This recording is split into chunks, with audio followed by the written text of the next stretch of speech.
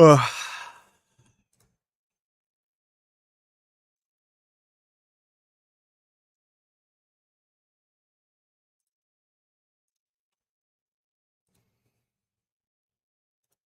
Hi, everyone.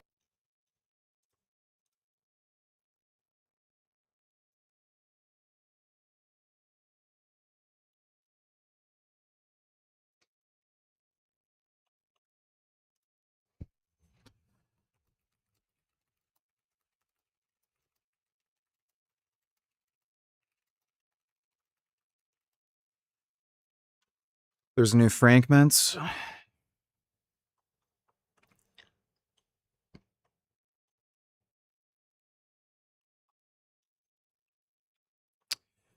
We can take a look at that.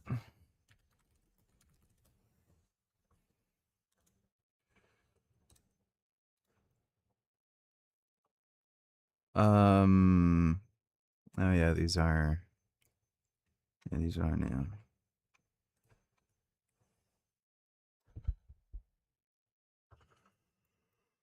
Been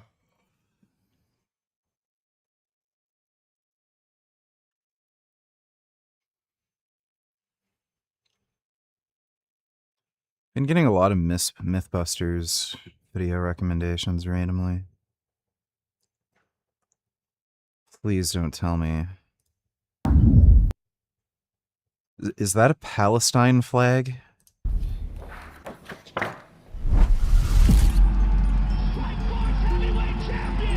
Physique,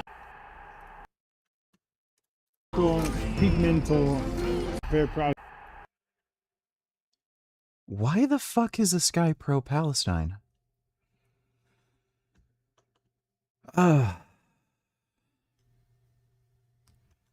Yeah. 5 years natural training. He's 20 years old, 5'11". We can see his physique. You can be the judge for yourself. This guy says I can do this body in 6 to 8 months. And you click on his page. Yeah, who could have guessed? No public pictures, and he's in a jacket. Top comment says, glad we got this guy to keep the standards low. This guy says, keep going and you'll look like me soon. OP says, hopefully not. This person says, I was born a female. Only been lifting 8 months and I'm the same size as you. Not hating, but it's just wild. OP says bros on steroids. Yeah, you get that farmer grade stuff too. This guy says, I believe in bad genetics now. This guy says 2,000 calories a day and 2 workouts a week for 5 years. This guy says did it in 6 months. I don't think he did. Another guy says that's 2 years of proper training. The internet is just a cesspit of fucking deranged, maladjusted lunatics. How am I? I'm fine. Fine like wine.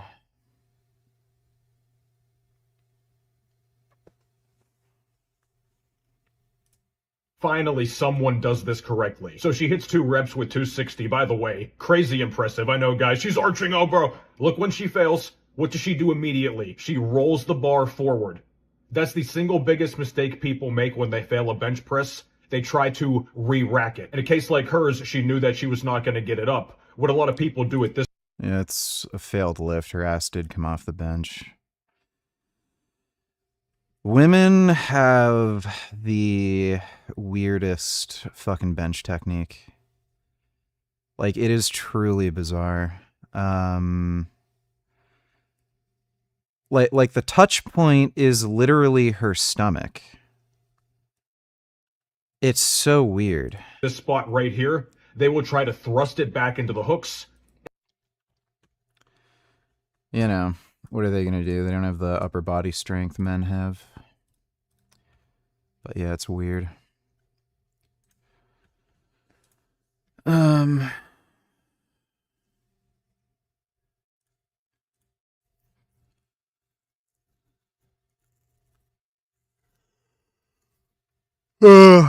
I don't know if I'm going to do any WWE skits. You know.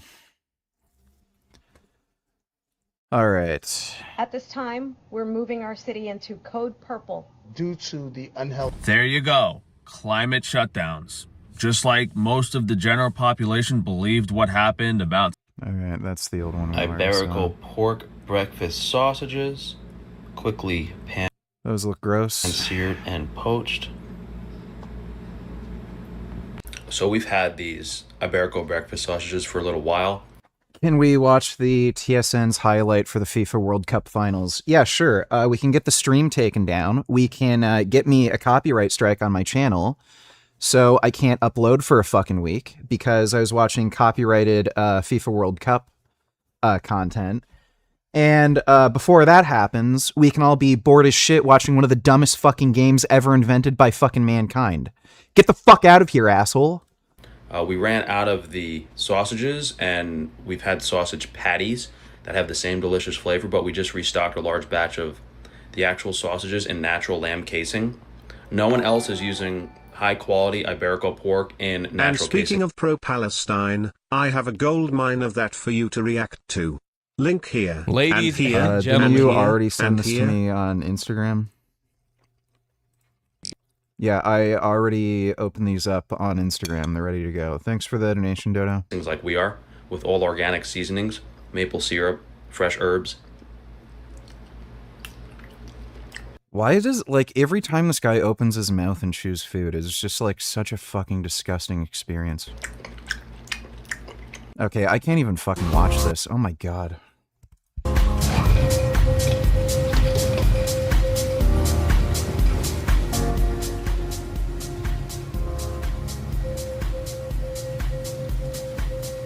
Looks like ice cream.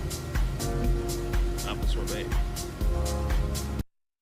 That looks like shit. My name is Maggie. I'm 85 going on 86, and I've been basically a carnivore all. Yo, these clowns are actually trying to claim this lady was carnivore for 65 years. I didn't read that caption before. I was just like, oh, she's just implying that, you know, she eats a lot of meat and that she's... Holy crap. These shill liars are so un... And one more. What's up, everybody? It's me, Talia. Welcome. This is one of the links you found, you sent me on Instagram. I just told you. Thanks for the donation, Dodo. Unbelievable. These carnivore clowns, cons, will say or do anything. And I've made probably a dozen videos on YouTube now exposing these carnivore cons. It's unbelievable. Not only is she lying about being 85, this lady's not 85. Like, I'm surprised they didn't have her passport or ID. And the fact that they haven't made a video within a reasonable amount of time just showing her government ID proves that... And speaking of crazies VG. What is this guy's problem? Do you guys hear that? The call to prayer. I just got goosebumps. I can't believe I'm in America right now. This is the only mosque in the entire United States of America that has permission to do the prayer in the loudspeaker. Okay, the air That's not a good thing. baklava from Iran that's still here. Largest mosque in North America. Please join me. These people are all pieces of shit. They really should all just be fucking deported. Like, they're absolute fucking scumbags. Like, again, you're a fucking asshole if you're Muslim. Like, just fundamentally. Oh, yeah, I want to follow the religion of a fucking pedophile, rapist warlord. We're peaceful. We're nice. We're just like you. We just think a pedophile, rapist warlord was in direct communication with God, and while he was telling his followers to murder everyone that disagreed with him or had money that he wanted, we think he was right to do that. Go to some fucking shithole Muslim country. Why the fuck are you here? Like, go to some fucking bombed out, rat-infested fucking shithole where everyone's broken fucking poor and murdering each other because Islam sucks. Go do that over there. Why do you have to bring that shit here? That they're a bunch of liars.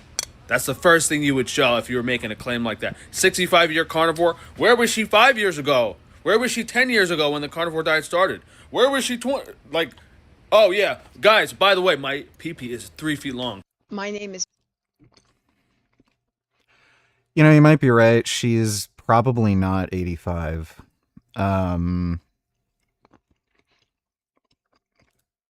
Like I've seen people who are, you know, like older who've looked better. Like it's not like, you know, it happens, but she's probably not actually 85.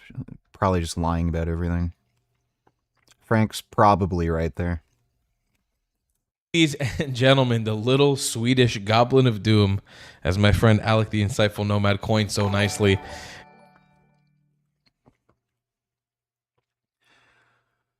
Dude, where's my card? Only $2. You deserve a lot of money for that FIFA World Cup comment, but unfortunately I only have $2. Soccer's literally the dumbest sport ever invented. It's mind-boggling why half the world's population enjoys it.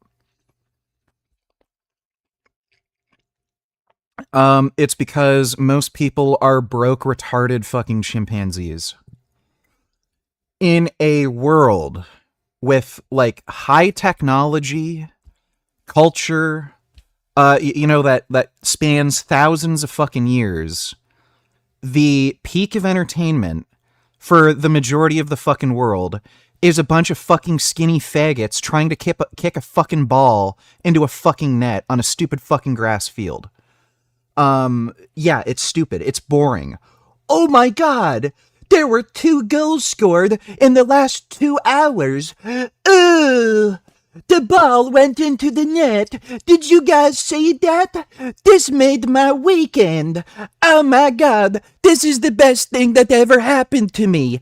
The ball went into the fucking net. Yeah, I fucking hate soccer. Like, get the fuck out of here asking me about the fucking World Cup. Like, I give a shit. Watch your stupid faggot sport on your own fucking time. Thanks for the donation, dude. Greta Thunbergium is back with her retarded antics once again. This time with a shirt says Yalla Intifada. Let's take a look at what this little retard is up to. Berlin, where we are protesting against genocide, protesting against weapon shipments, arming Israel during a genocide. And behind me, comrades are being violently detained and arrested for ending our complicity for protesting against Germany. Like, it's the thing that really creeps me out is they say comrade. Like, it is so weird that they say comrade.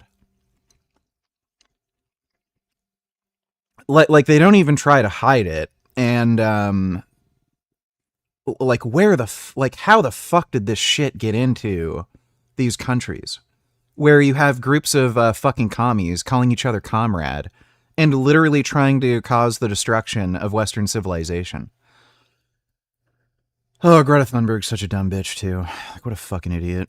Germany's complicity in genocide. Germany is one of the largest weapon suppliers to Israel. It is shameful that those who are protesting against genocide are being repressed while the real war criminals walk free and get away with mass slaughtering people. Free Palestine, and the fight will not stop. This is only the beginning. So we are currently outside Rheinmetall. Great job, Greta. We saw you scuffling down Israeli sandwiches wrapped in plastic and dumping lithium-ion battery laptops and phones into the Mediterranean. You're really doing a great job. Really doing a number there on Palestine. Really freeing it really well there, Greta. Real great. Here's from Weisgrad24. Greta Thunberg joined about 40 activists from the group Peacefully Against Genocide in blocking the Rheinmetall AG office in Berlin. Demonstrators glued their hands to the pavement. Favorite villain in gaming or in a movie?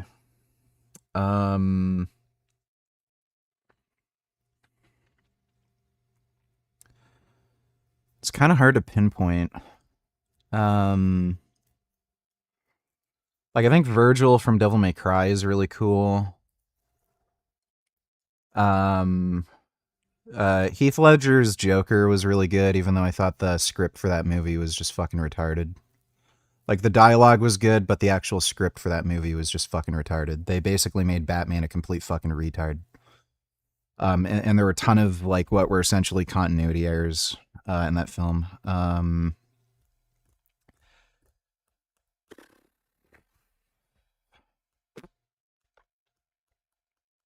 What else? Yeah, Orochimaru was a really, really good villain in Naruto. He was great. I also thought Naraku from whatchamacall, Inuyasha, I think he might have actually been better than Orochimaru.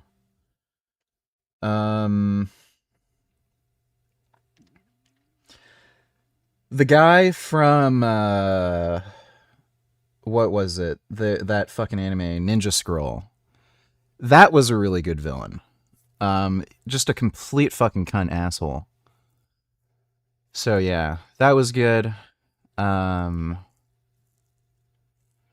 yeah, Batman's just a fucking retard. Like Batman is genuinely stupid fuck.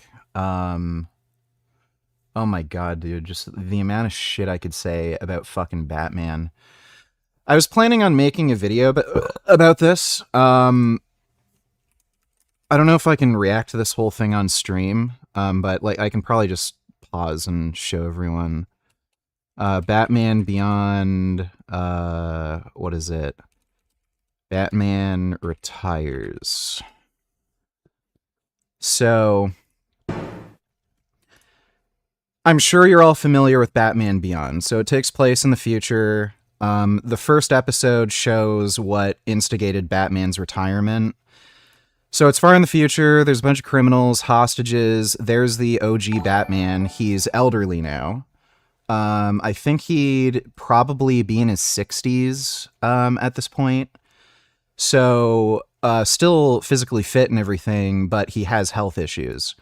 So, and he's got this like super suit, but even the super suit with the nanotechnology and everything isn't enough to deal with his health issues.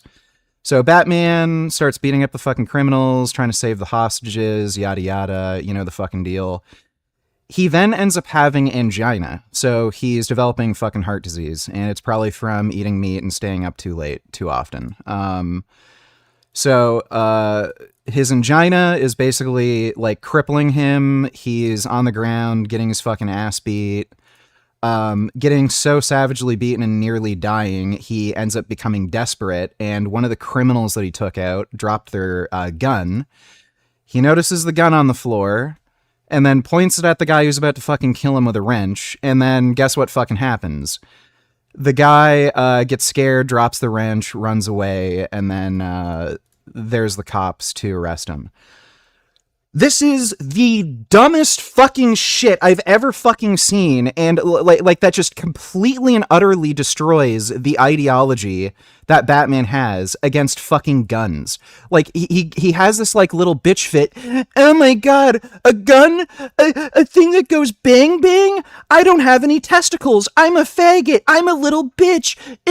Guns bad. I hate guns. I have to quit being Batman because I touched a gun. I'm gonna suck dick for the rest of my life. I'm gonna be one of those old men in the lemon party that suck dick in groups and suck old man dick.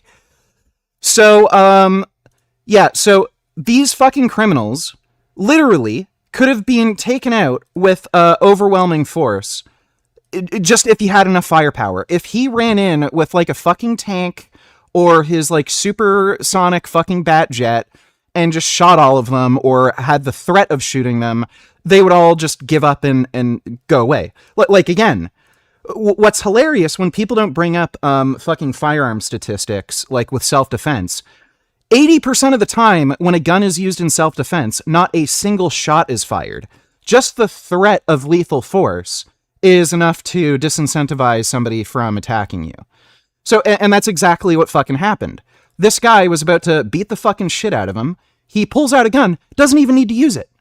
So, Batman, imagine the amount of fucking times Batman literally could have just held somebody at gunpoint, got them to surrender, not a single shot would be fired, no one would get hurt, physically injured, anything, and he could just subdue them just by holding them at gunpoint with a firearm. But no, instead, this fucking idiot likes to give people, like, severe traumatic brain injury, which could kill them. Like, who knows? Batman could have hit somebody in the head so hard that they just fucking died before they hit the ground. How the fuck would he know? Or they could like die like days later from just brain damage and multi-organ failure from the brain damage. How the fuck would he know? So this fucking asshole who's like, killing's wrong, killing's bad, he could literally use a fucking gun to prevent any fucking deaths from occurring.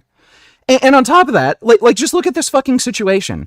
You've got multiple fucking criminals with guns, and one fucking hostage. Like, what are the chances of this guy successfully disarming and disabling every single fucking criminal with a gun before anyone is fucking shot and killed? So, like, again, the whole fucking concept of this one fucking guy trying to stop crime illegally, without like sidestepping the police, without any guns, puts everyone in more fucking danger than if he would just, like, again, use his billions of fucking dollars to just, like, invest in the police force or private security, where they could use overwhelming firepower to just get the criminals to surrender. So yeah, Batman's an idiot in a lot of fucking ways. Like aside from the anti-gun cuckoldry, his anti-gun stance doesn't even make any sense, because in so many of the Batman continuities, he works with the police force. So if he has a problem with guns, why is he working with people with guns? Like there's no fucking consistency with his ideology. And, like, beyond that, the weird anti-gun faggot bullshit, he has this no-killing policy. And it's gotten to such a ridiculous fucking point that they've had to directly acknowledge it in the, like, comics, cartoons, movies, where, like, the Joker keeps getting locked up, then escaping, then murdering thousands of people, then gets captured again, then, escapes, then murders thousands of people, and like, it's gotten so fucking ridiculous that people, like, are noticing this, and they directly acknowledge it. And what does Batman have to say? But if I killed you, I'd be no better than you. If we killed Hitler, we'd be no better than Hitler. Saving millions of people's lives by killing a fascist dictator makes us no better than the dictator. We need to let Hitler kill Jews because I'm a good moral person. That is how fucking retarded Batman is. Just one of the stupidest fucking comic book heroes ever fucking invented. And for some fucking reason, out of the, 80-year history, maybe even longer than that, I think it was made in the, 1930s, why the hell have they not fucking reinvented the character to be okay with killing, at the very least? Like, maybe he just doesn't like guns because he just likes the mental challenge or something, or he's psychotic and gets a thrill out of doing this shit. But the no-kill policy, why? Killing people is good. Like, really? Do we shame, like, our service members? Do we shame people in the military, the police, special forces, Delta, Green Berets, Marines? You killed bad guys? You protected our country? You murdered the fucking violent terrorists? What are you doing? That's wrong. Nobody does that. No one in fucking society has any fucking weird, like, ideological opposition to killing for any fucking reason. But Batman, the writers of fucking Batman, are the most retarded, dumb fuck idiots on the fucking planet and will not reinvent the character to be even remotely sensible. Abdi... I disagree. I thought Heath Ledger's Joker in that movie sucked. I think Tim Burton's Joker was better. Heath Ledger's Joker was more comic accurate, where he's, like, psychotic and just wants to fuck with people. So, everyone has their own taste, but I like the more kind of comic book accurate, crazy, psychotic, kind of aimless Joker that just wants to cause chaos and basically make everyone insane and degenerate like him. Thanks for the donation, though, Dodo. Abdi Libin donated $2. Hey, Richard, are you Indian? No. If so, can you speak Hindi? No. Thanks for the donation. I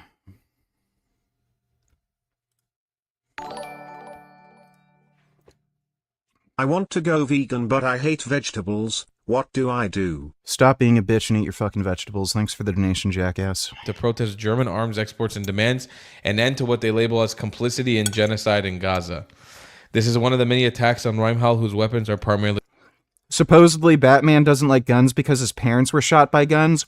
Oh, right. That's why he only wants the criminals to have them. That makes a ton of fucking sense, right? This is like saying, my parents were beaten by, like, really muscular, strong men. So I'm never going to be muscular and strong. I'm going to become trans, get my balls cut off, and be the weakest, skinniest fucking beta male on the fucking planet. Because I hate that people have the strength to, like, you know, pummel innocent people to death. So I'm going to fight crime being a physically weak fucking person. Like it makes no sense. It's just stupid.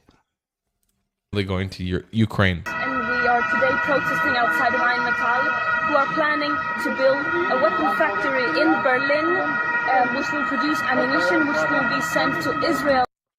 Oh yeah, and I love how he says guns are weapons of the weak. Says the fucking billionaire who's invested who knows how much fucking money into finding, like, the most advanced technological ways to deal with people with firearms without using firearms. Like it's just, it's the stupidest fucking thing imaginable. Arming them in occupation, apartheid, and genocide in Palestine and Lebanon. We have a... Like, again, Red Hood is what Batman really should be, or, like, maybe just a less extreme version. Like, Red Hood just executes criminals. Like he literally thinks they should essentially be genocided. Like, they're technically not a race of people, but yeah, when Red Hood sees some criminal that he doesn't like, he just kills him on the spot. Batman should be like a softer version of Red Hood, where he'll use firearms when needed, and just like for maybe some of the lesser criminals, he'll try not to kill them. But like bad, like really, really bad criminals like Joker, yeah, just eliminate them like Punisher. That's what Batman should be. But yeah, it's just... I think it's probably an excuse to just have reoccurring villains, because a lot of writers have commented on this. It's really hard to write for the Punisher because he kills most of his enemies. So if Batman killed the Joker, there goes your best, you know, villain, right? So you can't, like, reuse that sort of plot thread over and over again. So I think it's fundamentally just, you know, stupid, lazy writing bullshit. Duty to resist and to end our complicity in genocide and mass killings. And that's what we are doing today. Well, yeah, what's funny, too, is the Batmobile has rockets. He literally has, like, destructive devices that can obliterate human beings and, like, knock out buildings. But then, oh, guns are bad. And his excuse for it is, well, I'm not using it to kill people. Oh, okay. Well, I guess you have no fucking problem with me keeping rockets and explosives in my car either, huh, dipshit? Oh, wait, you get to do whatever you want because you're a fucking billionaire. You're above the law because you're a rich, spoiled fucking baby. My parents died. I get to have a fucking nuclear car with fucking rocket launchers in it. Fucking asshole. And we are today protesting outside of... I think there's something magical about the poster child for the pro-Palestine movement being Greta Thunberg. Like, a retard fighting for the retard movement is kind of... like, it is... It's as good as it really gets. In a lot of ways, Greta is a blessing to the pro-Israel side. A retard fighting for the retards is something really poetic about that. Berlin Brandenburg Gate. Greta Thunberg and other activists are staging a hunger strike and a sit-in for Gaza civilians. Why don't they protest for the innocent civilians murdered in Iran? The hypocrisy is glaring. Because they don't give a shit. It's not that they don't give a shit, it's that they support fascist totalitarian regimes. Again, they're commies. They call each other comrade. So it's not that they don't give a shit, it's that they want Iran to win, they want communist China to win, they want Russia to win, they just want fascism to take over.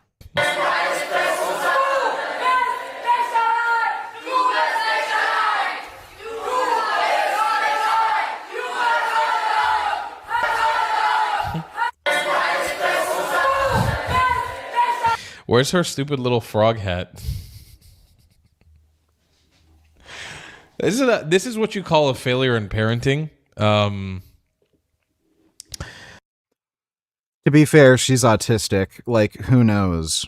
Her parents may not have had any fucking chance in wrangling this fucking tard. So, I don't know what the situation is, but I don't think it's fair to just blame the parents without knowing exactly what went on.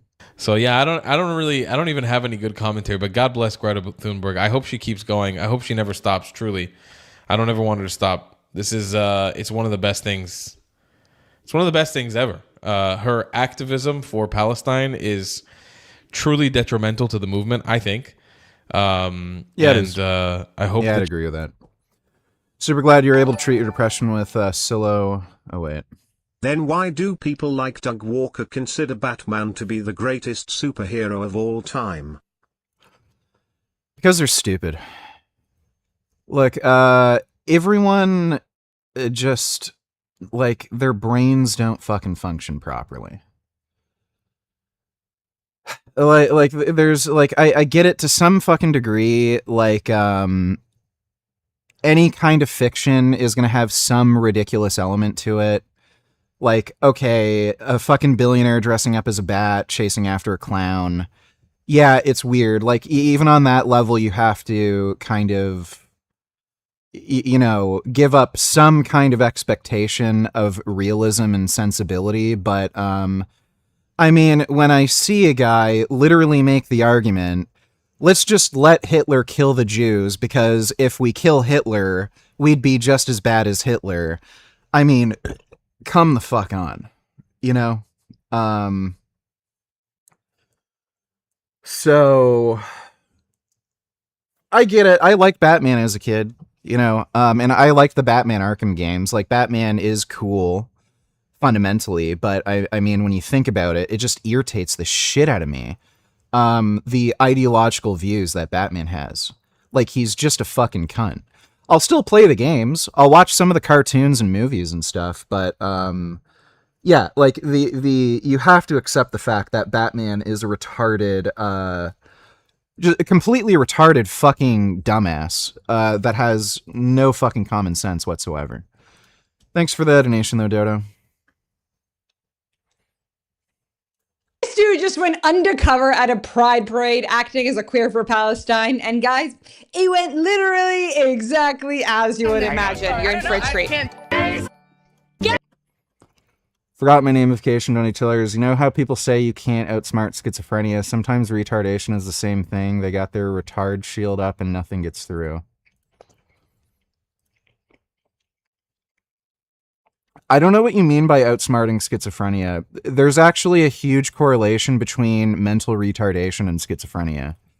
And they don't know if it's like a chicken or the egg thing, where schizophrenia causes retardation or retardation makes you more prone to schizophrenia.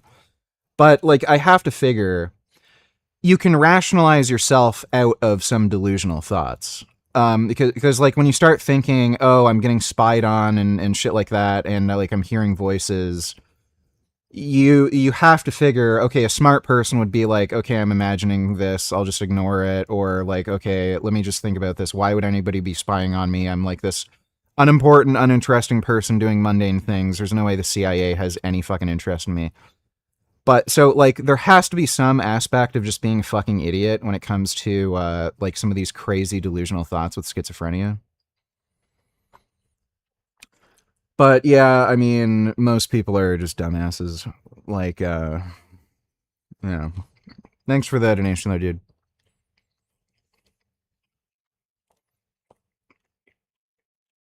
Yeah, super glad you were able to treat your depression with Silo. I did the same thing with ketamine probably 10 years ago, and my life has improved drastically.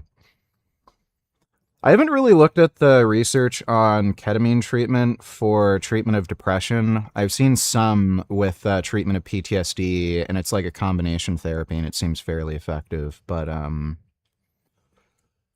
yeah, psychedelic drugs do seem to be pretty good with treatment of depression in general.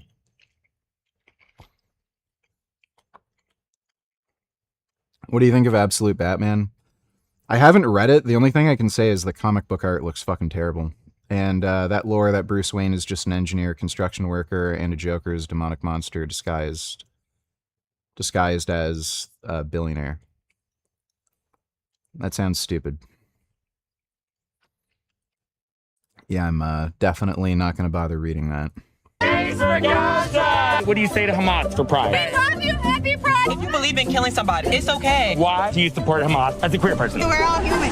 I'm going undercover as a queer for Palestine at Pride to expose the hypocrisy of the movement. Let's go. Are you guys all about inclusivity? Oh, yeah. Do you believe that Pride is for everyone? Yeah. But what about Zionists? No. Okay. But we don't with Zionists around here. Equality for everyone! Except Zionists. Are you a quear for Palestine? It's like a, yeah. Of course, always, every day. Absolutely. Okay, why? I don't really know. Would you go to Palestine Pride? Sure. Obviously! Yeah. I would Yes. love to. Do you think they'd welcome you with open arms? Yes. If we do free Palestine, it would turn Israel into the 58th Arab These people are literally gay retards. Muslim country, and then Literally. there'd be Jewish countries. That's fine. Gays for Gaza! Yes! You support Pride? No, We're like for jihadi rights? Lit, You guys believe in that? Yes? Yes. Okay, good. Why is it important to be inclusive for jihadists? All lives matter! They're lovely. Yeah, they are. Jihadis are lovely. Yes, like, they they don't do anything. Why? Literally, what idiots?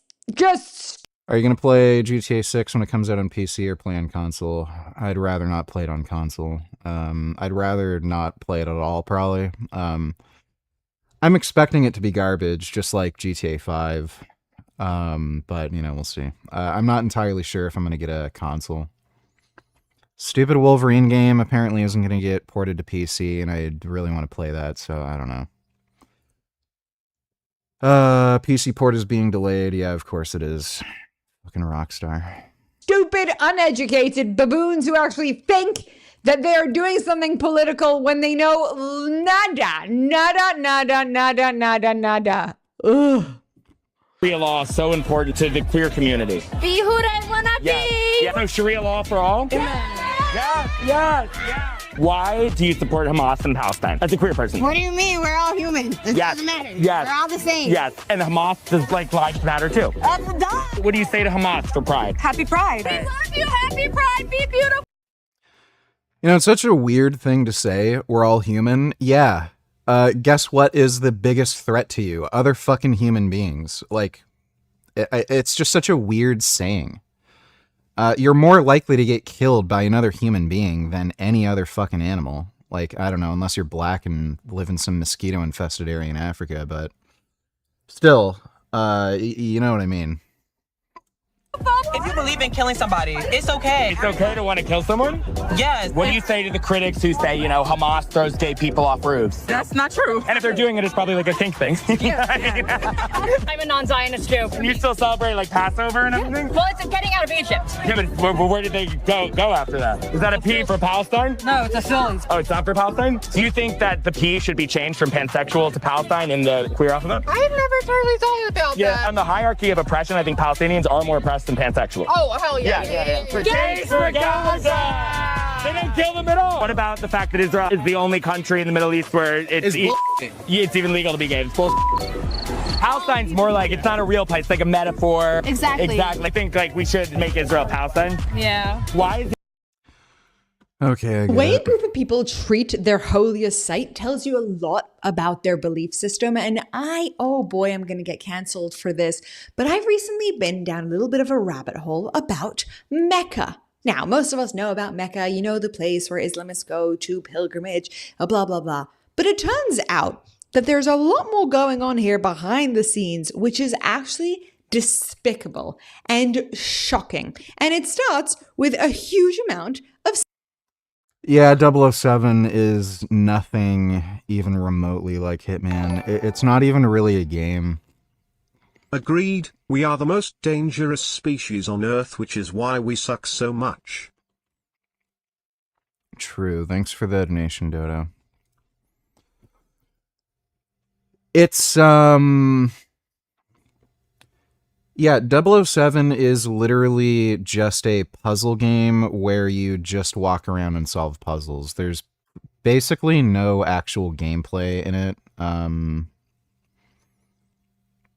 It just reminds me of like a really bad like boring click and point adventure game. You don't do anything. Like I was playing, the last time I was playing that game, the entire mission was literally just walking through hallways. Oh, this door is locked. Oh, we're gonna have to find a way around. Oh yeah, shimmy on the ledge and then press the button on the other side. Like, that's the entire level. It's so bad. Sexual abuse and harassment. Who would have thought that a religion that believes that the ultimate thing that you can get in heaven is virgins to basically repeat and rinse and repeat, if you get my saying, would believe that when they go to their holiest site, women would be a free-for-all? Not me. I would never have put those two things together. But let's watch what someone had to say about this, a special someone being a female. They're not afraid to pinch your bum. They're not afraid to kind of touch you. They use that closeness to get too close. Like, it gets very, very uncomfortable. All around you, you're thinking this is a holy city. This surely should be one of the safest spaces in the world. There's much, much darker stories. My parents went to the Hajj, they went to the pilgrimage. Before they went, they were given so many warnings about what they should do during the Hajj. And I witnessed the same thing when other people went to the Hajj. And there was one warning that stuck out so much, that women should be especially careful during the Hajj, and that my father should always stay very close to my mother and never let go of her hand. I remember this one conversation. I mean, don't you think that's a little bit weird? A whole bunch of people are going for the holiest event of the year, and women have to be protected by their husbands in case something's going to go on. Guys, the footage coming out of Mecca, we can watch this in a second, is sickening. I mean, look at this. Okay, they're all overheating like crazy. Okay, they're sleeping on one another in like the most despicable way. By the way, okay, this is a sexual image of men doing something to women in Mecca, but look at the intensity of this, okay? Just look at what actually happens there, okay? Millions of people, I think it's millions, are grouped together. There's no safety, there's no precautions. It's overwhelmingly hot. Tens of people die in Mecca every single year because of the basic stampedes, and women are... We should get Israel to drop a nuke in Mecca. That would be great. Sexually abused to no end by men who can basically use the fact that they're rubbing up against these people in a stampede to do whatever the heck they want. I mean, watch this.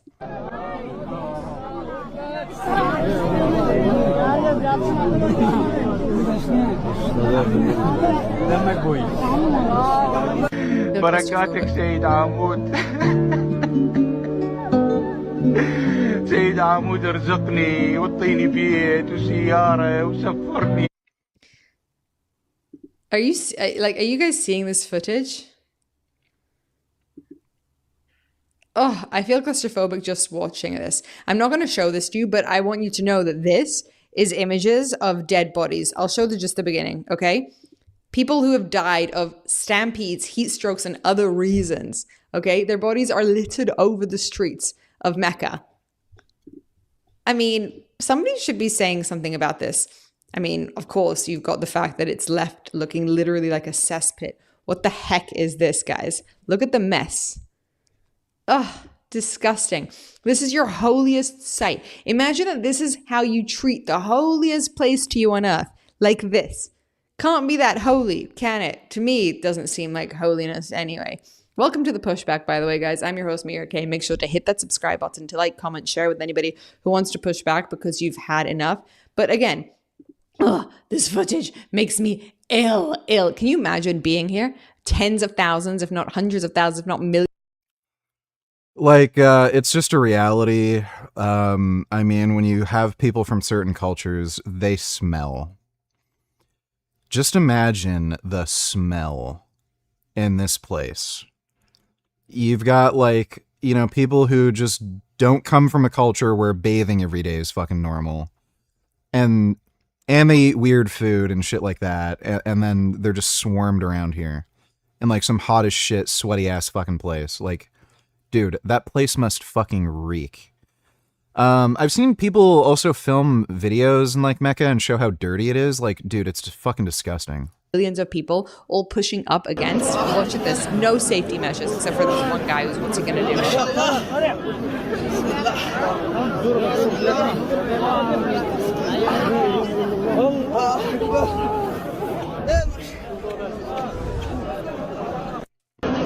So, like, just to be clear, this is the definition of the holiest thing that you can do. You can go to this place to basically be stampeded to death and to have to suffer immeasurably, and where you get to abuse women as much as you would like. You get to, it is. Oh, yeah. Look at this. There we go. It's disgusting, okay? And So again, these people come from a culture where, like, there's no garbage pickup. They just throw trash everywhere. oh my God, that's a dead body. I've seen a lot of people show the amount of rats that are in Mecca, too. Apparently there's rats everywhere. Okay, and people are just eating as if literally nothing's going on, because this is what this death cult believes in. There's no value of human life.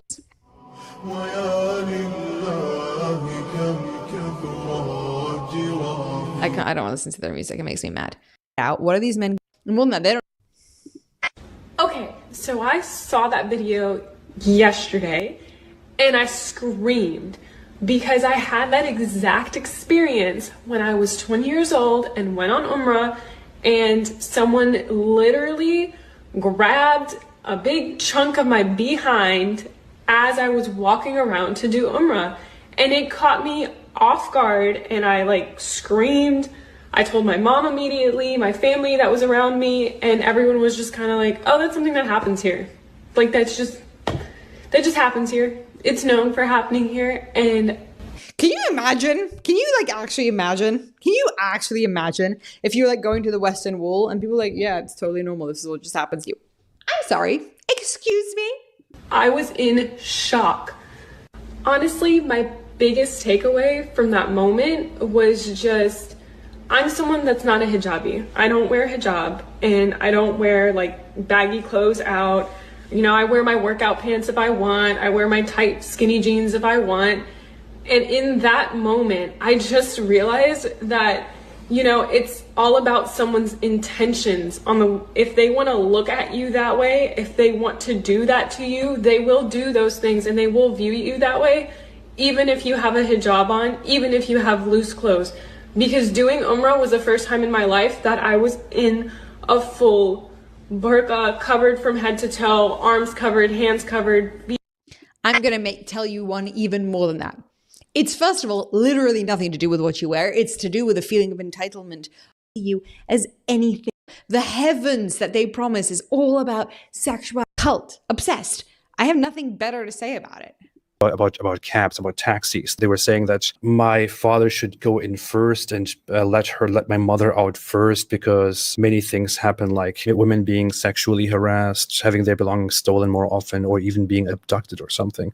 Is that something that you know of? Yeah, to be honest, it's something I know a bit too much of, which makes you really question like a lot of things. Because I've said this so many times. This amount of stories of women, even if like my dad had the same fears when we would go as a family, you know, so it becomes really kind of intense and awkward and dangerous, even when you're doing tawaf, like when you're circumambulating the Kaaba, especially like I said in Ramadan times, it's like a mini Hajj at that point, so it's like the same amount of rush. But honestly, they're not afraid to pinch your bum. They're not afraid to kind of touch you, or you're in an abaya, but they use that closeness to get too close. Like, it gets very, very uncomfortable. And you're kind of in shock at that moment, because the Kaaba's here and you're here getting touched up by some man who's in ihram and supposed to be here cleansing his soul and heart and purifying himself. And you also don't feel like it's the right time to even tell the man or the person you're with, your mahram, because it's such a horrible thing to experience. But this is the delusion. This is the delusion that you have been sold. About Mecca, this holy site. That's the reality of what it is. Dead bodies, huge amounts of dirt, terrible, intense stampedes, and sexual abuse is rife. But here's the thing. The religious belief, the ideology, the highest thing you can do religiously is around sexuality. And the women are so naive. They're manipulated into this thing to think that it's all about cleansing your soul and being spiritual and being holy. And the men are literally just mocking you. That's what's so frustrating about this. Just mocking your idiocy. They know the truth. They know that you're being stupid. Muslim who is transphobic and homophobic, not only are you contributing to the mass killing of LGBTQ people, you are also contributing to the Muslim genocide by giving ammunition to Zionists and other Islamophobes, violently killing Muslims around the world. What happened to a gay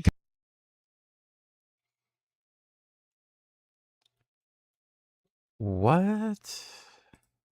To Zionists and other Islamophobes, violently killing Muslims around the world.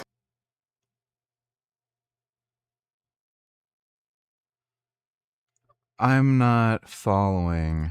What happened to a gay couple in Gaza? Executed according to Islamic law. We don't like your culture. We don't like your gambling and your homosexuality and your promiscuity and your man-made laws. We don't like that. Islam has a problem with gays, democracy, bacon, dogs, music, Christmas, Hindus, Jews, Buddhists, Christians, women who show their hair. But if I have a problem with Islam, for some reason, I'm an Islamophobe. How you doing? This is Sahar TV, and in today's video, we will talk about the treatment of gays in Islam. Let's get to the first video. If you are a Muslim who is transphobic and homophobic, not only are you contributing to the mass killing of LGBTQ people, you are also Imagine eating roids because your diet of shitty processed junk with a green sticker on it doesn't have a dick of nutrients. Right, that's why I was able to bench 410 pounds naturally as a vegan. Don't know if you realize this, but people go on steroids to become superhuman. If you have a nutritionally deficient diet, that's not, like, steroids aren't going to help you. Steroids aren't vitamins. So if I was, like, deficient in a vitamin, I would still be deficient in a vitamin. So congratulations, dumbass. Like, guess what? Most professional athletes take steroids. Most people in special forces take steroids, especially the SAS. They love juicing. So, like, yeah, if you want to be bigger and stronger than everyone else, you take fucking steroids, whether you eat meat or not. Dumbass. So, keep being fucking jealous. When someone's bigger and stronger than me, I don't even fucking lift weights. I'm a little fucking beta male. I'm gonna go cry on the fucking internet. Who is this fucking jackass? Yeah, of course. I don't even think he has a real profile picture. Ugh. Yeah. Nutritionally deficient right here.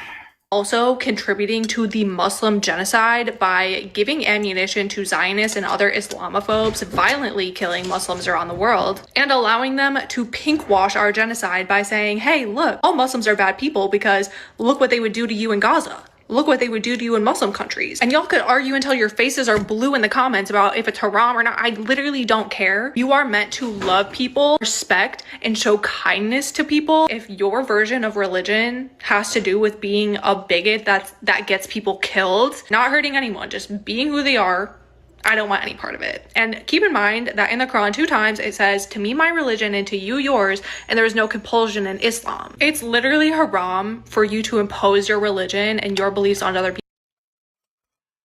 Yeah, that's why the penalty for apostasy in Islam is death. Right. That's why the Prophet Muhammad said you must commit jihad. Uh-huh. You know, it's funny how it's always fucking dumb bitch white girls. This has to be the dumbest group of people on the fucking planet. White girls. Like, especially if they're college educated. Muslims are dumb as hell. You know, like, go to fucking Afghanistan. Like, they're just stupid as shit. But, like, they still do some things that are, like, within reason. Like, they have their own set of, like, insane interests, right? Like, you know, spreading Islam and jihad and all that crap. But, like, they're not going to hold a position that, like, ends up basically killing them, you know? Like this is, like, a chicken advocating for KFC. Like, as stupid as some of these crazy radical Muslims are, like, in Afghanistan, they're not this stupid where they're going to hold a position that would literally, completely, and utterly defeat their overarching life goal. Kenny donated $2. Let me see.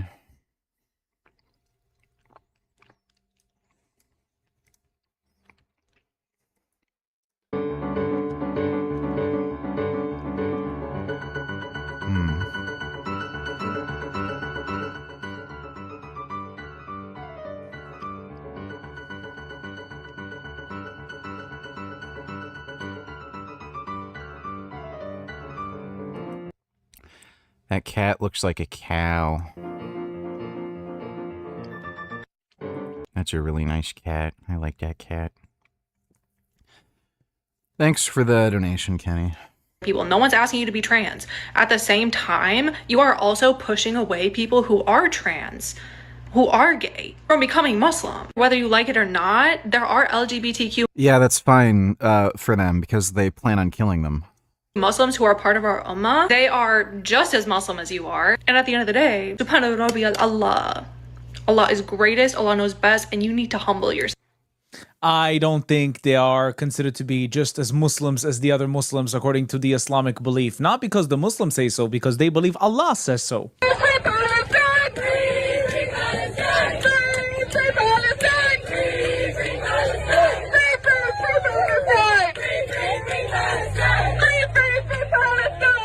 From Hamas.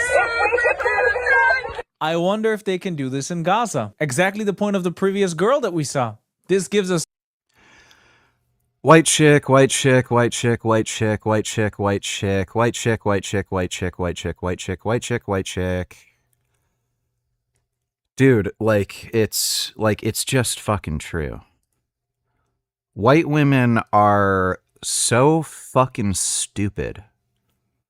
I think this just definitively proves they are the dumbest group of people on the fucking planet. Like, these race realists, I don't know why they're having these debates over, whether black people are dumber or, Asians are smarter. No, it's just white women that are just the fucking idiots. Everything else, roughly the same. White chicks, they're the fucking retards.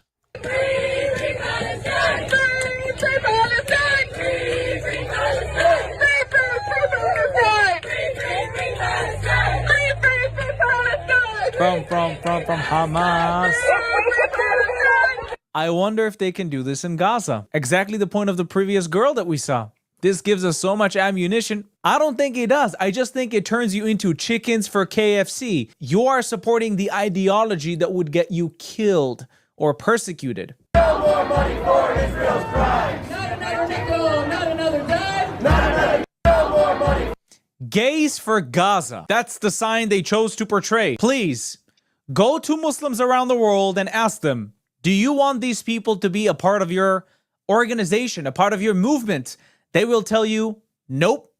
We don't endorse gayism. We don't endorse homosexuality. This act is disgusting. We don't want to be associated with them. I simply don't understand how people can be so blind supporting this movement. Hey, just a small break before you continue. I'm an independent creator, and if you'd like to support my work and support this YouTube channel, please make sure to support me on Buy Me Coffee. The link is attached down below. It helps me tremendously, and every single donation is appreciated. Thank you so much. Let's continue with the video. Islam has a problem with gays, democracy, bacon, dogs, music, Christmas, homophobe. Now, if you are gay and you support the Palestinian movement or Islam, take a look at this old video of Mehdi Hassan. Different from the rest of the non-Muslims, from the rest of those human beings who live their lives as animals, bending any rule to fulfill any desire. Once we do that, we are lost. Islam, to believe is to know. To disbelieve is not to know. That is what it fundamentally comes down to. It is to remain ignorant, to cover up knowledge. After all, what is kafir? Kafir comes from the root word, which means to cover up, to conceal. The kafir is the one who covers up that knowledge which is clear. The French Orientalist scholar Lamens, he once wrote that the Quran is not far from considering unbelief, disbelief, as an infirmity, as an illness, as a disease of the human mind. Subhanallah. Non-Muslims point this out to us. Mehdi Hassan on atheist, kafir, disbelief. I don't know why Mehdi Hassan is taken seriously at this point. Some of this shit is more obscure, but he was debating Richard Dawkins a while ago on, the BBC. And this guy literally said he believes the Prophet Muhammad flew on a winged horse into heaven. This guy literally believes in fairy tale stories, and we're taking him seriously. Like, this guy has such a lack of fucking critical thinking skills. He thinks winged horses exist. So even like again, this is more obscure, but with what most people should be aware of, you know, like the Richard Dawkins debate, it's baffling to me that this guy is considered a serious political commentator. Like, imagine if you were listening to, like, I don't know, Destiny, or like, name whoever, Ben Shapiro, like any of these political commentators online, and they literally believed in Santa Claus. Like, literally. They weren't joking. It's not like a meme. They literally thought Santa Claus was real. Like, it just shows you a fundamental lack of critical thinking skills and intellectual honesty and, like, maturity. And it like, obviously, if you have that fucking failure in critical thinking, that's going to leak into everything else. So why the fuck does anybody listen to Mehdi Hasan? Oh, that's right. Humanity is just a bunch of dumb fuck, retarded, worthless chimps for the most part. You have a little sprinkling here and there of some people who make a little bit of sense. Like, there may be 5 or 6 people on the fucking planet Earth who are, like, you know, sensible and cool. But no, like everybody is a fucking retard. Believers and people of no intelligence. Let's watch this one. And of course, the kafirs, the disbelievers, the atheists who remain deaf and stubborn to the teachings of Islam, the rational message of the Quran. They are described in the Quran as, quote, a people of no intelligence. Allah describes them. Not of no morality, not of no belief, a people of no intelligence. Because they are incapable of the intellectual effort it requires to shake off those blind prejudices, to shake off those easy assumptions about this world, about the existence of God. In this respect... So when is you finna man up and pull up a TriStar gym against Firas Zahabi? You act tough online but a bit pussy in real life against real ones that know how to fight. You acted real pussy when you found out he's driving distance to you, bish. I'm in yo girl puss. That's nice. When my adductor and shoulder aren't fucked up, maybe we can do it then, but I've been injured for quite a while. Thanks for the donation, dipshit. The Quran describes the atheists as cattle. As those who go with the crowd and do not stop and wonder about this world. I wonder what Allah will say about the Muslims who blindly follow a prophet who no one actually witnessed his revelations. No one. But for some reason, he's considered to be a prophet and has not prophesied a single thing. And he dares to call the disbelievers cattle? All of these ulama unanimously agree that at the very minimum, if Yazid was not a kafir, then at the very minimum, he was a fasir, a transgressor, a breaker of Islamic laws, a corrupt individual, a tyrant, a killer, a drunkard, a dog lover, a music lover. A dog lover is a bad thing? A music lover is a bad thing? Come on. A homosexual. Yeah, you know, I think of all things, die. You don't like dogs? Die. They are sweet, like pure of heart. They just want love and companionship. They are so ridiculously fucking loyal. Even dogs that get horribly fucking abused by their owner, they still work hard for affection and love. And this asshole is like, you're a piece of shit if you like dogs. Well, you know what? You're a fucking piece of shit. Yeah, you know how Muslims treat dogs? I'd treat you worse. I'd love to kick you across the fucking floor, you fucking cunt. A pedophile, a sexual deviant, someone who slept with his own mother, astaghfirullah. These are their... Wow. All of a sudden, Mehdi Hasan doesn't sound so moderate, right? All of a sudden, he sounds incredibly extreme. This Muslim immigrant in Canada was asked what would happen. Dodo Nutilers, is this true? Artificial sweeteners may speed declines in memory and thinking. No. So so this is just a, is this even a perspective study?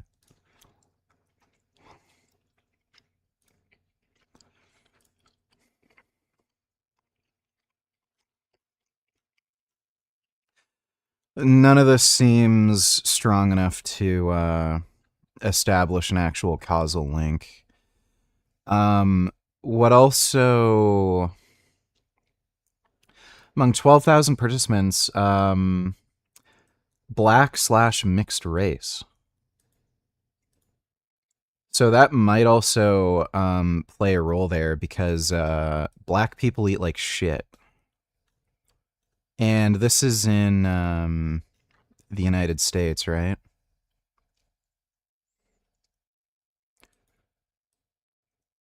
Civil servants aged 35 at baseline and enrolled in Brazilian longitudinal study of adult health. Okay, this is just fucking weird.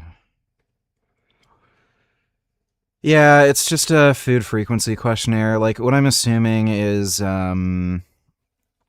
this is either like a type 1 error or just people who ate some of these sweeteners. They just ate like shit overall. Something like that.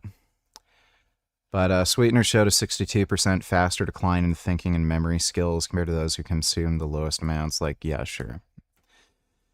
It doesn't make any fucking sense. What's also kind of stupid about this is it seems like they included a wide variety of sweeteners. Aspartame, saccharin, asuflame, K, erythritol, xylitol, sorbitol, and tagadose. I don't know what the fuck that is. Like, some of these things are used in very different products, too. Like, you'll see aspartame in normal, like, sugary sweetened beverages and, like, candies and stuff like that just because it's so sweet and it adds to the sweetness, but it still contains sugar. So, yeah, it's also strange that they just included, like, a lot of different artificial sweeteners. I wouldn't think anything of this. Oh yeah, this fucking asshole.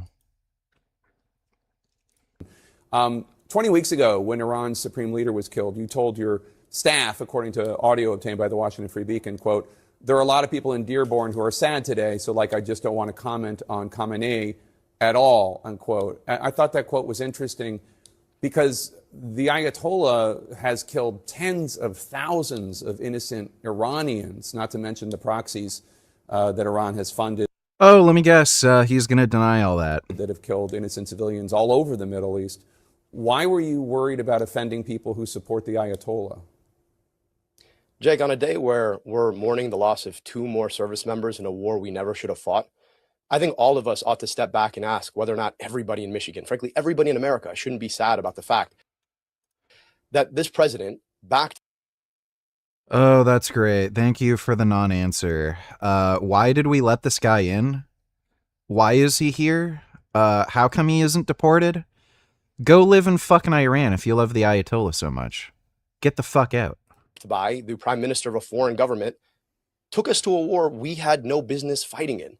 So yeah, I didn't want to comment on it then because it's a ridiculous pretext. And now you're yeah, that's a complete non-answer. asking me about the Ayatollah, who's dead, by the way, and you're not asking me yeah, that was acknowledged in the question. Yeah, he's dead. About the service members who've died. You're not asking me about whether or not this war should have ever been fought.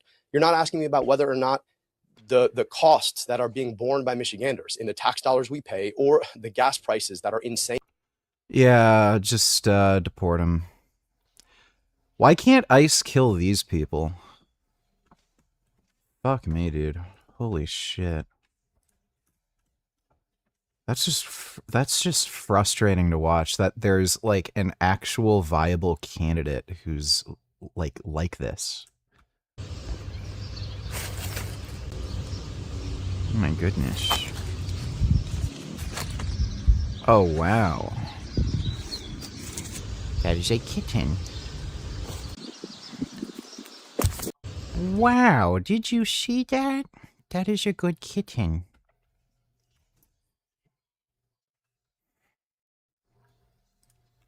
Thanks for the donation, Dodo.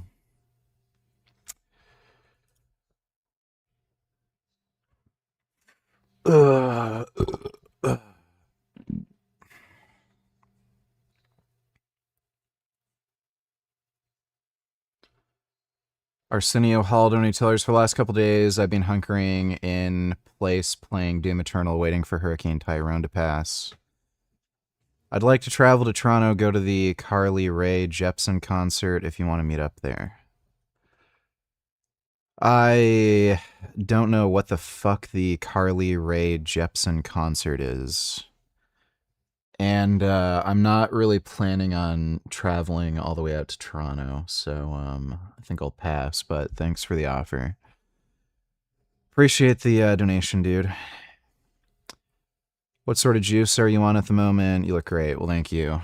I'm on 525 test, 105 bold known, 98 technically, Tren, and 210 milligrams Masteron a week. And I take 5. Are you ready for round 3 later? Yeah, sure. Why not? Thanks for the donation, dude. And I take 5.5 IUs of growth hormone on training days. So that's what I'm on right now. And, yeah, I think it is working. It is doing stuff. Steroids work. Turkesterone does not. What an annoying thing. Just how the fuck does turkesterone sell? Dodo donate tellers, why is he so obsessed with Israel? That's all he ever talks about. I pay my taxes. I'm not thinking, man, I can't wait for Israel to have a tank and a bomb. Israel gives back more in economic productivity than is given to them through any kind of taxes. So, yeah, it's just retarded. Well, he's a Muslim jihadist, and he wants to kill non-Muslims and just create a worldwide caliphate. And again, Israel's this special fucking thing that the Muslims hate. It's just like this, ancient fucking thing with the Jews. So, that's all it is. This guy is just a fucking terrorist. So, yeah, he has to bring up Israel all the time. And dumb college-educated white women will vote for him.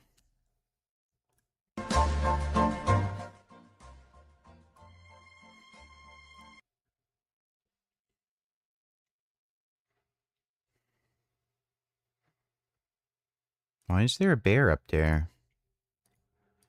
What's he doing? Why is that bear all the way up there? That's pretty high up for the bear. Why is he so high up? That's weird. I wonder what he's doing. Maybe he just wanted to see the view.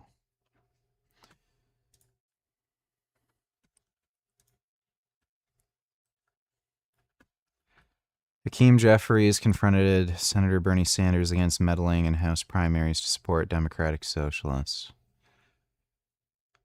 Okay, I don't really know anything about that, but fuck Bernie Sanders. He's so old. How fucking old is he now? 84. Holy shit.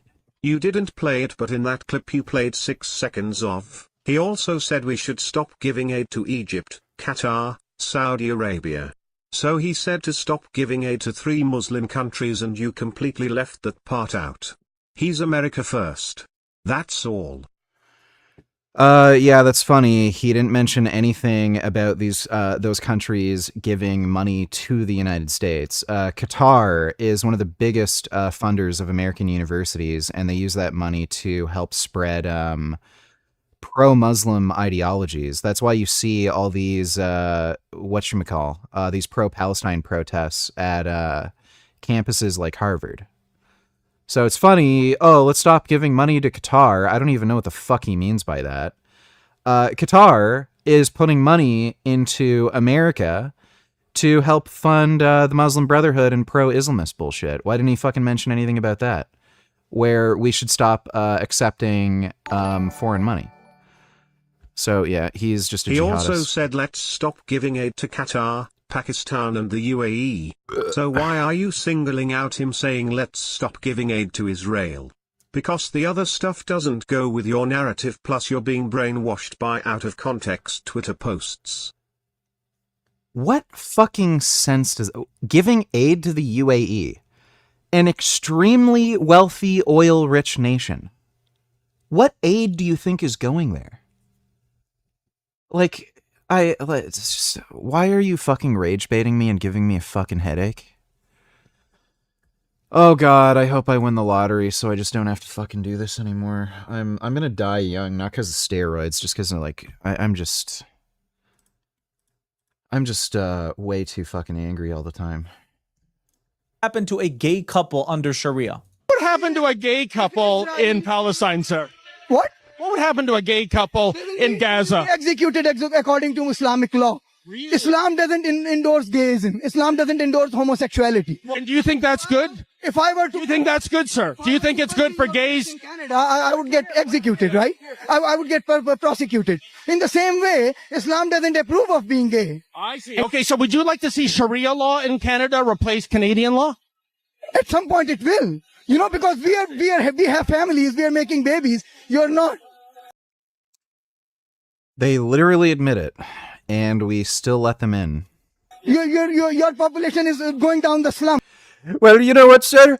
You may be making more babies, but your cousins and your fucking children are going to be retarded incest babies. So what the fuck are they going to do, huh? You're going to have a retarded incest baby. They're not going to be able to do anything. That's right. Yeah. And by 2060, according to Pew Research Institute, your research, by 2060, Muslims will be the biggest religious group the world over. Right. What are you going to do then? Actually, are you going to oppose Sharia even then? Well, you know what? Are you still going to oppose Sharia then? I'm very appreciative of the honesty. We don't usually get that. So you do support Sharia. You do want a Muslim majority nation in the West End, correct? You just like you had a Western majority nation in a land of Native Americans. One day we can have a Muslim majority nation here in Canada. Right in your... Yeah, I have a funny feeling that's not going to happen because the reason Native Americans kind of got taken over was because they were a very small, dispersed group of people with no fucking technology, and the little territory that they shared, they're kind of fighting over it with each other, and they never made any actual nations. These were just small tribal societies that didn't really get along with each other all that well.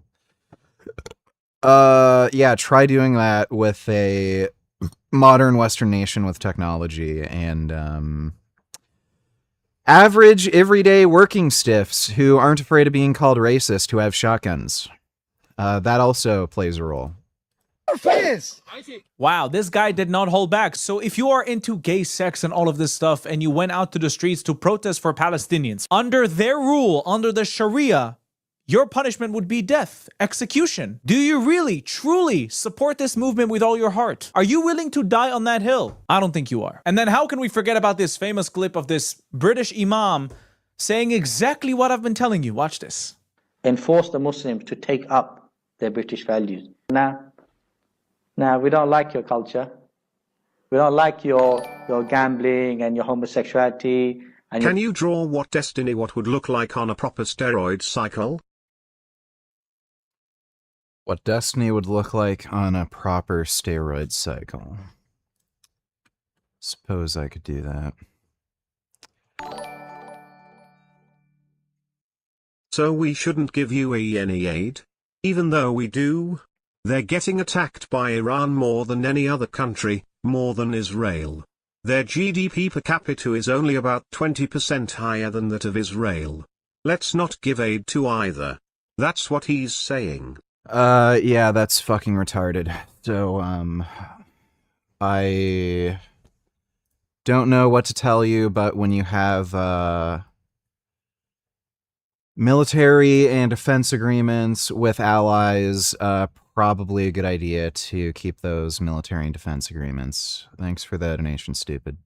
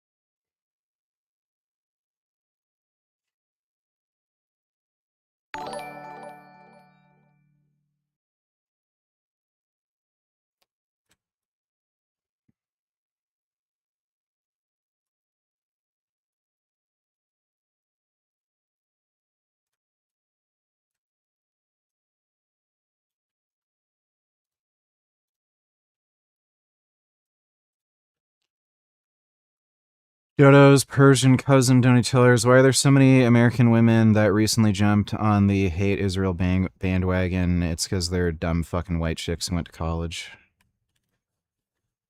Women are very easily emotionally manipulated, and they tend to adopt commie retard ideologies much easier.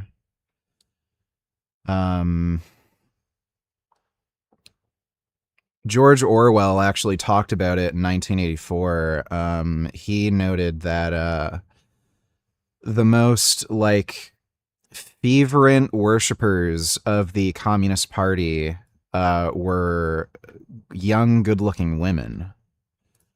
So they just tend to be fucking dumbasses. It's what they do. Seems like in only the last couple years, many are now advocating violence towards Jews right after calling people Nazis. Yeah. Like, they're fucking stupid, so.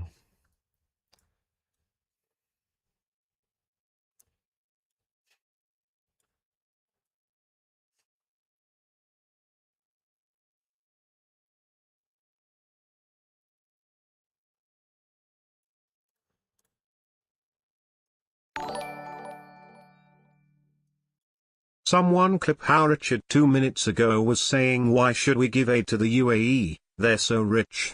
And then just a second ago he said we should continue to give aid to the UAE because of defense agreements. He's an insane hypocrite. Yeah, don't listen to anything I say, be a dumbass, and you can't hear words, so that's nice. Thanks for that donation. There you go, there's Destiny on a proper steroid cycle. Thanks for that donation, Richard's peptide stack. Your promiscuity and your man-made laws, we don't like that. I think what we've got is better. We'll keep to that. No thanks. So we believe that Islam is the best way of life, and the Islamic way of life is the best. The Sharia is the best law. Can you send that image to Destiny when you're finished? Tell him to get in shape like this if he goes vegan and is willing to follow your advice. Well, I deleted the thing, so too late. And I don't think I'm going to bother sending that to Destiny anyway, even if I didn't just delete it. Thanks for the donation, though, Dodo. And we believe sovereignty is only for Allah. And this is why we stick firm to it. That's why I don't understand why women convert to Islam willingly. You would rather cover yourself up and be subjugated by men, and you could be beaten by your husband. Your husband could marry a few wives, but you could marry only one. You need to ask permission from a male mahram, but he doesn't have to do anything. Truly, I don't understand, why do women convert to Islam? And also, why do gays support Islam if Islam doesn't support them? I don't get it. And I never will. Thank you so much for watching this video. I'll see you in the next one. Bye-bye. If you'd like to watch more of my stuff, please check out my channel down below. If you like what you see, it's me, Talia. Welcome back to my channel. Today we're going to react to some hilarious videos together. You see, since October 7, 2023, everybody on social media decided that they're now experts on the Middle East and geopolitics. And a lot of people who probably should be locked in their room without access to Oh, women have a rape fetish. I'm sure some of this, like, weird interest in Islam has to do with, like, some of this dumb bullshit. Like it's a well-known fact, women, there's, like, this, like, at least subgroup of women who like extremely violent criminals. Like, you know, Jeffrey, Who is that fucking crazy? There's a bunch of crazy killers. There's the Night Stalker, Richard Ramirez. He had a big following of women. Wasn't Dahmer, it was the other guy. But yeah, there's been a bunch of serial killers who had a ton of fucking women who were fawning over them. They weren't even particularly good looking. One of them, like, literally had a girlfriend and fathered children on death row. Ted Bundy, that's the one I was thinking about. Yeah, Ted Bundy fathered a child while he was on death row. And this woman was like, oh, people just don't understand him. He's troubled, but I'm fixing him. So yeah, there's a ton of women who are into psycho, fucking violent rapists, serial killers, and they deliberately, intentionally date these men. You don't see men do that unless they're like super fucking desperate and the only pussy they can get is like some convicted convict. But like women will actually deliberately seek out the most violent, disturbed, deranged, fucking sicko dudes. So I'm sure some of this crap where women are like defending Islam and converting and shit, I think some of it has to do with that. To the internet are now posting videos. A lot of videos about my country. So I figured, why won't we just take a look at some of those propaganda posts together and debunk them one by one? Let's get into it. Our first gem for today is this young American girl, Taylor. Let's check out together what she had to say about the conflict in the Middle East. I don't hate Jews, I hate Zionism. Those are not the same thing. Judaism is a religion and an ethnicity. Zionism is a political ideology tied to displacement, colonization, and ethno-nationalism. That is literally Islam, so...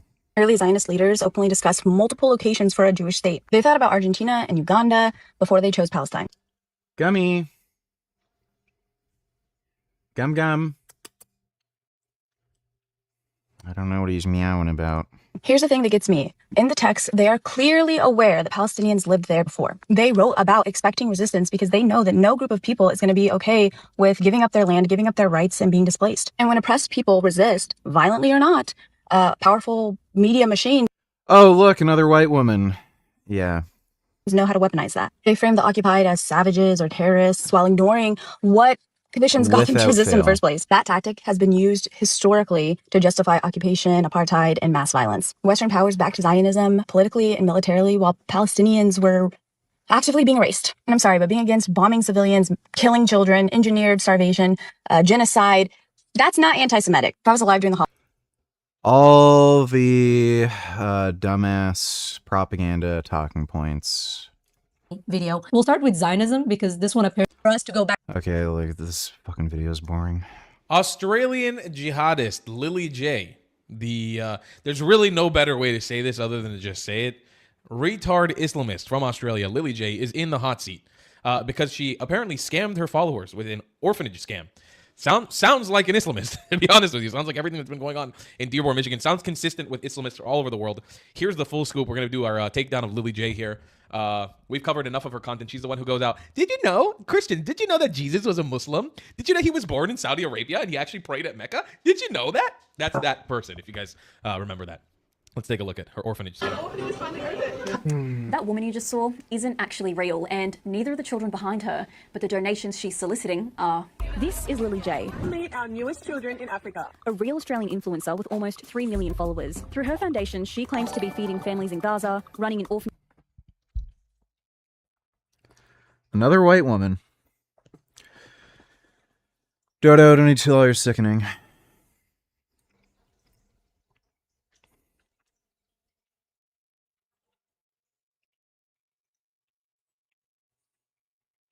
At the front line, Russian forces are often accused of using African troops as cannon fodder. To be fair, they're all cannon fodder. Сколько одноразочек. Еще и поют. Радостные. Ничего, сейчас на залив пойдут. По-другому запоют. This video, posted by the Ukrainian embassy in Botswana, appears to... All these people are stupid, by the way. The only way they'd have known about any of this shit is if they had internet access, and like given that they have internet access, they ought to have known better, but they're just fucking stupid, so I literally don't give a shit. Just wipe yourself from the fucking gene pool. 21st century tellers being against rape doesn't make you an Islamophobe. Well, whether it does or it doesn't, I don't think that fucking matters, because if being against rape makes you an Islamophobe, I'm fine by that. I'm all in favor of Islamophobia if being against rape makes you an Islamophobe. Thanks for that, Nation 21st. to show a group of African men in Russian military uniforms singing in the snow in Ukraine. According to Impact, hundreds of Russian foreign recruits have been killed.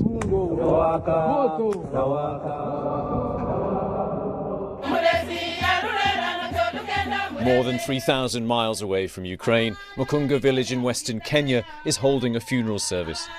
Singing and dancing, part of a traditional ceremony praying to ease the spirit of Oscar Hagola Mutoka, a former soldier from an elite Kenyan airborne unit. Last year, the 39-year-old... The idea of the afterlife is so fucking dumb. You're just fucking dead. Like, why do they care? Why does anybody fucking care? Whatever.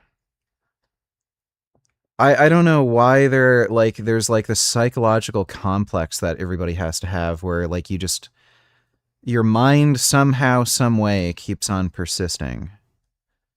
There's a reason why you don't want to die. There's a reason why you're all crying during these fucking funeral services. You know the fucking truth. You're just gone. ...travelled to Russia. We were hoping we were going to give my brother a normal burial. Are conservative Americans or Russians dumber in your opinion? Definitely Russians.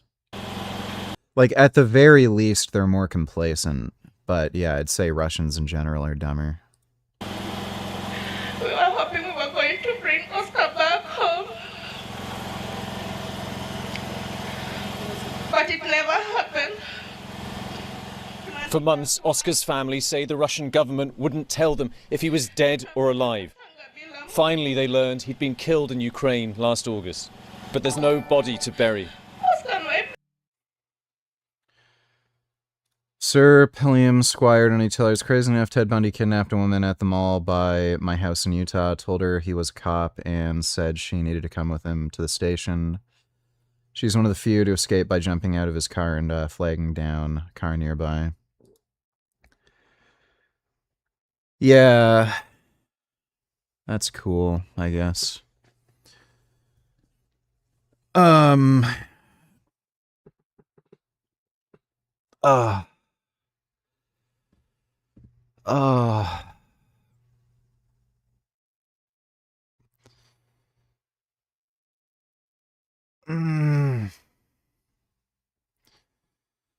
My shoulder's swelling up again. Great.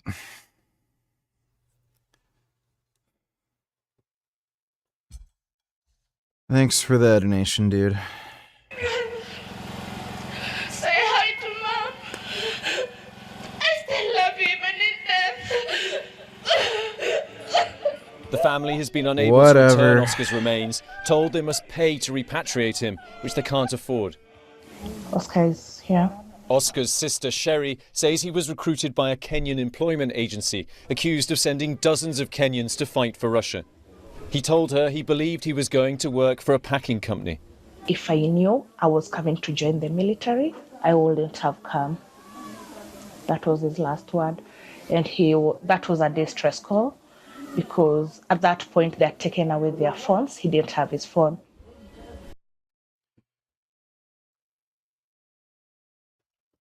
Gummy, could you please not? Thank you. She says he was promised a salary of $2,000 a month, plus a signing bonus of $20,000. The father of 5...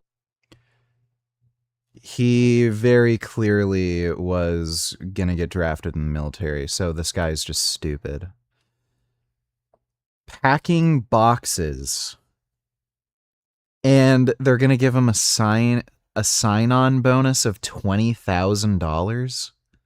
What the fuck do you think this is? 5 had been struggling to find a job in... So yeah, these people are just stupid. Kenya. He got a call from a colleague, and he asked him if he had gotten a job and invited him to go to the agent's office so that he could get a job. And basically, the process didn't take more than 1 week. It was less than a week, and everything was ready, and Oscar left. The recruitment is often carried out by a network of private African and Russian companies that post ads online. Researchers from Impact say this message is from a Russian recruiter.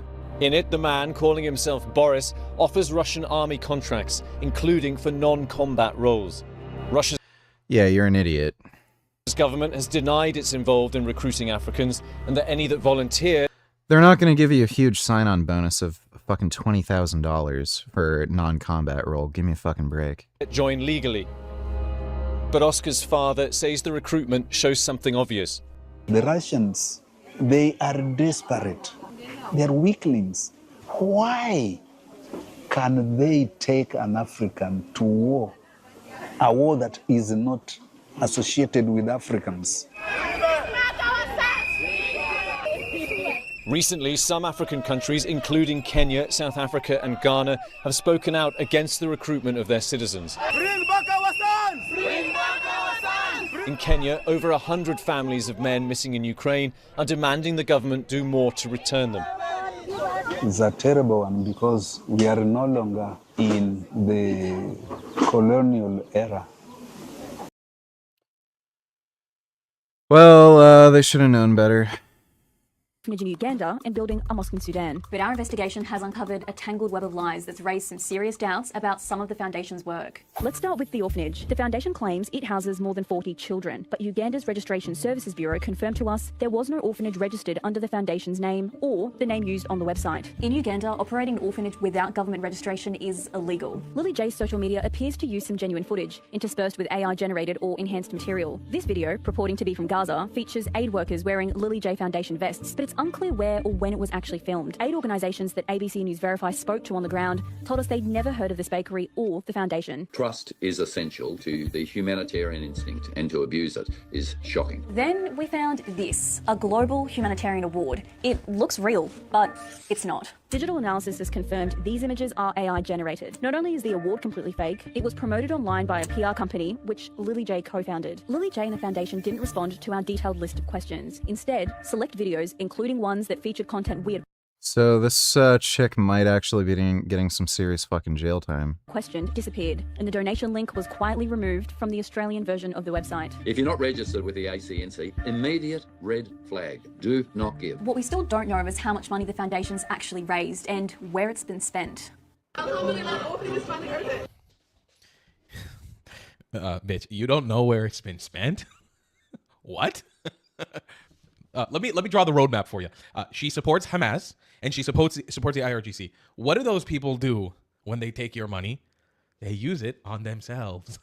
She's probably getting plastic surgery and lavish dinners and flying around the world and doing all this stuff that a corrupt Islamist does. What do you mean you don't know where the money has gone? My friend, we all know where the money's gone. It's in her pockets. What are you talking about? My sweet pea, you know exactly where the money's gone, my friend.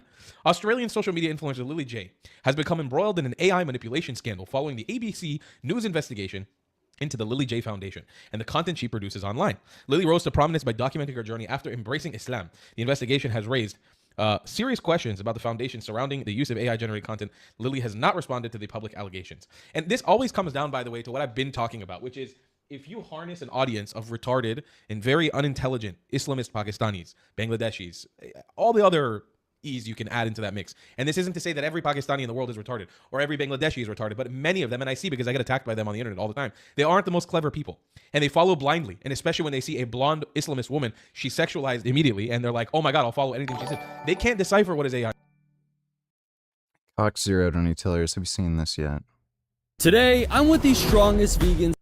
Yep.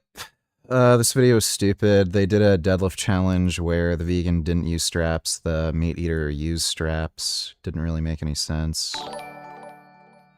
They, VGU skipped the other 3 of my links, idiot.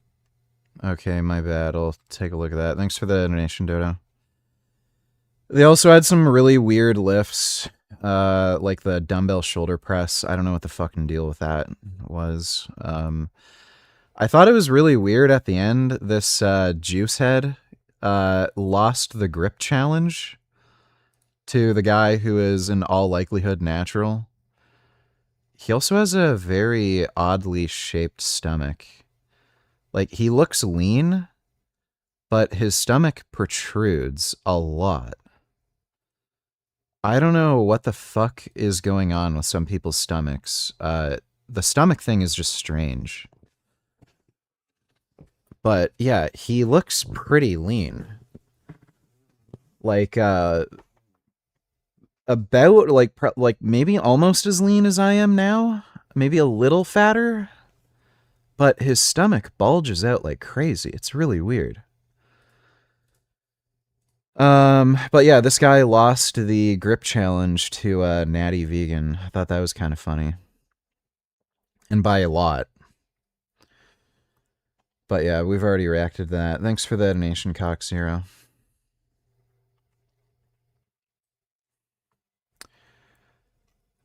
Shin Bet says special unit foil dozens of Jewish nationalist crime plots in the West Bank.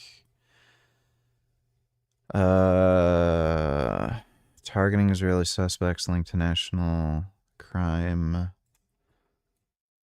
Thwarted multiple plane attacks.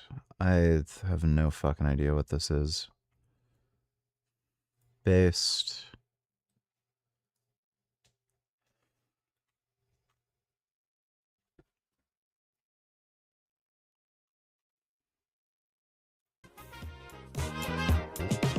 All right, a quick message to my friends on the far left. Quit pooping in the Kool-Aid bowl and telling us that the turds are ice cubes. They're not ice cubes, and I want to talk about it. Van Jones on Substack. All right, guys, I got some stuff I want to get off my chest.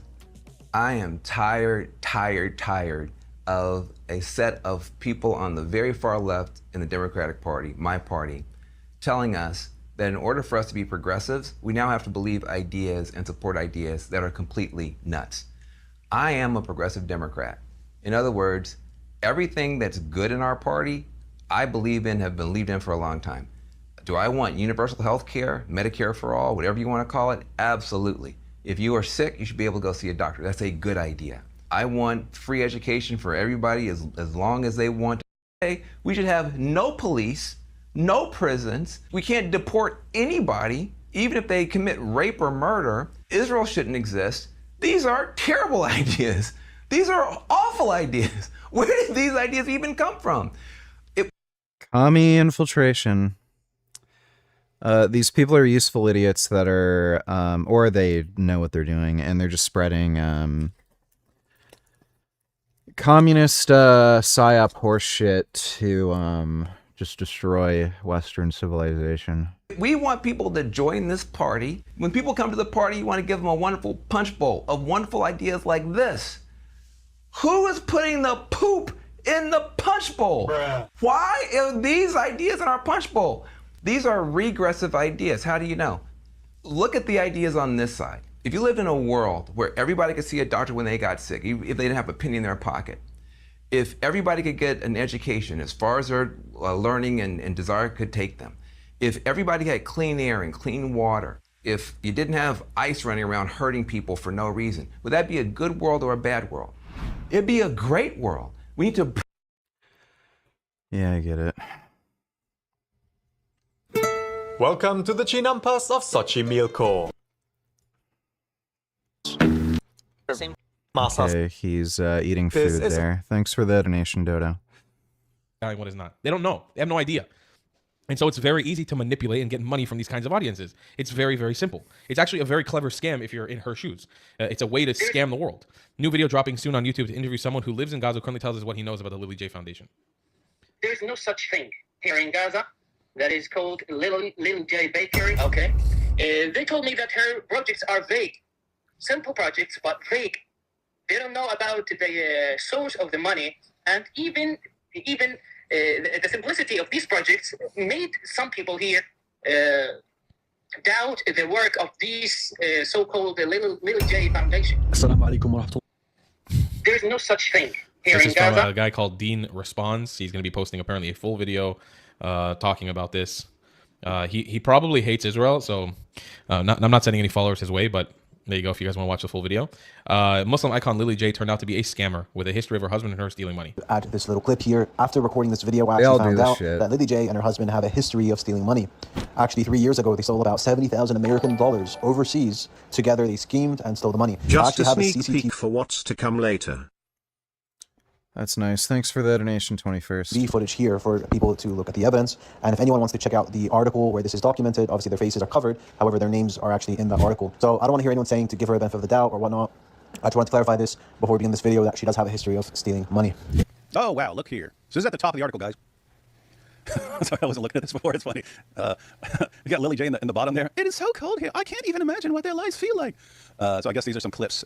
They just put together a bunch of clips of Lily J there. Let's see what we got. Here we go. Australian influencer Lily J's tangled web of AI manipulation. Isn't that interesting? She only became famous by manipulating AI, and then now she's in a little trouble for AI manipulation. Shocker. Warning, the below contains AI-generated and enhanced videos. Yeah, from Lily J. They're actually warning you. They're actually warning you that videos they're showing you of Lily J have been modified by AI. So let's see. The blonde woman with an Australian accent beams at her millions-strong audience in this Instagram video. She is surrounded by smiling African children holding lollipops. Check that out. See that right there? That's actually fake Lily J. And I looked at it, I was like, that does look fake, right? Look at her there. So that's actually fake Lily J. That's AI Lily J. And watch this. Watch this. See the Lily J Foundation sign there? Watch. Same spot. Now it's gone. See the Lily J Foundation sign? Same spot. Now it's gone. Look at the Lily J Foundation sign, and then you see like a little door or window below it. Oh, now that same window's up way higher. See this? You guys catching this? There's a door there, or there's a window. Another window's way lower, and it's replaced by a Lily J Foundation sign. Huh. That's interesting. They actually point this out. You got all these kids. Alhamdulillah, the orphanage is finally open. Coming our newest children in Africa. AI manipulation. So here we have it. Alhamdulillah, the orphanage is now open. She exclaimed, using an Arabic phrase meaning all praise be to God. Lily J has documented her conversion to Islam on social media, and I'm sure it's all completely genuine. I'm sure. I'm not a Muslim, guys. You may have noticed. If I were a Muslim, would you be a little suspicious of this? I mean, suspicious of her conversion. She converted to Islam, and it's this big public thing, and wow, my goodness, because I found all this proof. And then what does she do with it? All she does is deceive and scam. Now, you could look at that and say, well, that's, kind of what Muhammad did, so must be okay, but like... Can you draw what Hassan would look if he was raised in a proper Islam country? Yeah, I guess. Suppose I could do that.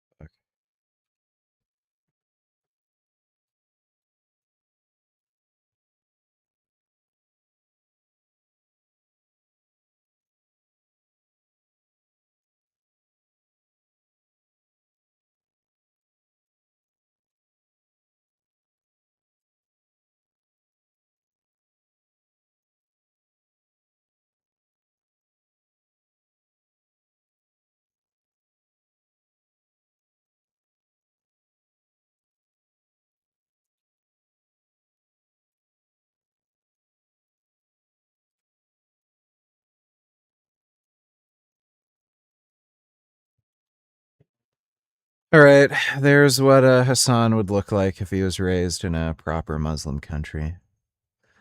Thanks for the donation, Richard's peptide stack. Muhammad was, there are a couple things, right? You can believe that Muhammad sincerely believed he was a prophet, and yet his desires influence his revelations, and so he's kind of scamming, but maybe not always aware of the fact. Rather pee hot sauce or have perpetually sticky hands? I think I'd rather pee hot sauce. That he's scamming people. See, you can be doing it deliberately or not deliberately. Lily J is clearly doing this deliberately. Deliberately scamming the Ummah. If someone is deliberately scamming the Ummah, it's a good kitty. How genuine do you think the conversion was? Again, you know, I'm sitting here thinking, well, tons of, Muhammad, kind of, I don't know. Let's see. Alhamdulillah, the orphanage is now open, she exclaims, using an Arabic phrase meaning all praise be to God. Lily J has documented her conversion to Islam on social media with nearly 3 million followers on Instagram alone. Her blonde hair, bleached, often framed by a hijab every once in a while, combined with energetic videos discussing her beliefs about Islam, has earned her a loyal following among Muslims around the world. And so on the left, you have her when she is trying to impress certain people, and then on the right is, what do you guys think? Yeah, so that's Lily J in a nutshell. The scam, the biggest scam in the Muslim viral world as of October 7th, it seems like. Let's take a look at the GOAT himself. I fucking love this guy. I love this. Endless praise to this human being. I love him. This is Harris Sultan. Here's my donkey. Take my cow. Take anything, please, sister. Will you marry me? That's Muslims. So obviously they have a massive blind spot when it comes to simping for Islam. And Lily J understood that very well. So have a look at this. As it turns out, she was a grifter all along. Doesn't surprise me at all. And look, I'm not saying anything. This is not my investigation. This is by the ABC. This is Australia's BBC. So, you know, they're pretty left-leaning woke. But so if they're saying it, then it must be true. There are serious doubts that have been raised over some of the charity work of an Australian. I live in Portland, big fan, I'm obese, do content together, I'll become vegan, you can help me lose weight. Take retatrutide. There's literally no point in asking for weight loss advice anymore. Like, the only weight loss advice that makes sense to give anybody is take a drug. We have a drug that's as effective as bariatric surgery. Take drugs. Order retatrutide online. It's fucking cheap. You'd probably save money taking retatrutide because you'd eat so much less. You'd end up saving money. Like, you're in Portland, so, like, you're talking about USD, so most peptide websites are going to be selling Reta for, like, anywhere between $60 to $100 USD. And again, I can guarantee you, if you're fat, you're eating a lot, and in today's economy, food is expensive. So you would very easily have your food intake on Reta, and then, again, have your food bill. You'd end up saving money just taking Reta. So just take Reta. And outside of that, it's just like, try to eat a balanced diet. Like, have a fucking protein shake in the morning, have some fruits and veg. You know, like, try to get enough protein throughout the day, even though you're not eating much. So, like, tofu or something. But it's really fucking simple. Just take Reta. Influencer who claims to provide aid in places like Gaza and Sudan. An ABC News Verify investigation has revealed some of the social media content relating to the Lily J Foundation is AI generated or enhanced. Joining us now is Matt Martino. Matt, what more can you tell us about Lily J? You've been following this story. So before we listen to Matt, since it's about a charity work, this is how she used to manipulate people.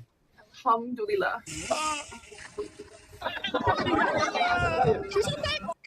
Did you see that? Alhamdulillah. She wiped her fake tear off.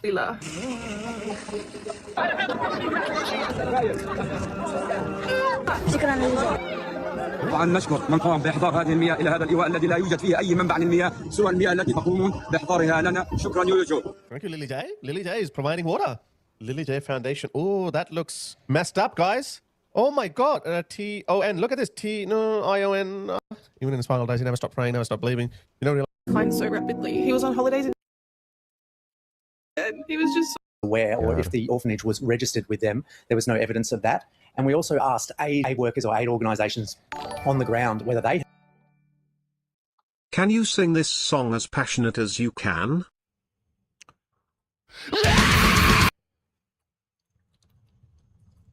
Sure.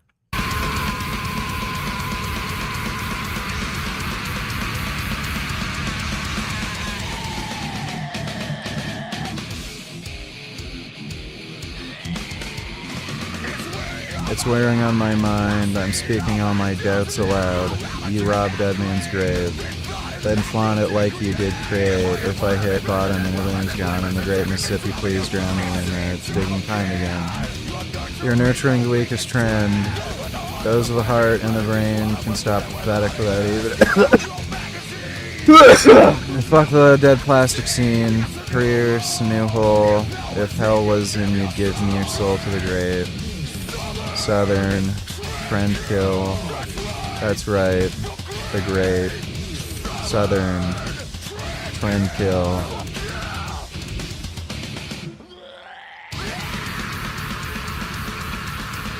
Not the biggest Pantera fan.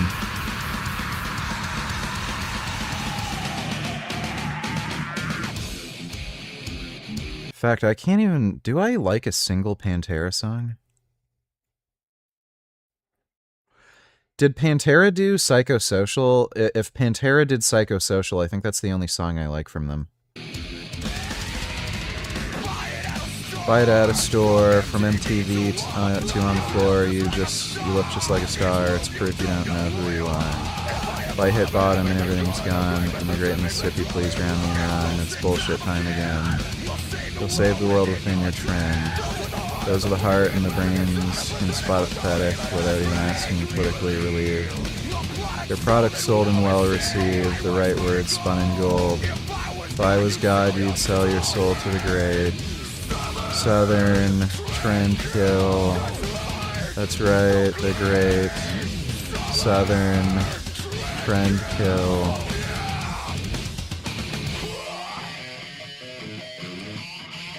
Oh, that was Slipknot? Okay, yeah, then I don't like a single Pantera song.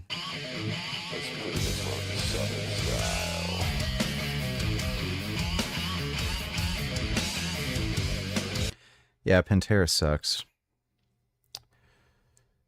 Yeah, I can't think of a single fucking Pantera song that's any fucking good.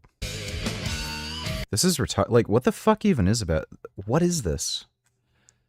Southern trend kill? And is this just all... Yeah, that's not good. Thanks for the donation there, Richard's Peptide Stack.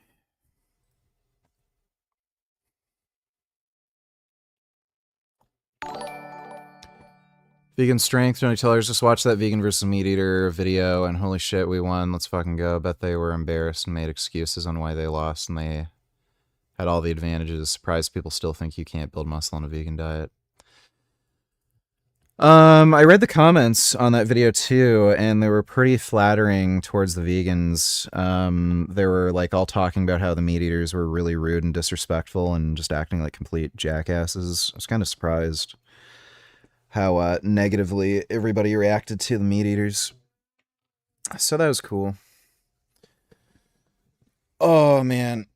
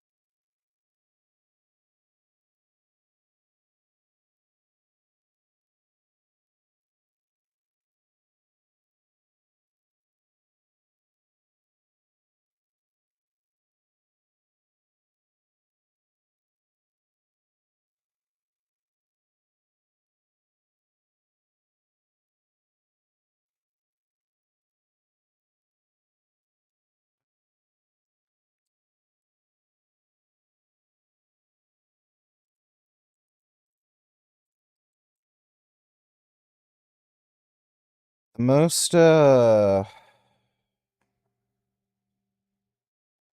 worst thing I would say about,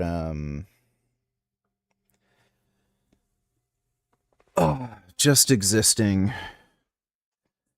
has to be the, like, times when there's just, you just can't find an outlet for your rage.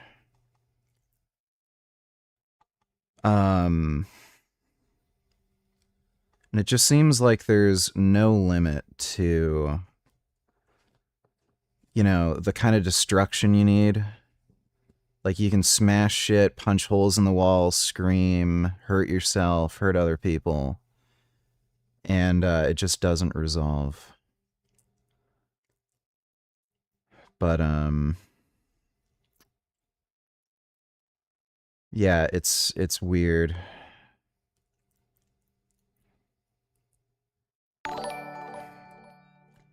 It's hard to let go. That YouTube account with your ex's profile picture named Redacted Gains 1 was not my account, by the way. I've never made accounts to troll you in the comments, believe it or not. That was probably my favorite troll commenter. That's nice. Thanks for the donation, 21st. Had heard of this foundation, and they had not heard of it either. So it really does raise questions about this particular piece of charity work that she claims to have taken out. You know, Matt, just looking at these footage from her reels, of course, from her social media, it looks real, it looks genuine, right? So how did you get to know that it's actually AI generated? Lily J Foundation.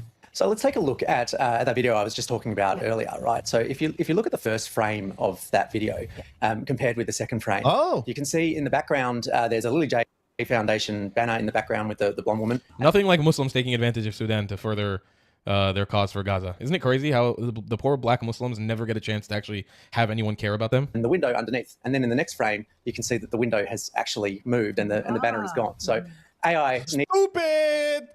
Didn't pay attention to detail. The devil lies in the detail. He's the devil. It needs to obey the laws of physics, and it needs to obey the laws. Dude, it's funny how these cheap tricks can fool people. It really shows you just how fucking stupid your average person is.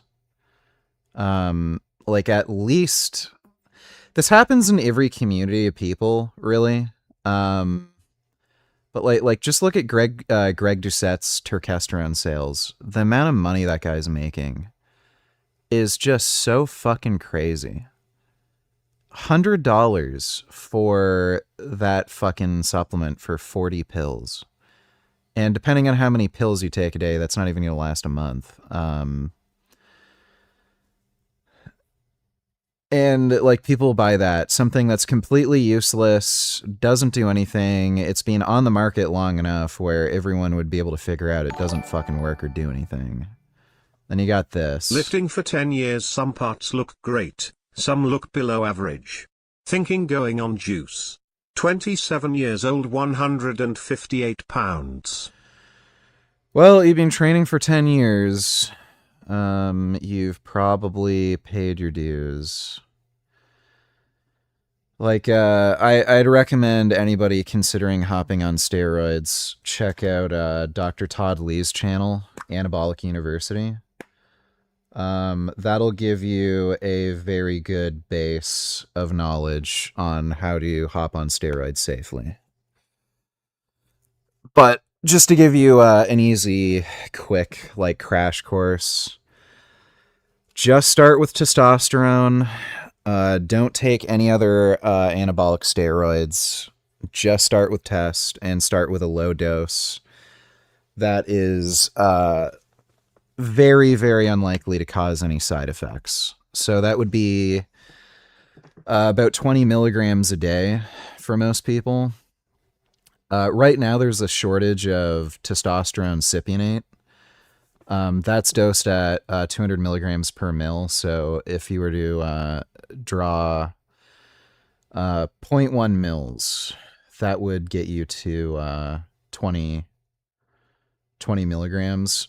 Testanenthate is dosed at 250 milligram per mil. So What would you have to do to get to 20 mils? Do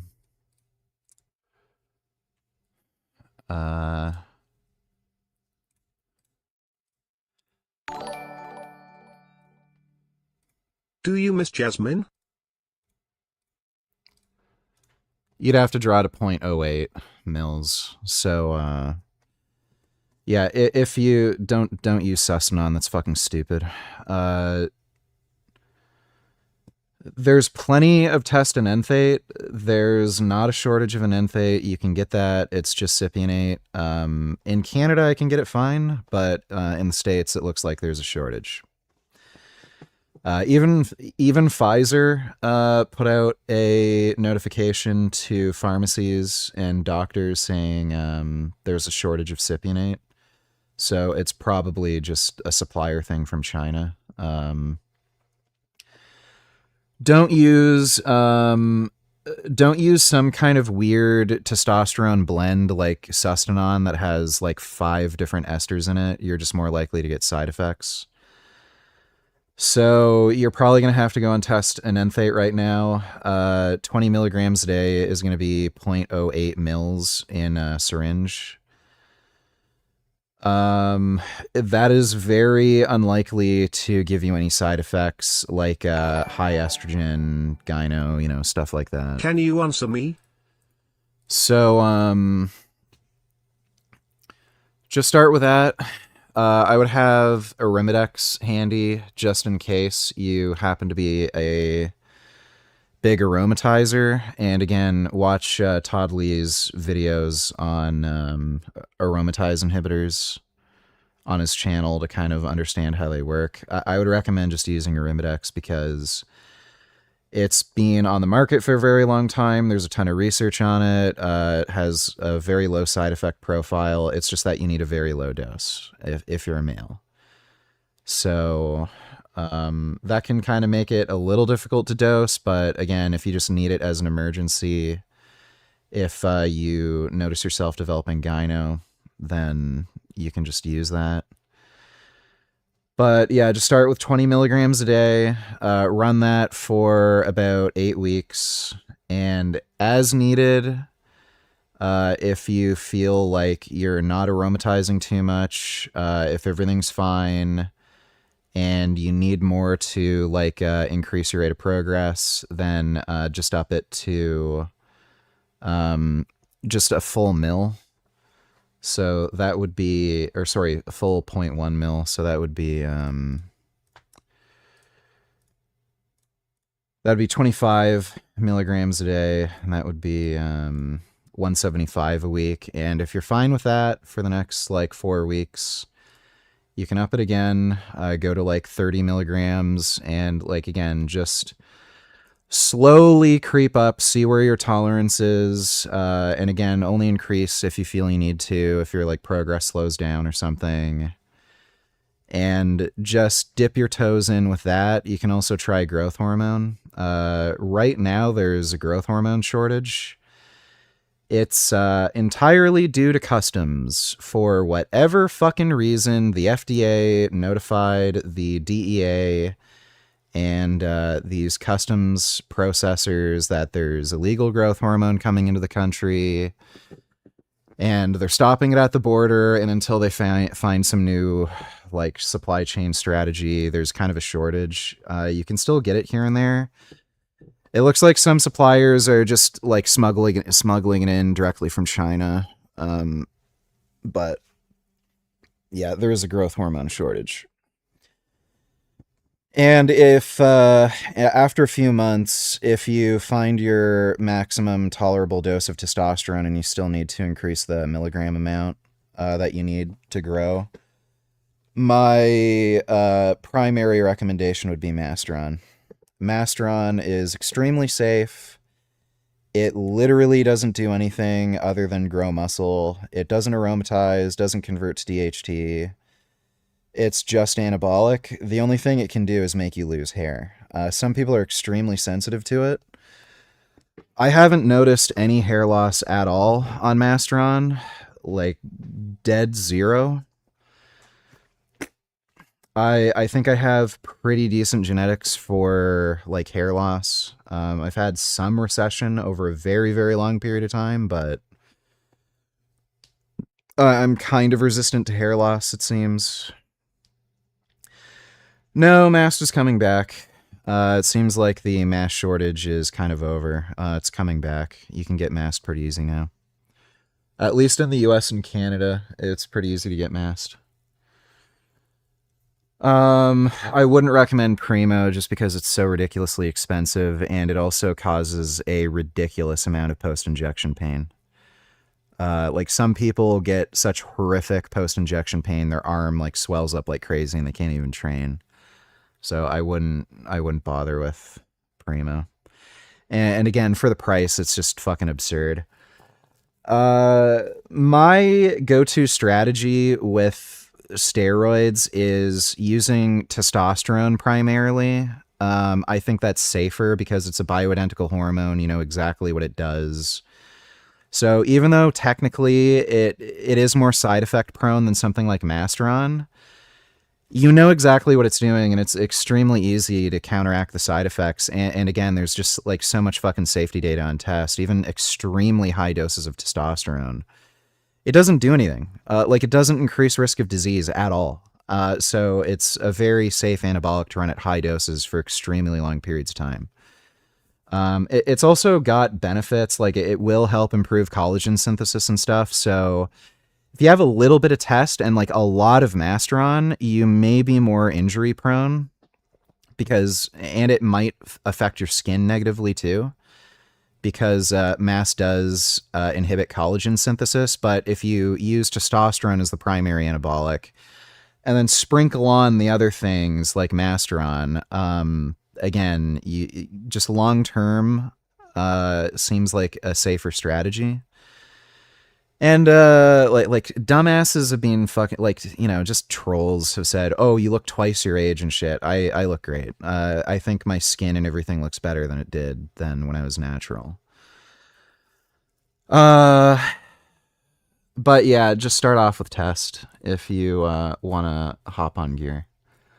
Test is extremely safe. Again, especially at like low TRT or TRT plus dosages where you're just dipping your toes into like some performance enhancement. There's like no fucking health risk. It doesn't cause fucking blood clots like a bunch of fucking lying doctors say. It doesn't cause cancer. It doesn't cause fucking, prostate cancer or anything like that. It seems to actually protect against heart disease and diabetes and certain forms of cancer. It actually seems to protect against prostate cancer, at least for men who are hypogonadal. So test is extremely safe. I wouldn't fucking worry about it. If you want to try out performance enhancement, just go on test. Like, there's nothing that could fucking happen to you. It's just that, again, if you're a high aromatizer, you may end up getting some water retention and your nipples might become sensitive. And in that case, you might just have to use an AI. But most people aren't going to be like that. So starting off at 140, you're just going to be fine. And you can just run that, see how you feel. You'll probably feel fucking amazing. And you can just go from there. But yeah, check out Todd Lee's Anabolic University, just to learn more. Thanks for the donation though, dude. Why are you skipping my donations? Take a guess. Don't really want to answer those stupid questions. I would be fine with talking about my past relationships and stuff if people weren't fucking crazy obsessed with everything in my personal life, and every stream, whenever I talk about it, it doesn't turn into 5 hours of people talking about it, but people just get fucking obsessed with me and my relationships, and I just don't want to talk about it. We're done. We've broken up for so fucking long now, and people are still asking me, and again, anytime I fucking talk about it, it just becomes this 5 hour long fucking thing. I don't want to deal with it anymore, so I don't answer those questions, dude. Don't think Mike Johnson realizes the founding fathers were deist. Let me see. She wanna tell me I'm toxic. Flawless. I know that you want me, baby, but I'm not the one. Girl, I keep it P. I don't mean to do you wrong. Is that Justin Trudeau's son? What? Oh my god. That's embarrassing.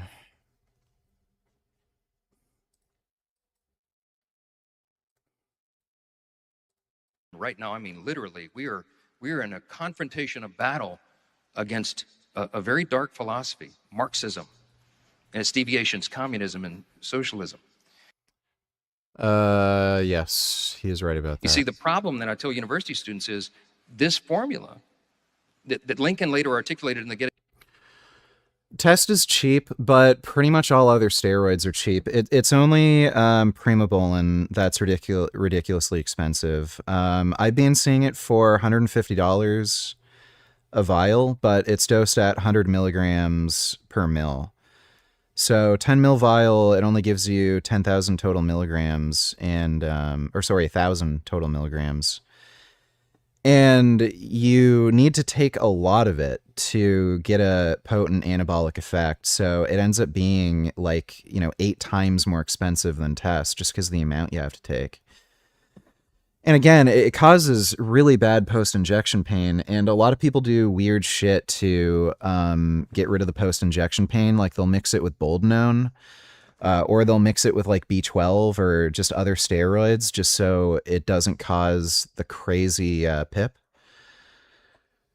So like Masteron right now, again, it's more expensive than test, but I've been seeing it for $150 a vial, but it's dosed at 200 milligrams per mil. And I would say it's more potent than Primo. It's almost as anabolic as test. Like people really underrate how anabolically potent Masteron is. I think it's like probably 80, maybe 90% as potent as test in terms of like anabolism. So, yeah, it's like, again, your results may vary. Everyone responds to drugs differently, but it's Mast is really underrated for anabolism. So you're getting twice as much of a more powerful drug for the same price with Mast. And again, like that's the only other anabolic steroid that's actually expensive. Boldenone is like practically free.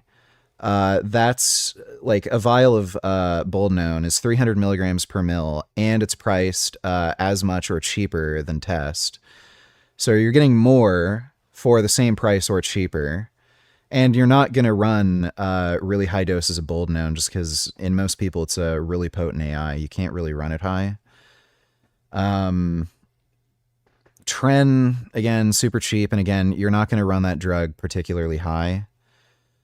Nandrolone, most people are kind of moving away from Nandrolone, but same thing. Like that's usually dosed at 200 milligrams per mil, and like each vial is about the same as test. So, I farted. So yeah, steroids are really cheap. The only one that's actually expensive is Primo, just because of the concentration. And it's not particularly potent either, so you do have to take a lot of it. And again, if you really want to save money, like this is what I did, like especially since I didn't really have any other options at the time, you can just take a low dose of boldenone to get that aromatization suppression, and then run test higher. And again, you're probably not going to get any side effects from the boldenone at a low dose. Some people mention they get really bad anxiety from boldenone. That's probably just from suppressing their estrogen too much. They're just taking way too high of a dose. I know some people also say they got kidney damage from it. I don't... The only studies that show kidney damage with boldenone are animal studies. There are tons of people who've run boldenone at super fucking high doses for years and they've never gotten kidney damage. So I think the only people who are getting kidney damage from Boldenone, they like the way they metabolize the drug, they just get that really strong anti-aromatase effect from it. And then their estrogen crashes, and that super, super low estrogen causes the kidney damage. You can actually do that by taking too high of a dose of any AI. You can cause kidney damage from that. You can also erode away the lining of your urinary tract. So that's another strategy you can use. I wouldn't use EQ, Boldenone, as like an anabolic. I just run it as an AI. And just use that to allow yourself to take more test. And I haven't had any problems doing it that way. And Boldenone makes me feel fucking great. I love the way Boldenone makes me feel. So I don't crash my estrogen. I keep it, at a good high range. And Boldenone makes me feel terrific. I get a really nice uplifting mood and sense of well-being from it. And it does promote collagen synthesis. It's extremely potent for collagen synthesis, so it helps strengthen your joints and tendons.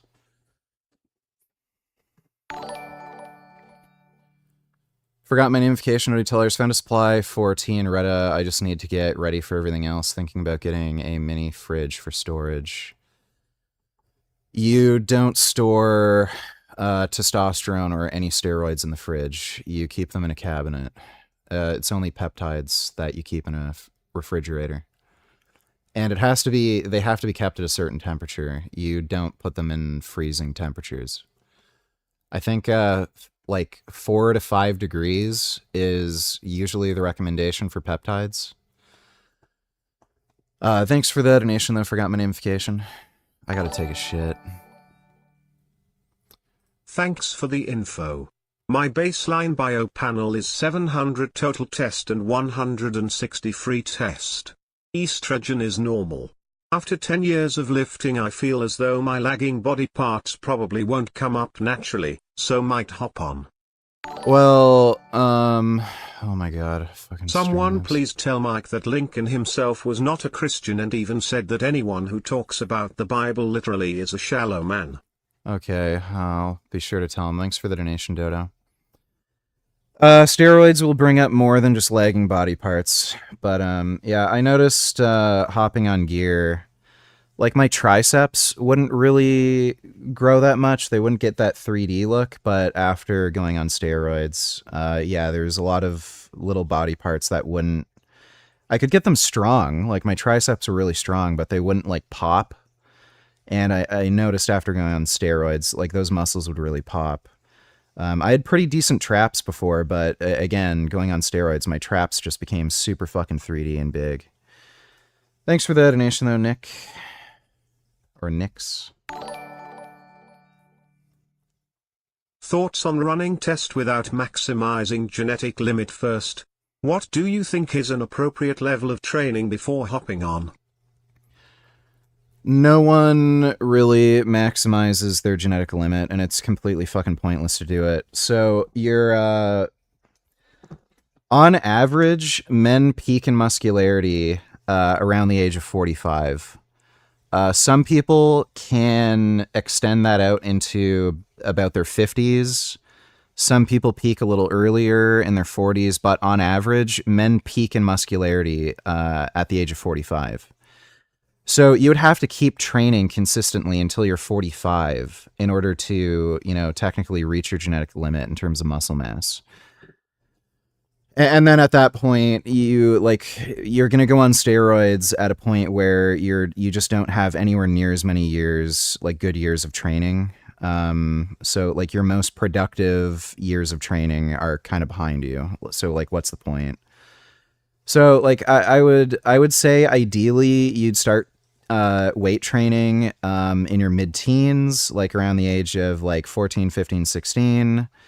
Some men reach their full adult height by the time they're 22, 23. So at that point, you would have had like somewhere in the neighborhood of like 5 to 8 years of fucking training at that point. then I think that's like a decent time to hop on with at least, 5 years of good, decent training. So if you've already trained for a decade, like, why wait? Thanks for the donation, though, yo. I don't know. I don't care, Ninja Master. Who the fuck cares? I don't want to talk about it. Thanks for the donation, dude. I am going to go take a shit, and once I am done with my shit, we will return to reacting to dumbasses. I'll be right back. Oh yeah, if I was Prime Minister, I'd legalize steroids right away. And guns. We need more steroids and guns. Ugh. Here you go, bitch.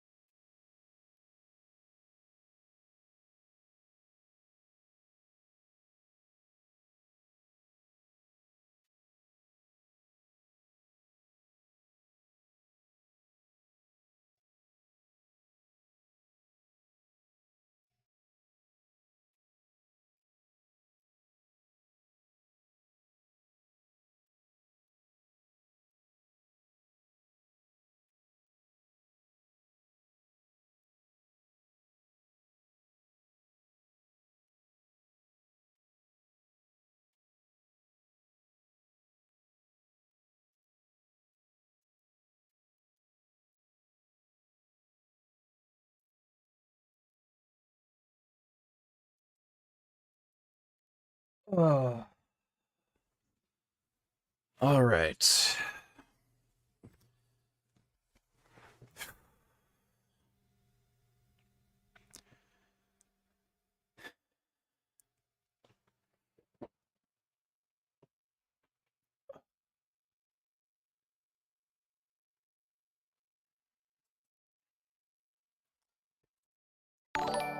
Dodo, don't you tell us who is this black idiot? This is Frank, a scammer who spends every waking moment trying to steal money from our parents. His camera from the browser, he thinks it's just this human verification CAPTCHA. Select all images, make. Came from a real bird. Well, you haven't gotten I don't know. Thanks for the donation, Dodo. Gettysburg Address, we're dedicated to this proposition that we are one nation under God, and that a government of the people, by the people, for the people, so not perish from the earth. I say the problem we have right now is, and I take the eraser, go back, and I say, a lot of people are denying the most basic self-evident truth, and I erase G-O-D from the board. And I step back, and all that's left on the board is the people. And I get the biggest, darkest marker I can, and I ominously circle the people.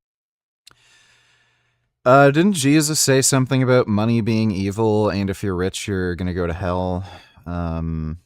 Yeah. It's fucking retarded. Christianity is very much in line with communism. It's not antithetical to communism at all. Police station. Well, what's wrong with throwing Molotovs at a police station? Well, I mean, it's just like an easy way to get your whole organization like kind of destroyed. That's why we want the masses to do it. Why are you a Maoist and why are you in the DSA? I know, two massive questions. Choose whichever one you want to tackle first. Well, it's obvious why I'm a Maoist in the DSA. There's a lot of naive young white people to brainwash. Why am I in DSA?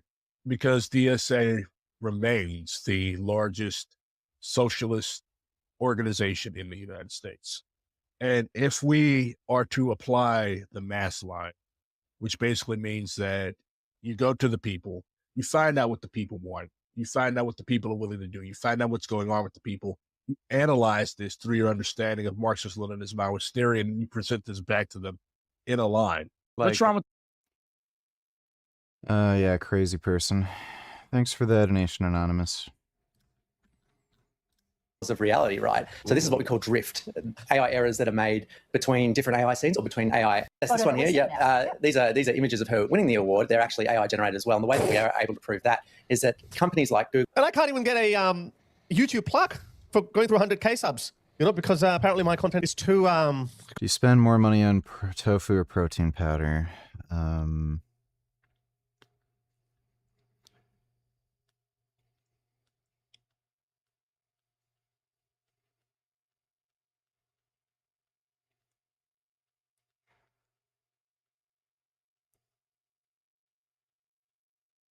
Probably tofu. Controversial. There's one sitting there at the back, just behind the Union Jack. That's for my Urdu channel, but for my English channel, I never got it. So I never thought about it. You know what? I should fake it.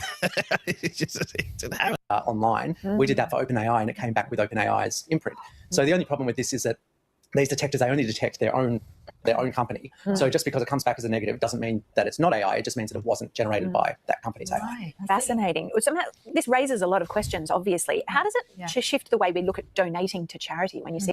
So there you go, folks. There, Harris Sultan fully explains the situation. Now, Lily J says, it's time I responded with a whopping 38-minute video. Oh, my goodness. We're going to lock in. She responds... Let's take a look around. Let's see what she's going to be doing here, how she's going to lie, how she's going to grift. What you guys don't understand is that this is a carefully orchestrated attack against me. Let me tell you the facts first, and then you can decide. I'm gobsmacked. I don't even know what to say to this allegation. It's that ridiculous and that ludicrous. And that's what makes me believe that this is a specialized attack against me. Because when you think about it, why would someone want to discredit such good work being done in Gaza in places like this? Why do you think they're trying to change the narrative? Why are they trying to discredit all this good work? Who is going to benefit from this? And mind you, the timing is very suspicious. The Jew. Well, that's nice. Lock her up. Not real, right? We all know that that's not real. Shit for real. Uganda, you bitch. What do you mean? Spread the truth and try and help people and stand up for the oppressed. You guys just jump to conclusions straight. Crocodile tears. What country are you in? What? Where are you? What country? I'm like, oh, you guys are eating. Assalamualaikum.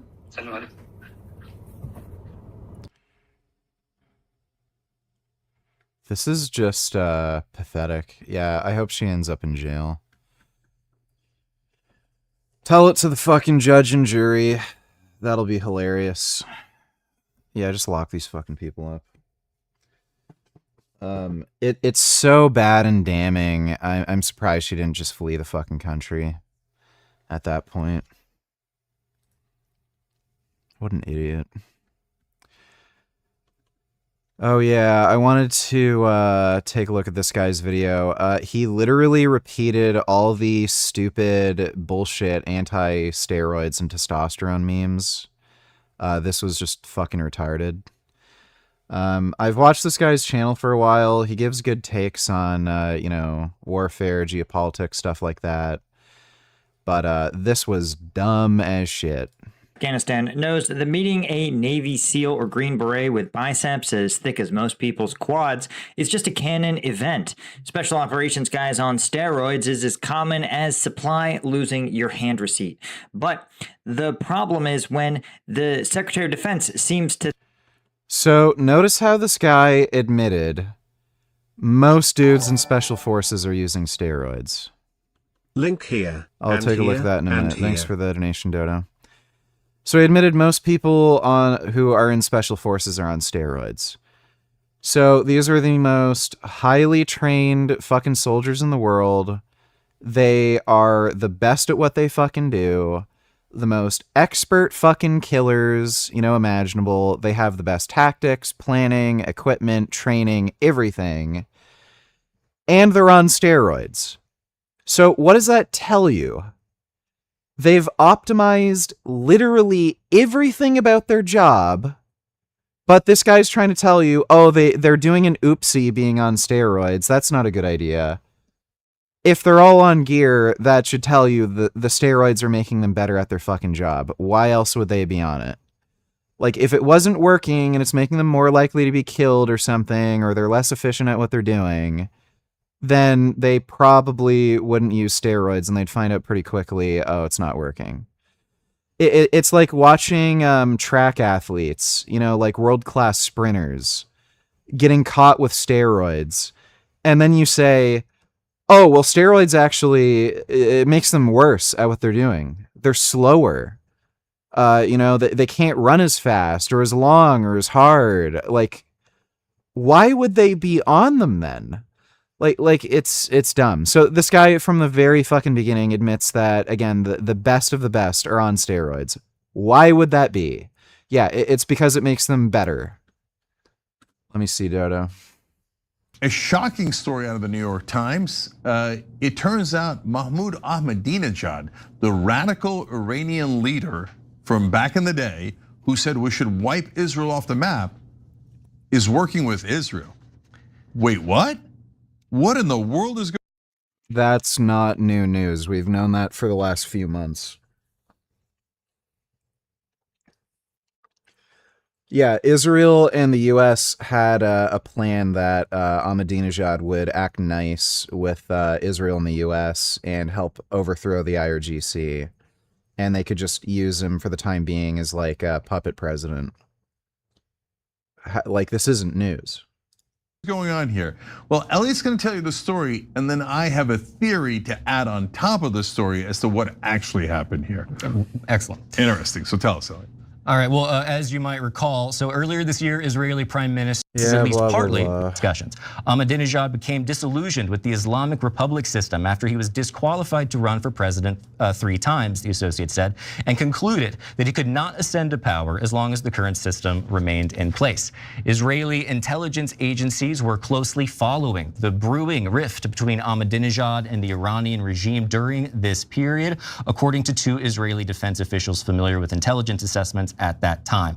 Ahmadinejad was reportedly going to recognize Israel if installed as president. It's also currently unknown when the Mossad first contacted Ahmadinejad. However, it is alleged that Ahmadinejad met with the Israelis in 2023, and the New York Times confirmed that Ahmadinejad met with the Israelis in 2024 and in 2025. What's even more stunning, though, than the scheme itself is how the whole thing just completely fell apart. This is per the Times. On February 28th, an Israeli airstrike hit Ahmadinejad's compound, targeting the building of his bodyguards and his armored vehicle. After the strike, according to 4 senior Iranian officials, a black Peugeot car arrived, picked up Ahmadinejad, and whisked him away at high speed from the chaotic scene.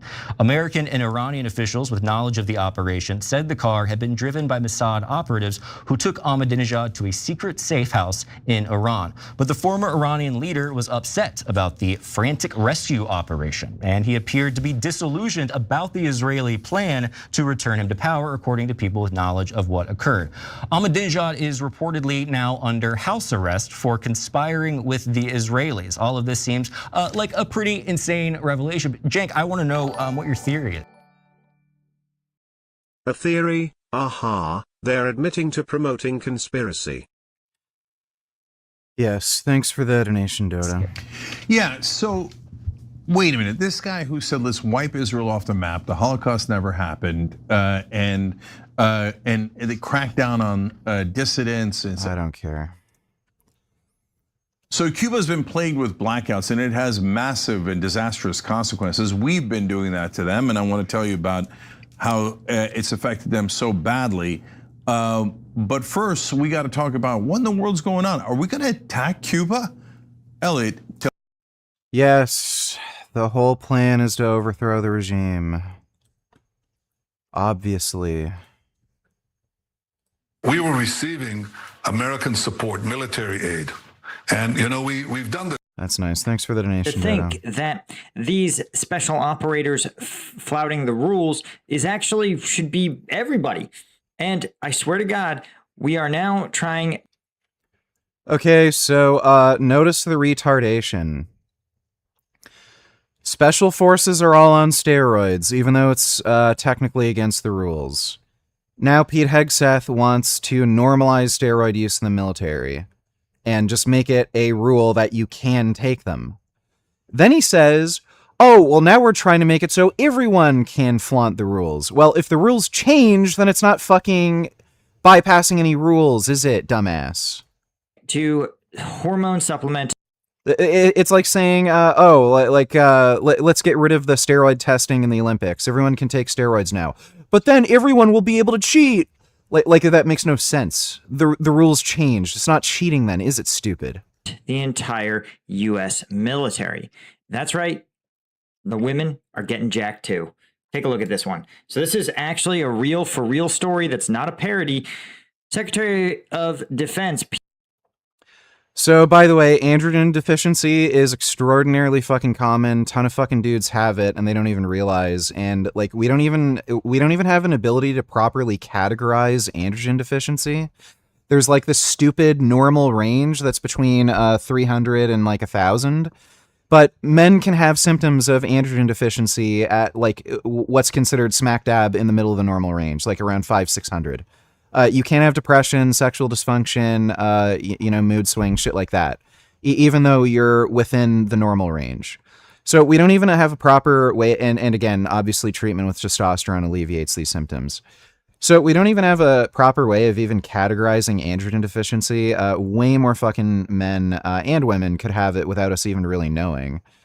So, oh no, they're trying to make the military more healthy and give them good health screening?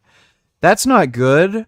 Why are we doing that? Like, what is this? Pete Hegseth, in order to distract from losing the war in Iran, has said that yeah, so that's just fucking stupid. The military is now going to start screening for testosterone deficiency. Now, I want to point out a couple of things. First is that testosterone deficiency is, in fact, a real disorder, but it's treated in the last maybe 5 or 6 years as essentially being steroid. It's been treated for the last, since the 1940s? That's when it initially came onto the market. So you're talking about the last 80 so years that it's being treated. But with a prescription, because Well, it's normal in human biology for men in their 30s and 40s to start to have a gradual decline in testosterone. That is not normal. So it is not normal to have a gradual decline in testosterone. It should stay pretty consistent throughout adulthood. It peaks in your teens. And then once you reach your 20s, it should stay pretty consistent throughout your life cycle. So it's actually abnormal. Nobody really knows why testosterone is declining over time. Obesity doesn't explain it. You've got to see this VG. So this is just more Young Turks. Okay, great. Yeah, fat retard doesn't like U.S. soldiers. Thank you. Thanks for the donation, Dodo. It's not a... So nobody really knows why androgen deficiency is so common, why testosterone levels are declining. It seems to have to be related to an environmental cause, because again, things like obesity don't explain it.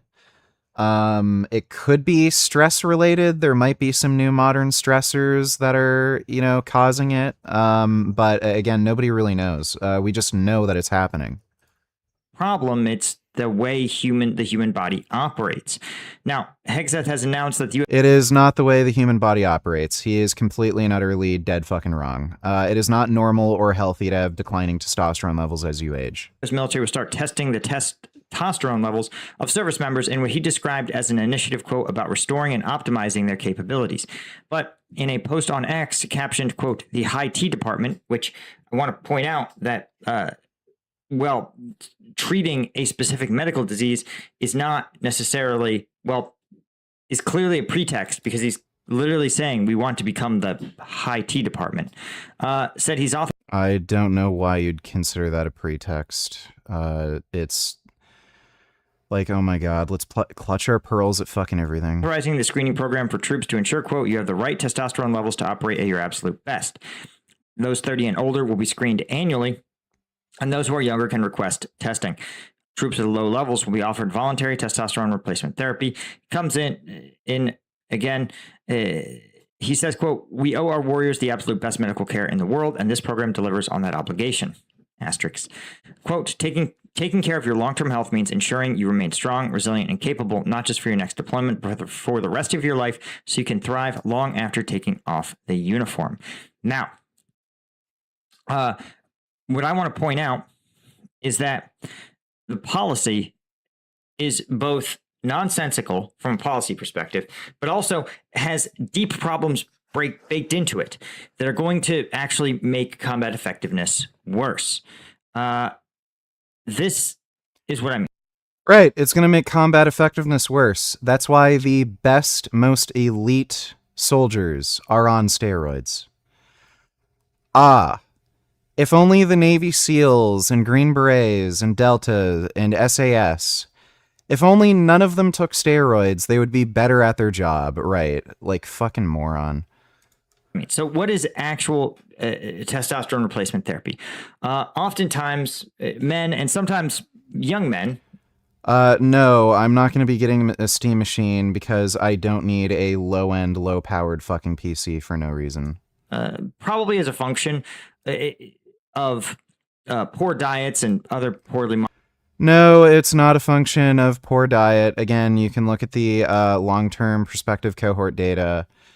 Testosterone levels are just declining, and when you adjust for confounding variables like, again, socioeconomic status, obesity, smoking, alcohol use, they are still on the decline. So this seems to be some reason outside of just simple lifestyle factors. Monitored chronic health conditions. Oftentimes young men in today's day and age have lower testosterone levels than men of the past. But this can mean that those men have a disadvantage in terms of muscle mass, energy, and that could be an issue if you're in combat. This is according to a professor of urology at Baylor College of Medicine. Quote, you have to be careful not to just give someone testosterone unless they do have some kind of symptoms. No, you don't. Anybody can take fucking testosterone. It doesn't do anything bad. You do not need to be symptomatic to benefit from testosterone. That's just fucking stupid. Benefits of hormone replacement therapy, explained the physician, are increased muscle mass, decreased fat deposition, decreased risk for depression, and over time it may help with bone mineral So notice that decreased risk of for depression. So I've mentioned this before in a fucking video I made in response to Greg Doucette. Greg made this like stupid, dumb fuck, retarded claim that, oh, I'm on steroids, my mental health is going to decline. Well, look at this. According to a systematic review and meta-analysis, testosterone improves mental health symptoms. It is the most potent antidepressant there is, because not only do you experience a greater antidepressant effect than just with, you know, normal antidepressants like SSRIs, the effect doesn't seem to go away. With SSRIs, if people do see alleviations in depression, that tends to be temporary. With testosterone replacement therapy, that it doesn't seem to just stop working. On top of that, these drugs are much better tolerated. So there was no significant difference between acceptability of testosterone treatment and placebo. So regardless, again, these were placebo-controlled trials. If you were given nothing at all, you had as much of a tolerability to the treatment as compared to being given testosterone, even in very high doses. They were looking at doses up to 600 milligrams per week. So this is one of the most well-tolerated drugs in existence, as well-tolerated as placebo, so literally giving somebody nothing. And it's one of the most effective antidepressants. And that'll come into play later when he starts talking about mental health symptoms with testosterone, because he ends up fucking contradicting himself with what he read in the fucking article. Density. But he warned, if young men do take testosterone, it can make them infertile. No. So testosterone, while you're on it, it can lower fertility, but it is incredibly fucking rare that you will ever find a single person who is forever infinitely infertile, regardless of what fertility treatments they take. So while you're on it, yes, it can lower fertility, but there's modern fertility drugs like HCG, Clomid. A lot of people can conceive children without ever even having to come off testosterone. There's also like massive, pro bodybuilders like Ronnie Coleman who are taking grams of fucking gear per week. And guess what? He conceived 8 children. Arnold Schwarzenegger was taking steroids since he was in his teens. I believe he started when he was 15, and he started taking Dianabol. That was prescribed by his pediatrician. He has at least 2 children. Who knows with his, his relationships.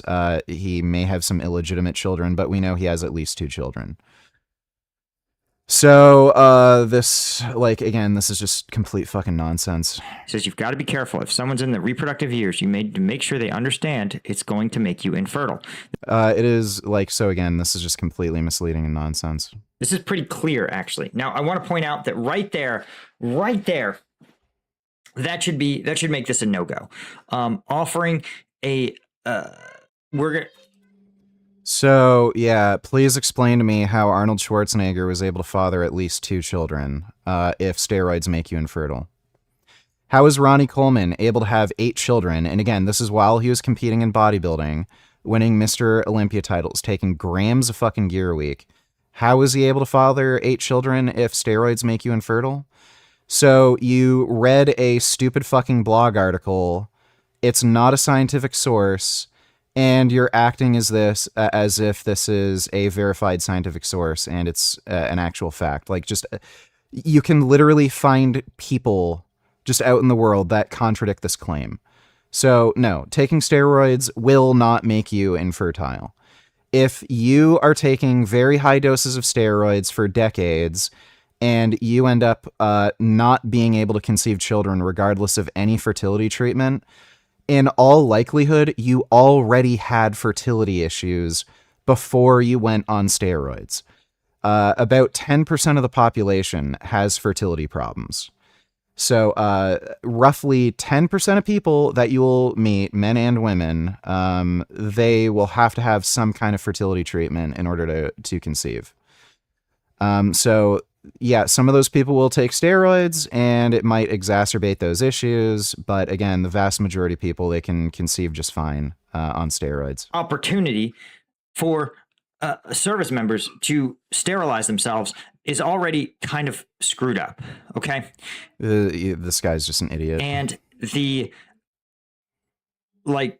there are risks intrinsic to service, but the military is not out here using. Forgot my namification when he tells DSA might as well be a Hamas plant. They call Joe Biden, of all people, genocide supporter. Then Hassan says, Dems should be thrown out of the party. First paragraph. Yeah.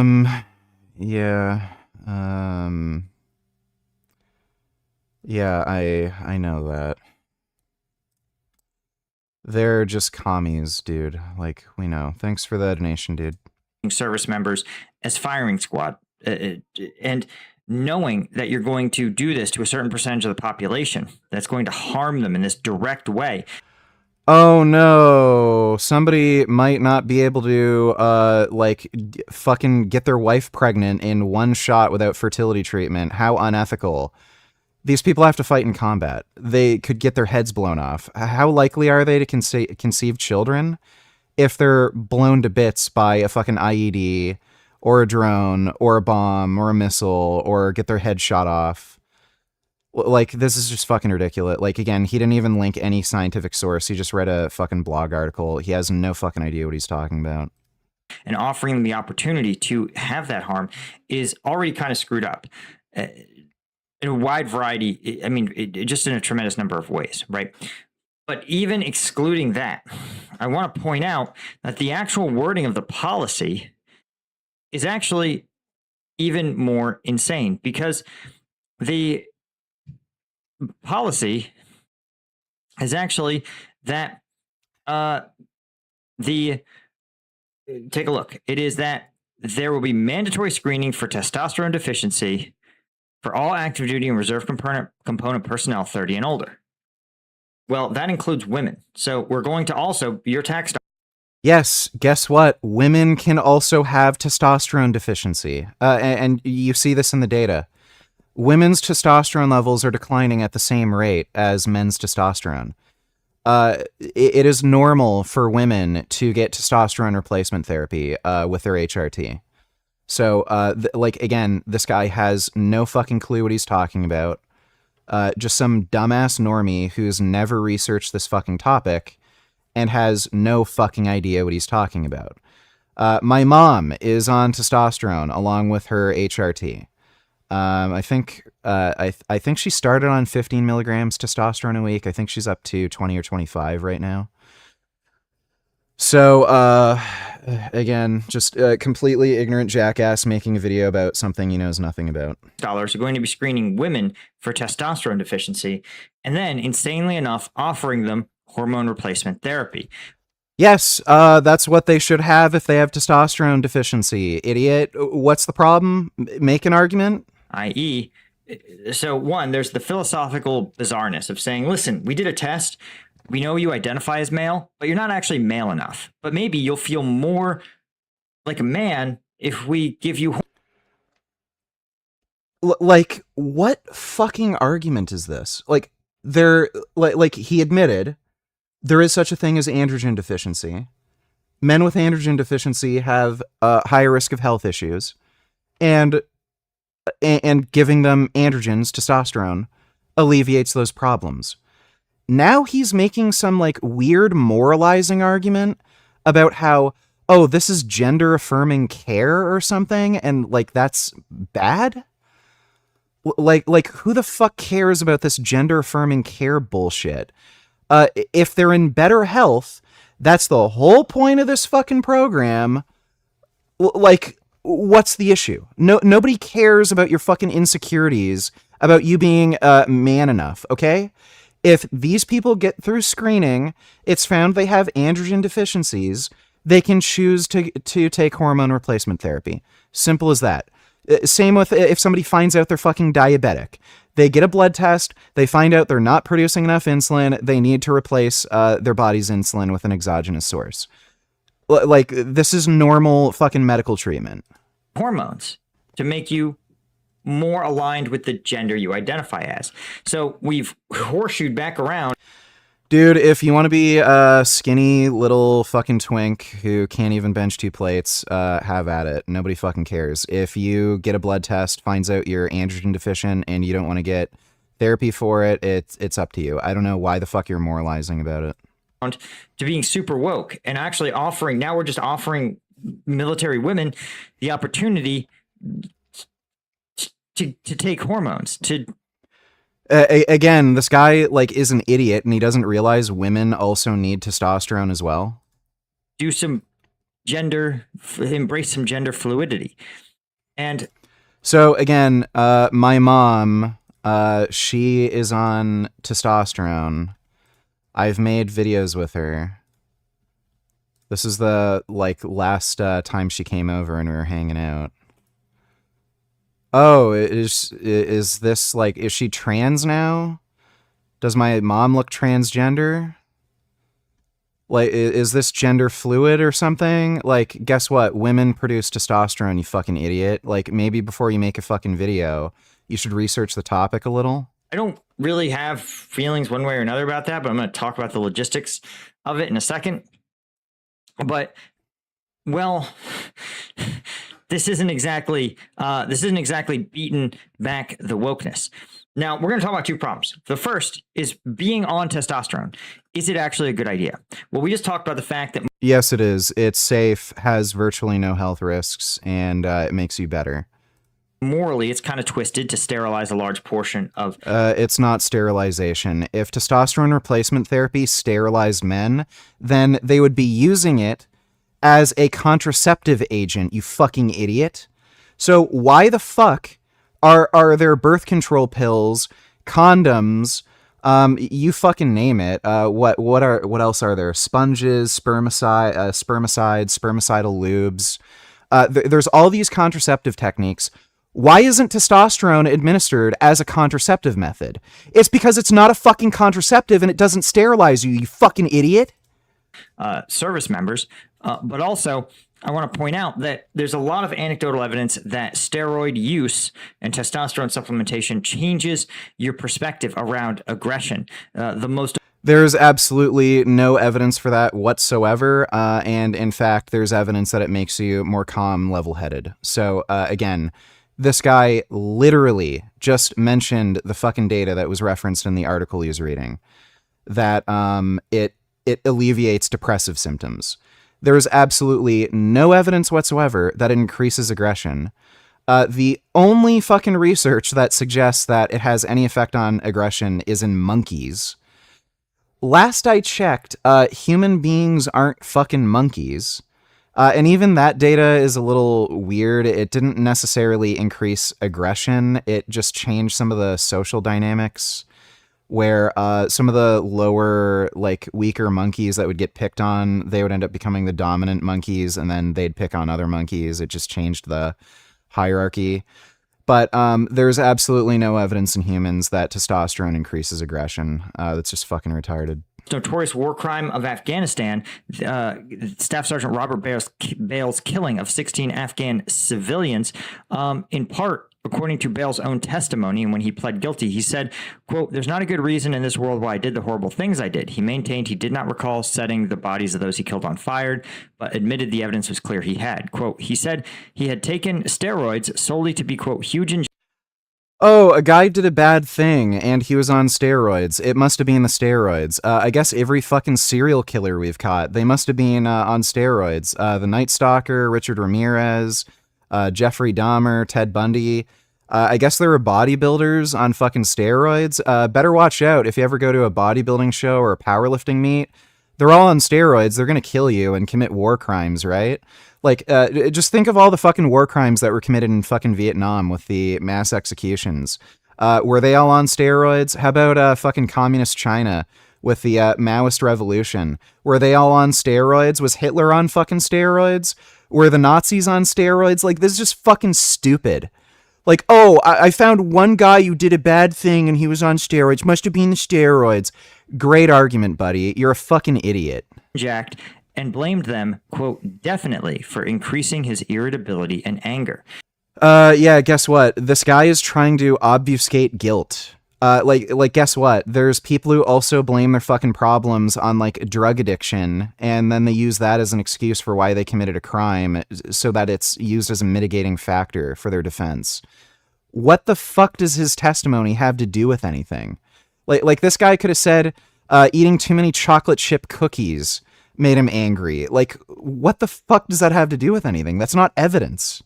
Right? Now, you combine the fact that Bales also notably had a TBI from a previous deployment and almost certainly had PTSD.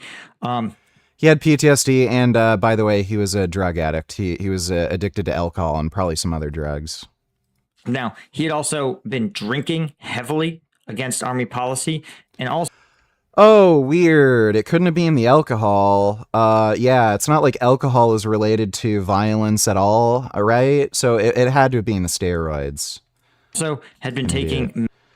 Have you noticed increase in the circumference of your head since starting steroids? No. Methylquin, which was known to cause significant cognitive side effects. But a key part of this cocktail that caused this notorious war crime was his use of...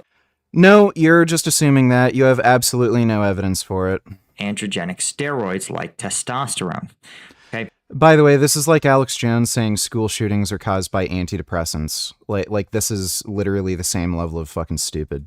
Now, if you put 1 million troops on testosterone, there's also just a logistic problem. Not just buying an absolute boatload of test, but also remember, if you're on TRT, you have to get regular screening. You do not have to get regular screening. Again, the point of TRT is to give you just relatively normal levels.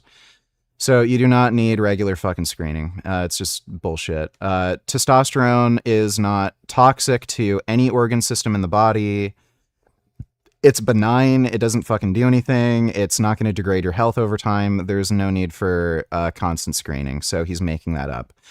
This dipshit just did a fucking random Google search and thinks he's a fucking expert all of a sudden. You have to do some baseline screening 6 to 12 weeks after starting, and then 6 to 12 months of screening after you're stable, which means... No, you don't. ...means you're going to have to screen those people 20 plus times over the course of a... No, you don't. You just did a stupid fucking Google search. So, by the way, the reason the screening bullshit is recommended is so that they can charge you. It's all a racket. You'll find a lot of doctors and TRT clinics, they'll even refuse to actually prescribe you testosterone.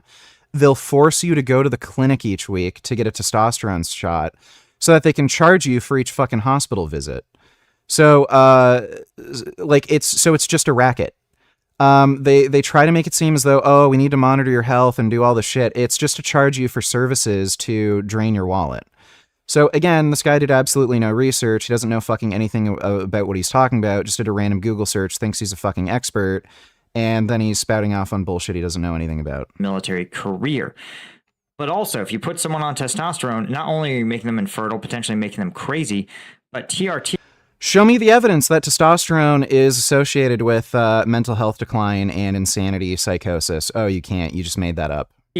Massively increases the risk of developing blood clots like... No, it doesn't. There is absolutely no evidence for that whatsoever. So that is a complete load of fucking nonsense. That was a myth that was spread because certain forms of cancer can cause polycythemia vera, which is associated with blood clots. So thrombosis, pulmonary embolism. That doesn't mean testosterone, because it generates red blood cells, causes blood clots. There's absolutely no evidence whatsoever that increases risk of blood clots, pulmonary embolism, anything like that. So that's just made up horse shit. And again, this is based on like the idea that elevated hematocrit due to polycythemia vera increases risk of blood clots. There are people like... Steroids aren't the only thing that can increase your hematocrit. Living at high altitude also increases your fucking hematocrit. It makes your body generate more red blood cells. So tell me, why are people living at high altitude, like in Stittsville, Colorado, or in the Himalayan mountains? It's very common in those places for people to have a hematocrit in the 70s when the normal range is below 50. Why aren't they all getting blood clots and dying of fucking pulmonary embolism, strokes, and shit like that? So again, congratulations. You have no fucking idea what you're talking about. You did a little Google search and the dumbass little fucking Google thing popped up and you just don't know what you're fucking talking about. Like, again, if you search up moon landing conspiracy theories, or if the earth is flat, you're going to find some stuff that says, oh yeah, there's evidence that we never went to the moon, or yeah, there's evidence the earth is flat. Doesn't mean it's true. Just doing a little fucking Google search doesn't mean you're a fucking expert, buddy. Like DVT and pulmonary embolism. What this is because testosterone triggers your body to produce a bunch of red blood cells in it.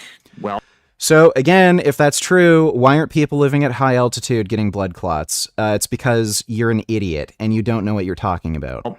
Your blood, I'm going to use the non-scientific term, gets thicker. It becomes more prone to clotting, increases your risk of... It does not become more prone to clotting. Hematocrit is not even...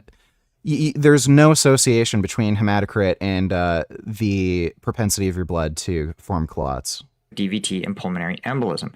Well, here's the problem, is that there's actually a lot of evidence that the U.S. military, particularly combat troops in cramped quarters for long periods of time, are at risk of DVT. Think about That's great. That doesn't mean testosterone increases risk of DVT. Pilot exposed to high G forces, literally pushing their blood to pool in their feet or in their head, right? That's really dangerous at baseline, and it becomes more dangerous when you pump them full of TRT.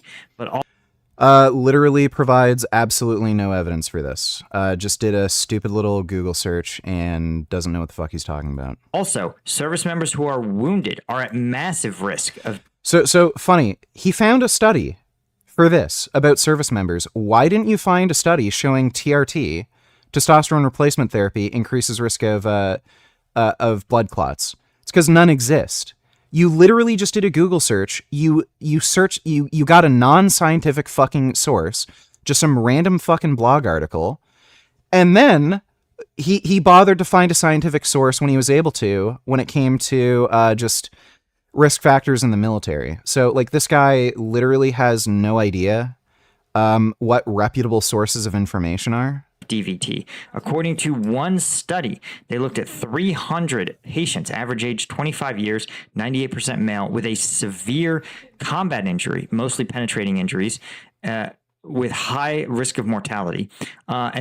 So again, this guy literally fucking said, it is normal, fucking commonplace for special forces like Navy SEALs to be on steroids.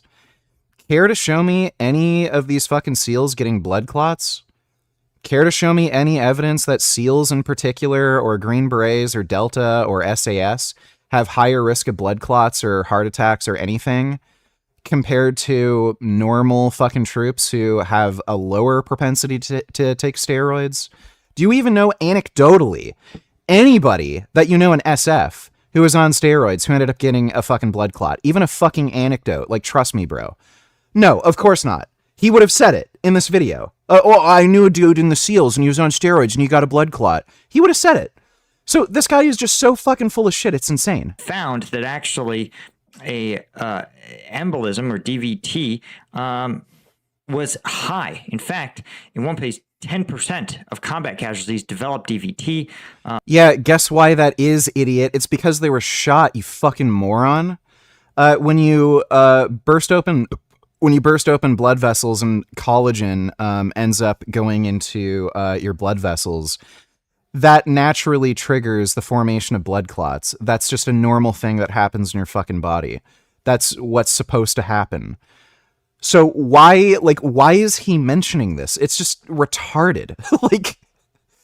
I had a knee surgery, and if you have a lot of trauma and injury around your knees and hips, you're particularly likely to get a blood clot. I had to be on anti-clotting agents because of that. Like it's just what happens. Like it's what your body does. I don't know what the fuck this has to do with testosterone. He literally provided no evidence for his claims. Pulmonary embolism occurring in 7.1%.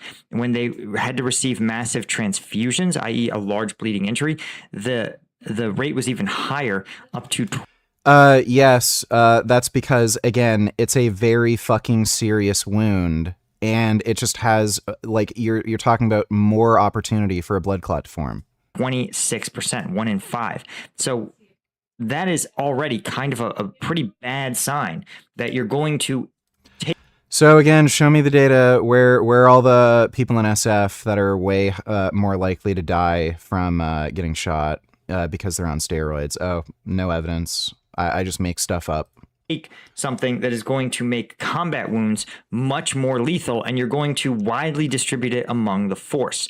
Again, if you have not been living no evidence for your claim, you're just making shit up. Under a rock, you have probably seen combat medicine in Ukraine involves a lot of tourniquets. And boy, howdy, guys, if you're at risk of dying of a clot, a tourniquet is going to speed run that. So, no, the whole point of a fucking tourniquet is to stop you from bleeding out. So, show me the evidence that the use of a tourniquet increases your risk of fucking dying, you idiot. This guy is so stupid. We're already working to make our enemies' efforts to wound our troops more lethal. We've made our troops no evidence for your claim. Potentially more irritable and aggressive, which sounds no evidence for your claim. Fine. We've increased the risks of buddy, I'm on fucking Trenbolone and it's not making me more irritable and aggressive. Like, this is just fucking retarded. Them developing blood clots, right? And even more troubling, though, is what happens when you don't. You see, if you, again, haven't been living under a war or under a rock, you may know that in the Ukraine war, infantrymen, combat troops, spend huge amounts of time in position. In fact, some soldiers remained in their positions for 200 plus days without replacement, struggling immensely to get resupplied, right? Those of us that have been doing the fundraisers for the Ukrainian troops know that one of their most dire needs is actually ground and air robots that can conduct resupply. And we're talking about 6 to 8 kilograms of payload can be flown to these positions in any one day. That's essentially food, water, maybe a spare battery, maybe ammunition. Okay. So it's the same reason that you can't have diabetics in the military. Is because if you're insulin dependent, it's not that we don't like you, it's that we cannot reliably get insulin, which often has to be refrigerated. We can't reliably get it to a forward position like what the Ukrainians experience every single day. Again, imagine spending 200 plus days being resupplied by drone at a hole in the ground, okay? So again, there's a potential resupply issue. So he's just talking about some of the logistical problems with getting testosterone to troops.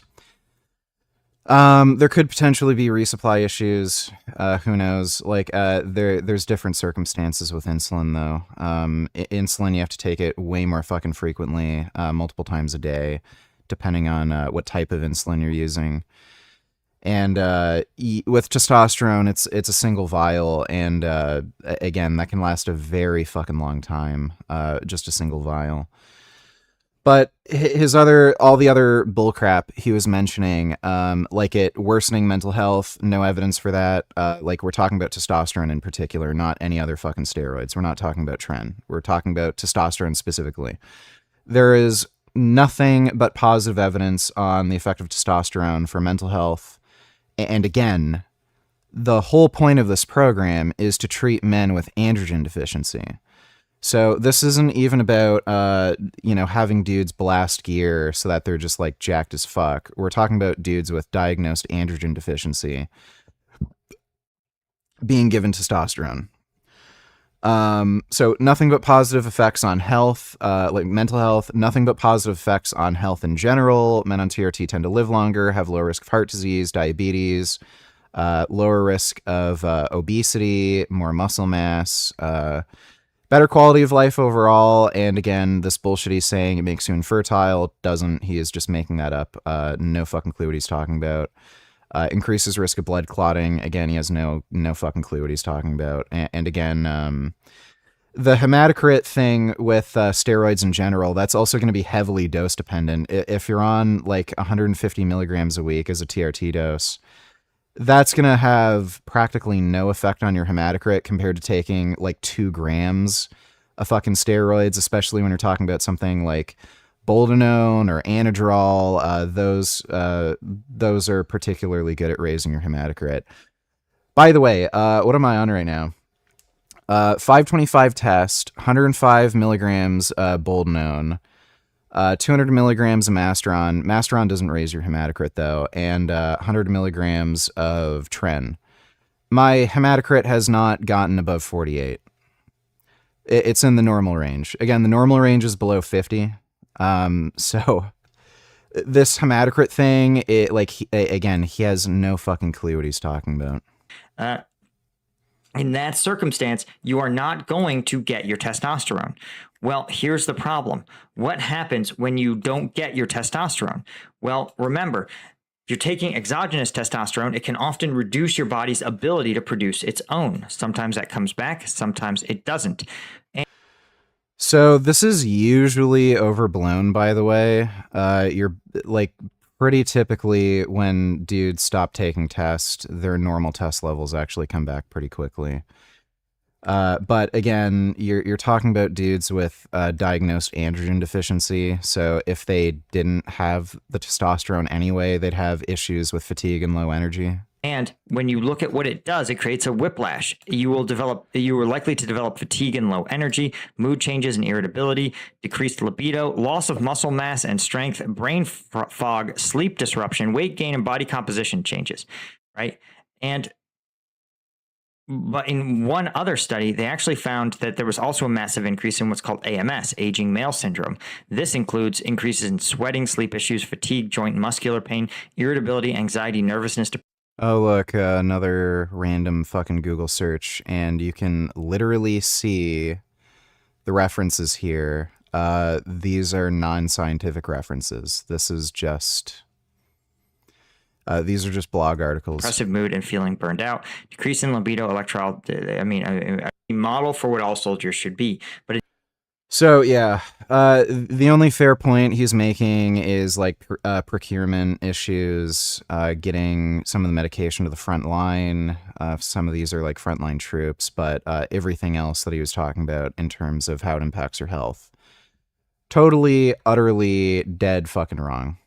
Everything was fucking stupid, and he also made some like weird, bizarre moral arguments about how it's wrong to administer hormone therapy full stop because it's gender affirming care, and gender affirming care is wrong for some reason. So I'm probably gonna make a response video to that jackass, just debunking all of his stupid fuckwit claims. This is a picture of RFK Jr. standing next to Jerry Ross, one of the most prominent suppliers of gas station heroin in the world. In this video, I'm going to tell you how the leaders at the highest levels of the MAHA movement and at the Department of Justice joined up with a convicted fraudster to personally profit from their own manufactured addiction epidemic. And to do that, I need to tell you about this bottle. It's a health elixir designed to be a replacement for alcohol that provides relief from anxiety, improves mental focus, and makes people more at ease in social situations. For productivity enhancer, it's a social lubricant. I was drinking those feel frees. My anxiety has definitely gone down dramatically. I highly recommend you get some, you try it. But there's another side to this health elixir, a darker one. You know, you start off at 3 or 4, and then it's 5, and then it's 10, and then it's, you know, you're off to the races. What are those called? Feel free? There's a lawsuit about them now. Do you know what those are? Threw up twice in a public restroom. When it came to withdrawing, I mean, I weaned, I tapered. That it leads to a tragic cycle of dependence, addiction, and even death. It's just really indescribable. I wish I could find words to tell you how it makes me feel. It was a hellscape like I've never I didn't have even a place in my imagination that something could be so arduous and torturous. This is the story about a health tonic made from exotic plants whose peculiar combination of ingredients people who are recovering from its grip say is specifically designed to get them hooked and never let them go. And despite the growing chorus of voices and lawsuits clamoring for justice, it's still available in street corners and convenience stores all around the country.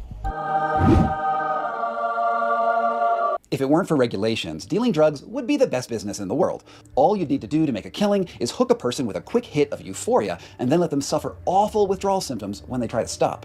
And don't just take it from me. Take it from Secretary of Homeland Security, Markway Mullen. These individuals that are selling it know what they're doing. They know the individuals are targeting. They know the loophole and selling it as a dietary substance. And now that industry has grown from nothing to over a $9 billion industry. More than even opioids that are selling on the street, which is at $5 billion today. If you've been a longtime viewer, you are going to remember that about 2 years ago, I put out a version of this very video called Exotic Plants' Deadly Consequences, all about the trail of human suffering that pours out of this little bottle. And I'm releasing it now because the story took a turn in a way that took me by surprise. Because Mullen, whose clip I just showed you talking about the dangers of these gas station elixirs, had to release a financial disclosure form to take his current post, which showed that he held between a $500,000 and $1 million stake in Botanic Tonics. And to justify his own complicity in an ongoing crime, here's what he said about the motivations of the people involved in this very business. Because they justify it. It's legal, but it's an addiction that's ruining lives. It's an addiction that's truly killing people because it leads them down a road that sometimes they'll never recover from. Okay, I need to make a little distinction here. And they're technically speaking about a formulation of kratom called 7-OH. Now, you can think of 7-OH as going from amphetamine to methamphetamine, or from heroin to fentanyl. It's a synthetic variety that's much, much more potent. But then this is going to be very important, as you'll see in this video. The ordinary version of kratom, the way it's formulated in Feel Free, is horrifying. And it's not only him. Around the time my report came out, the Department of Justice raided a Botanic Tonics warehouse and seized 250,000 bottles. They filed a lawsuit, and it looked like the DOJ was winning after the judge made motions in their favor. You have a vid on your home gym setup? Not really. It's just some free weights, and I've got a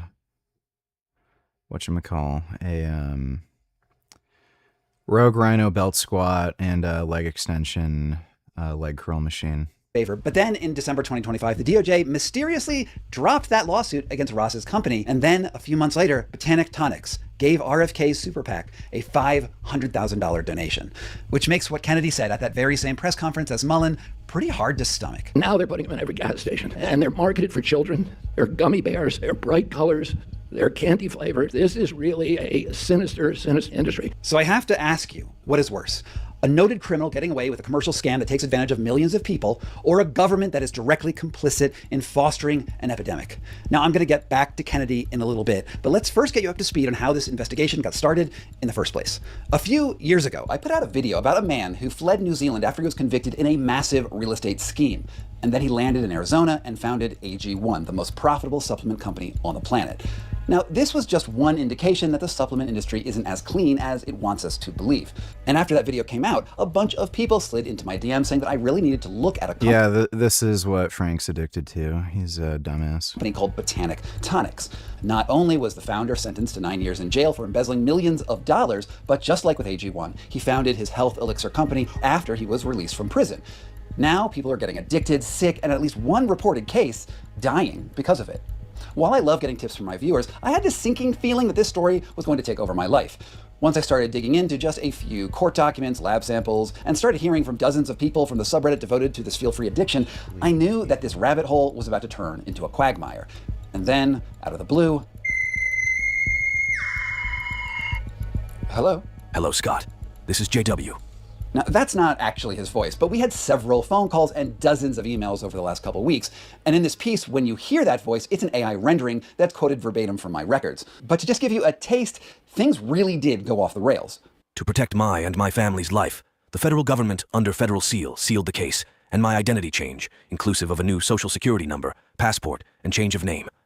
I was told I was under no legal obligation to disclose this to anyone, and further, if I did, there would be consequences. This story has taken me more than 100 hours to report, with at least a dozen interviews, as well as background conversations with the U.S. Marshal's Office, that's the organization that runs the Witness Protection Program, and the FBI, and political lobbying organizations with billions, or at least millions of dollars at their disposal. The company's founder even threatened to have me put in jail when he got wind of what I was doing. So now, this isn't only the story of a health tonic gone wrong, but how an entire semi-legal $1.5 billion industry is trying to create a new regulatory paradigm for a psychoactive and addictive Southeast Asian leaf called kratom, based on the incredibly vague laws that regulate the supplement business. And I also found out how right now you can buy this potentially addictive loop tonic at gas stations and head shops across the country, like I found out. All right, I'm driving off to pick up some Feel Free. I've pulled into the Circle K. It looks like it's right there. I can buy it. It's $8 a bottle. Yeah. Do you sell a lot of it? Yeah. How many bottles do they buy usually when they buy it? Maybe like 4 or 5 for a single day. Plant-based, energy-focused, social lift. All right, so he carded me, and we got my bottle. Here we are. Just bought my first bottle of Feels Free, and the first thing that the guy at the counter asked me was, how many bottles do I want? And usually people will buy 4 at a time at $8 a bottle. That's not exactly cheap. Now to go find out more about what this is all about. When Feel Free came onto the scene a few years ago, it advertised itself as a high-end health booster and was distributed in health food centers and wellness shops and even in therapist and nutritionist offices as a way to help smooth over the cravings from people who want to quit alcohol and opioids. The brand sought out sponsorship deals with major sports teams, including affiliations with Florida State University and the University of Texas. Fraternity and sororities handed out bottles at parties on campuses, and the founder, J.W. Ross, had high-profile appearances on major health podcasts like Ben Greenfield and Skinny Confidential and with Luke Story. Joe Rogan drank it before a show. This might be Joe Rogan's secret weapon for keeping us cool. And soon the elixir spread like wildfire. If you believe its marketing materials, Feel Free is a harmless health and mindset enhancer made from all natural ingredients. Its website proudly promotes how it contains kava, a Southeast Asian tree root that has been consumed socially for centuries. And there are almost no kava addicts in the world, especially in Southeast Asia, which was surprising to Feel Free customers who felt almost uncontrollable urges to drink as much of it as they could. They soon discovered that Feel Free also contains high levels of the much more potent tree leaf, kratom, which the FDA compared to an opioid in a 2017 press release and linked it to 36 deaths, again in 2017. It wasn't long until people who were recovering from alcoholism or had gone through bouts of depression started getting addicted, and badly. It took maybe 2 months or so to get to 8 to 10 a day, and then where I was, they were about $10 a bottle, and so 8 to 10 a day. Let's say it's 10, easy round number. It's $100 a day, 30 days in a month, $3,000 for a month, 12 months in a year, $36,000 a year. Went on for about, let's say, a year and a half. At that level, it's about $54,000 worth of drinking this wellness tonic. There was also this post on Facebook, which also appeared on a Reddit forum. My daughter passed away in August from these. She became addicted to them just by trying them. She tried to stop drinking them and would be in so much pain she would slip back into it. She developed an intestinal blockage and dropped about 40 pounds to where she only weighed 107. Her skin was extremely dry, she was shaky like a 90-year-old, and she started having seizures, which she'd never had before. The last seizure she had was so violent it resulted in cardiac arrest, and we lost her. These drinks are pure evil. Later, I connected with that poster, who further told me that the FDA collected samples of Feel Free bottles at the scene and is conducting its own independent investigation into her death. The podcaster Ben Greenfield is one of the few health influencers to walk back some of his initial claims of support for Feel Free. You've heard me talking about this stuff that gives me pure euphoria, and I feel like I'm on drugs, but like really good drugs the rest of the day. Burns clean, crushes appetite cravings, crushes any desire for even things like wine or weed or anything like that at night. Workouts better, sex better, recovery better, talks better. So I'm gonna show you what it is. It's called Feel Free, tiny little bottle, phenomenal cosmic power. I've been drinking 2 a day now. Feel Free paid him an undisclosed amount to be on. Yeah, that sounds like you're just addicted to a drug. On his show, as well as affiliate deals for products that he sold online. Now, I've known Ben for a few years, and he's active on the subreddit for recovering addicts of Feel Free and seems genuine when talking about his affiliations and the impact that his show had on the community. And I reached out to him over a messaging app that we share, and Greenfield, who intensely monitors his own health, says, well, he went a little overboard with Feel Free. I was drinking like 6 bottles a day, and then I found out what it was. I'm like, oh, I should not be putting that in my body in excess. Now, I still have some. I might have like a bottle a week. And then he suggested an important research direction. The founder of the company does have an interesting history. I'll leave it at that. You can do your own digging. The podcasts that I took down because Feel Free asked me to take them down. They said that it was because they might be under some scrutiny for illegal marketing practices or something like that. Now, of course, I'd already been digging into the founder's history. This is J.W. Ross. Whether he's walking around in a jungle full of medicinal plants or calmly expounding on his business acumen online, he appears to be like any other founder of a wellness empire. But a strange thing happens when you start to Google his identity. Before a few years ago, well, he's a ghost. Basically non-existent. That's because his real name, it's not J.W. Ross. It's Jerry Cash. He's the former founder of an oil exploration company in Oklahoma who got caught stealing millions of dollars in a money laundering scheme. In 2009, he was sentenced to 9 years in jail, and Botanic Tonics was his next business venture. I reached out to Botanic Tonics for a comment, and soon Ross was sending me a huge number of unsolicited emails, text messages, and legal correspondence. Now, to sum a lot of it up quickly, he told me that while he was in jail, he learned of an assassination plot against a federal judge involving a gang of neo-Nazis. He traded evidence of the plot for a reduced sentence and immediately entered the Witness Protection Program. He sent me a threatening-looking legal letter That is really weird. that suggested that if I reported on any of his prior crimes and connected his former identity to his present one, he would use his position in the Witness Protection Program to get me thrown in jail.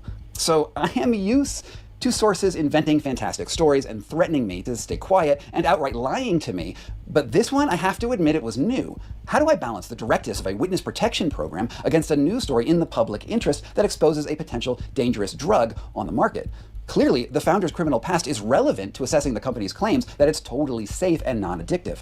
If you knew that this guy, walking through a kava forest, also shared a cell with a neo-Nazi and had stolen millions of dollars right before that, that could color your judgment about his health claims.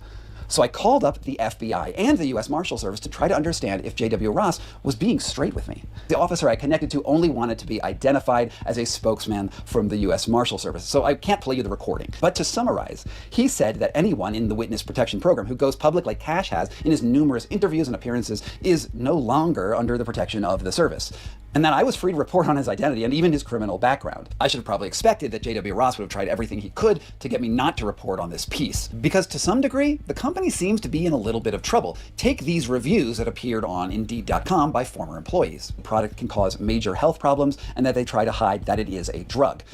They also said that they start every single day never knowing whether they're going to be shut down by the feds or not. Part of that sense likely comes from a class action lawsuit that was recently filed that alleges that Botanic Tonics knowingly distributed a dangerous addictive product to the public. The suit says that initially Feel Free called itself a kava preparation, but willingly omitted any mention of the more powerful psychoactive leaf in its ingredients, kratom. Elixir users said that something peculiar about the blend of ingredients synergized into a hyper-addictive concoction, one that was tailor-designed to get former substance abusers hooked.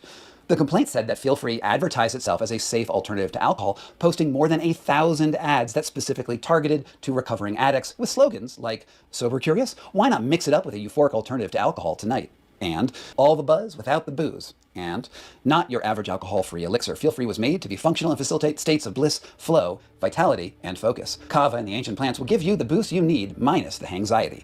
In other words, they allege that Botanic Tonics willingly deceived customers into taking on a potentially deadly addiction. It's a tiny little drink, like a tonic, and it has kava and also kratom in it. Oh, I saw him with that last night. Yeah. Boy, I don't know what's going on with those things, what that does, but you drink a half of one of those, you're not supposed to drink a full one, you're supposed to drink a half one. Why don't they make it in smaller dosage so it's a single serving, because it's only that big? Yeah, because it's hard to judge. Also, I can't read without my glasses on, like that little tiny writing. I'm not going to read. This is 2 servings. Is it 1 can? Then it's 1 serving. At this point in the story, I need to pause for a second and just say that I am hardly someone who abstains from occasional drug exploration. I regularly take cannabis when I work out. I've traveled down to Peru to take ayahuasca with shamans, and when I was 20, I don't know how the fuck people work out on weed. I literally can't do it. I drank liquid opium out of the hand of an 80-year-old woman in a village in India. I'm generally a proponent of drug legalization and think that we should all be free to make our own decisions on what we put into our bodies based on the best information possible, which is why I decided that I needed to give Feel Free a try in order to understand it better. Okay, so I'm a little nervous, if I'm going to be totally honest. I got the bottle. I put a lot of bad things in my body over the years, and I'm not a particularly addictive person. Consult healthcare professional before taking any dietary supplement. So this is actually like super confusing, even if you like. I know they've updated the directions. They're not super straightforward.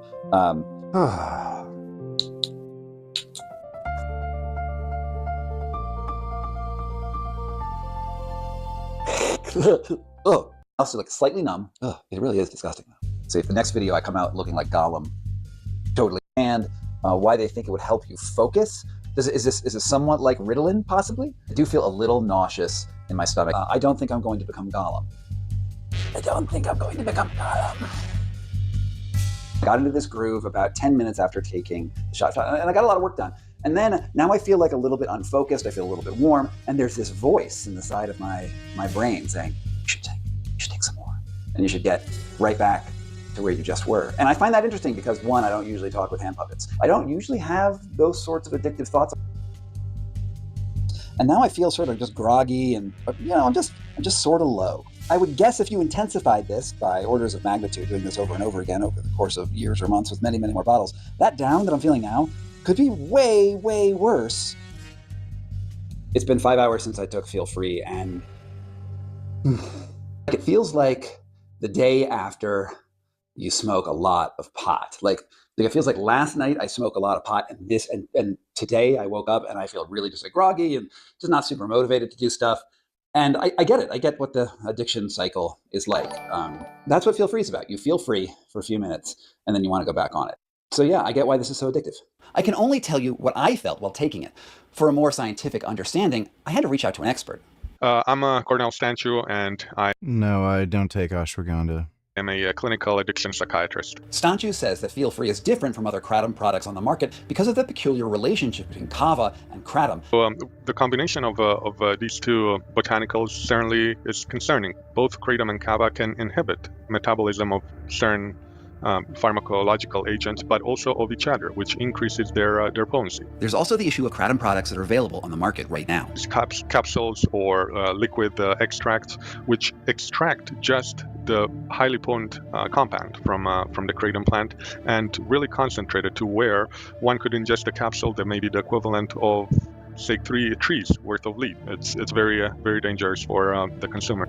And again, Feel Free is far from the only company selling kratom. In America, there are dozens, if not hundreds, of different companies that sell various iterations of powders and elixirs that make claims as varied as a leaf being a great way to taper off your harder drugs, all the way to their own concoctions being legal morphine, which is quite a spread. While I would love to do a deep dive into that kratom industry as a whole, just reporting on Feel Free has pretty much taken over my life. So if you are looking for that sort of deep dive, I would like to direct you towards this amazing investigative feature series by the Tampa Bay Times last year, where a team of reporters uncovered the full stretch of the kratom empire from Southeast Asia through the ports in Oakland all the way to Florida. They found numerous distribution and processing centers in Texas, Colorado, and Georgia, and cataloged more than 500 deaths in Florida alone. While they don't have national statistics, back-of-the-envelope calculations suggest that the total body count in the last decade is likely in the multiple thousands. Now, you might ask why kratom is so widely available in America. Why haven't regulators stepped in? Well, the fact is that they tried. Back in 2016, the FDA petitioned the DEA to list kratom as a Schedule I drug so dangerous that it wouldn't even be a... How do you recommend researching the stuff? Researching what? What the fuck are you talking about? ...available for medical study. But by that time, kratom already had a sizable market and enough money to hire lobbyists, like Mac Haddo from the American Kratom Association. My involvement came when the president of the AKA at the time called me and asked me if I would join their lobbying team because I've had extensive experience in dietary supplements. I previously worked with Orrin Hatch, who was the champion of dietary supplements, and I worked with him on the enactment of the Dietary Supplement Health and Education Act in 1994. That's right. This is the same lobbyist that made it almost impossible for the FDA to regulate the supplement industry beyond labeling their products accurately and not making specific health claims. So there was a 1994 act that prohibited the FDA from regulating supplements before they went to market or testing them for safety or efficacy before going to market. So basically, it's up to the manufacturers to make sure their products are safe and effective, and we're just going to trust them, and then they're going to go on the market. Which, of course, ushered in a whole world of billion-dollar supplement grifters. For more about that, see my video on AG1 or even the work that I've done on Andrew Huberman over the last few months. Greg. Here's Haddo again. No vendor in the kratom space is permitted to use a therapeutic claim on a product in order to convince a consumer to purchase their product. That's barred by law. That doesn't mean that a consumer cannot consume a product for a health benefit that they perceive or actually experience. So kratom exists in this regulatory gray area. About 5 states have banned it, but it's still widely available across most of the nation. The lobbying efforts of the American Kratom Association promise to make this a long... That person in the comments just wants attention. That's why they're asking stupid, meaningless questions. Oh, okay, thanks for letting me know. Thanks for the donation. And drawn out battle. Okay, so let's bring all of this up to the present day under Maha. One thing that has struck me since I first dug into this story is how the ephemeral regulation around supplements has seeped into just about every aspect of American health policy. Now, RFK Jr. founded Maha in part to dismantle the financial interest between big industry and the health recommendations and scientific literacy. He correctly identified serious problems with conflicts of interest in medicine, and he capitalized on the resounding dissatisfaction that we all have with the American healthcare system in general.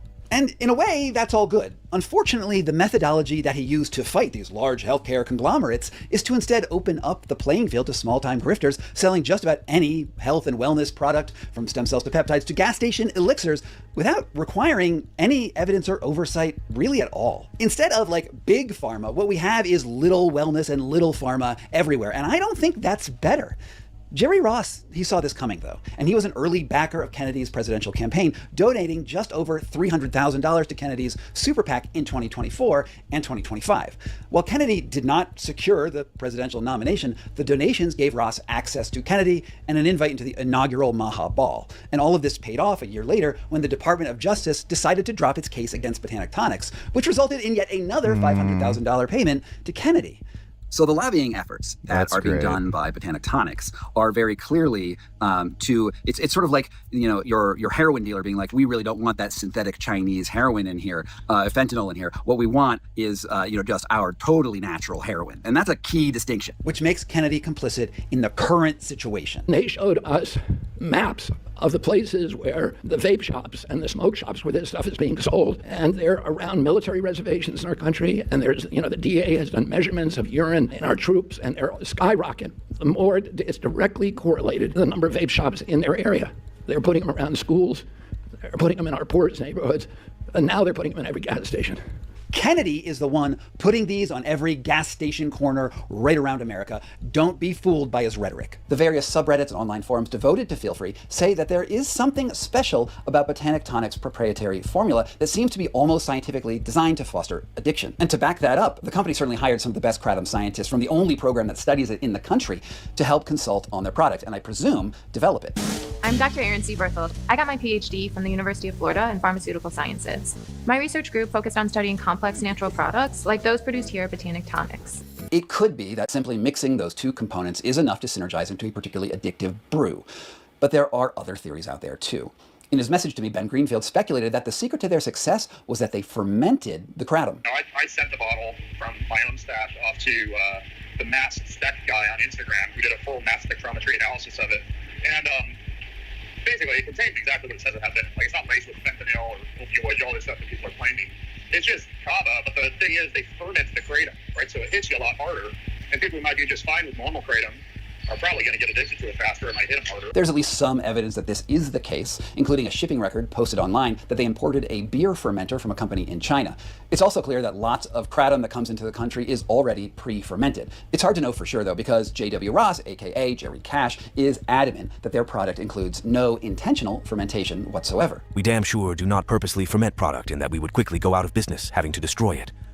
On a personal note, myself and my family drink it regularly, and I would be crazy to not be as diligent as possible on quality control. He sent me several documents showing their testing policies and noted that since he is a recovering alcoholic, he has a core principle never to include alcohol in his products, which is sometimes a byproduct of fermentation. While I dug pretty deeply into the fermentation question, ultimately all I can say is that I'm not sure. But does the chemical process really matter when we have evidence from so many accounts of people who are totally hooked? I come back to this question a lot. How do we balance the freedom we all want to have to make decisions for ourselves against the public interest to stop people from harming themselves? Ultimately, I don't think that Feel Free should be illegal. Banning drugs often just creates an illegal market, but I do think that there needs to be more information out there about what kratom and Feel Free actually are. JW and I traded close to 100 messages over the course of me reporting the story, but he was always hesitant about coming directly on camera. He asked me if he was going to end up on my playlist, The Liars, Cheats, and Charlatans of the Griftoverse. And when he realized that he probably would, he sent me a note that he forwarded from one of his resellers, which you can read in full if you'd like to pause this, but in short, claims that his business partner believes that Feel Free is helping far more people than it hurts. And then he signed off with this promise. If I ever feel we are not serving the greater good, then we will stop selling Feel Free. Until then, we will work to do a better job informing and educating consumers. We will also continue to do more clinical work to get a deeper understanding. So I'll leave it to you. Do you think Feel Free is serving the greater good? Maybe you can send him a note through his website or in the comment section down below this video for how you would have him address this problem. Most people that I spoke with who had been hooked on Feel Free had absolutely no idea what they were getting into when they cracked their first bottle. They thought it was a natural alternative to alcohol and that there was no way something so easily available over the counter could be so dangerous. And many of them spent tens of thousands of dollars feeding that addiction. That money went right into J.W. Ross's pocket. It's not like he had... Dude, it is so easy taking advantage of stupid people. Like, so fucking ridiculously easy. Holy shit. Like, if you want to be rich, all you have to do is be an immoral asshole and just fuck over dumbasses. Like, imagine being, like, again, this stupid shit sells well, fucking Greg's Turkesterone sells well. Just, like, everyone's just dumb. He has any actual incentive to keep people safe when the regulators are hamstrung by lobbying efforts from enforcing public safety principles. He's taking all of that money right to the bank. The main problem, as far as I'm concerned, is awareness of the dangers of these relatively new substances and what they actually do and the harm they could potentially hold. Everyone knows what happens when you drink too much alcohol or take too much caffeine or smoke too much weed or get really, really high on cocaine. But not everyone knows what happens when you take a seemingly random medicinal leaf or rack up a 10-bottle habit of feel-free over the course of a few months. We need that story to get out into the world. So if you've made it this far into the video, what I want to ask you is to help out in this effort. I want you to post this video to your social media feeds and even more efficiently and effectively send it to a friend directly and warn them about what might be lurking for them at their corner shop. They may already be drinking feel-free. Let them at least know what could happen. And if you are someone struggling with addiction to feel free, there aren't a lot of resources specifically devoted to the topic just yet, but I highly recommend that you check out the subreddit. I've linked to it down below. You could also check out the Kratom Addiction podcast, where you can hear stories about other people who have struggled just like you. The one piece of advice that every recovering addict told me said that their road to salvation started when they told just one person about the struggle that they were having. There's a lot of shame in admitting that you have an addiction, but taking that first step will make all of the difference. And remember, there are thousands of people just like you struggling with the same things. Thanks so much for tuning in to this update about Feel Free and Botanic Tonics. It really means a lot to me that you're here. And if you support the work that I do and you want to get like more Oh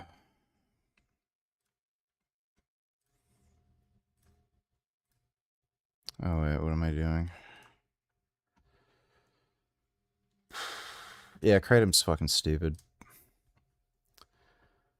I've told people not to take Kratom, and they take it anyway, and then they said, yeah, it's a bad idea.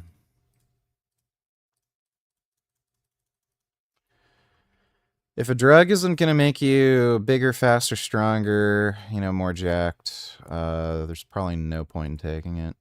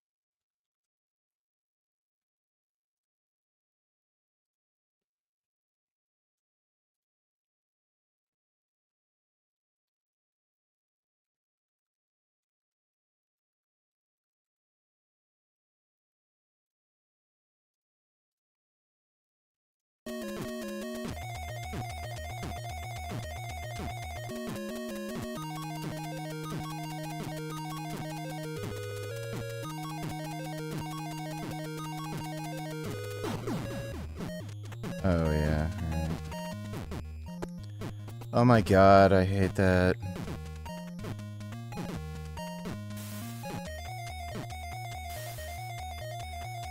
Oh, we're off to a great start.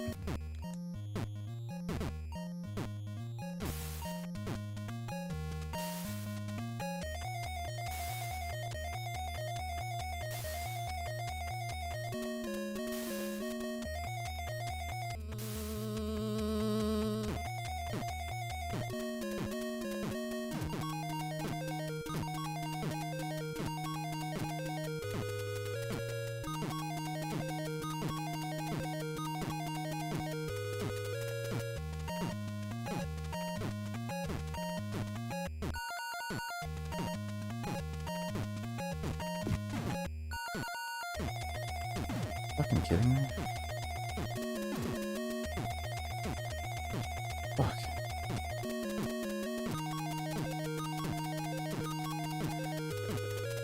And it's done.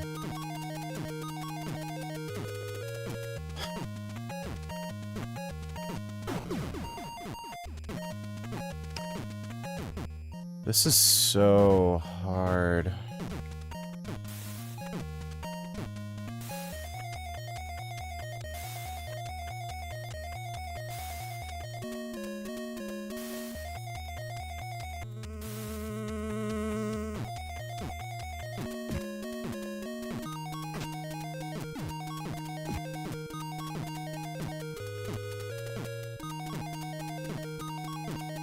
Fuck. Fucking asshole.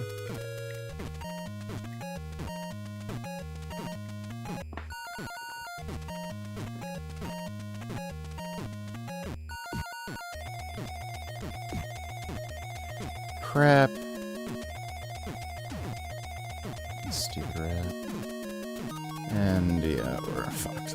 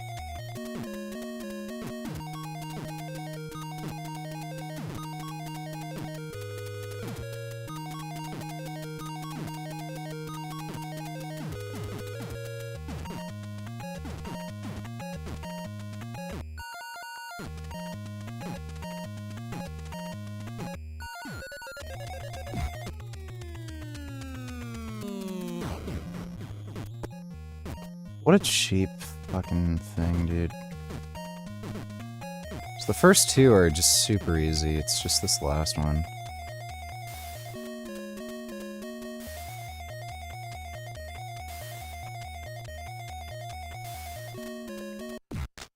I think I'm just gonna save state here, because the other two are just way too fucking easy. Fuck. Yeah, there we go. Absolute cunt.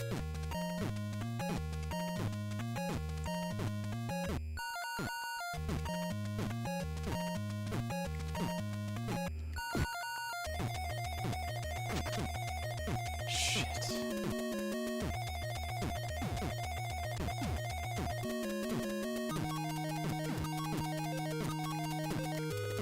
Yeah, I'm not catching up to him.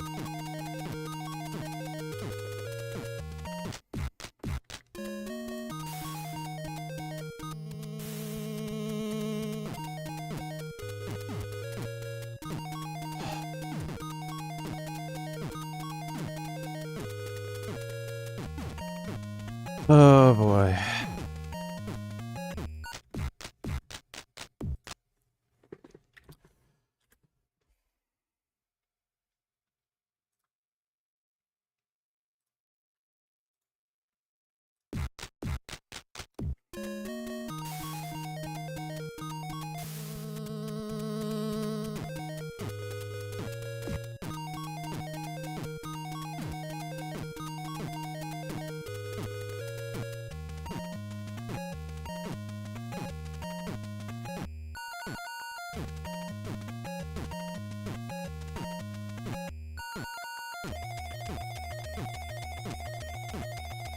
How is he so far behind?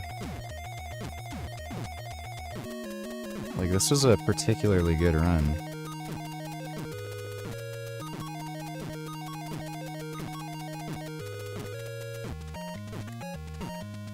Fuck. Oh. Almost. It's kind of cheap.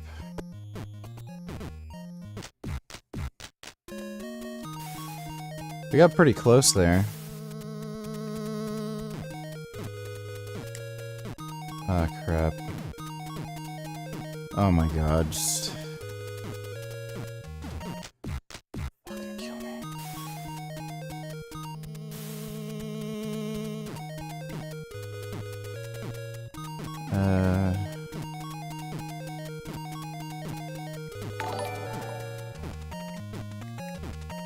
My stupid girlfriend got pissed off at me today because it was 112 degrees outside and this jackass was walking his dog and the dog's wasn't in pain, and I yelled at the guy to not walk his dog when it's this fucking hot outside. My GF said I embarrassed her.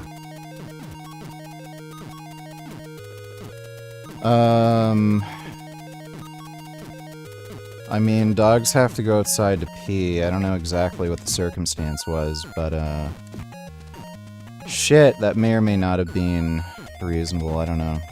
I wasn't there. Thanks for the donation, dude.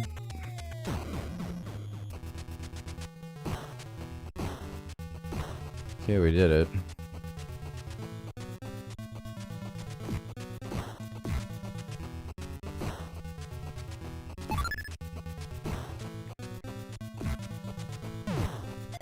Not exactly sure how this boss works. Shit,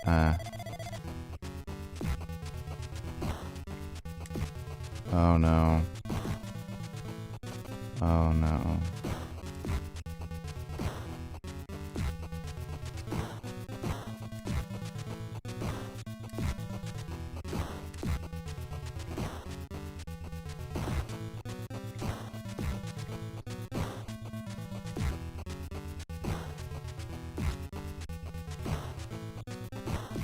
Shit.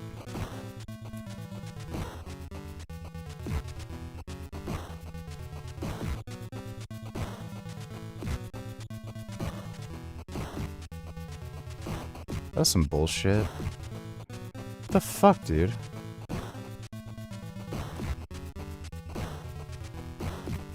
Oh my god. I'm gonna suck my ass, dude. Okay, well.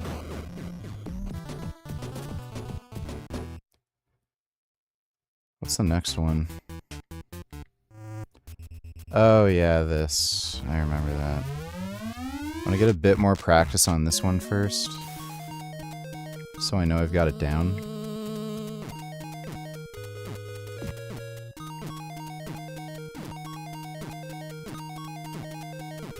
So it already starts off in a sprint. I didn't need to double tap the D-pad, and I can body check him when just before he passes me, and it's way easier to time that way.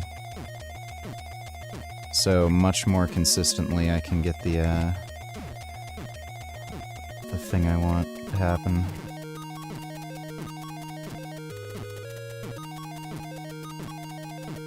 It's kind of funny, I've never seen any runners use that strat.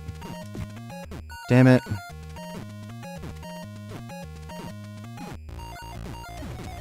That's bullshit that he can run through the fucking thing but you can't.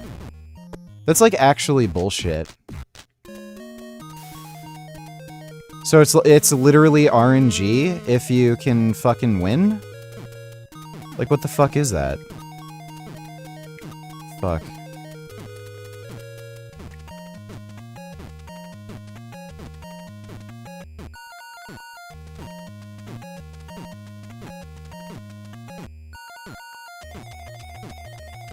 Great. Okay, we're probably screwed.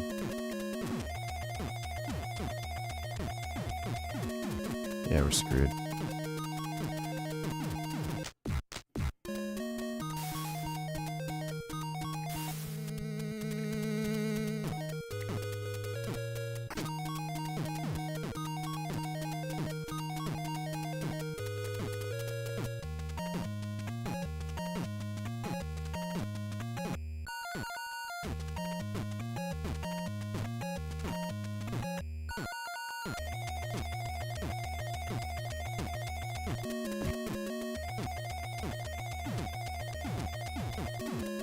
Ridiculous how fast this fucking thing is.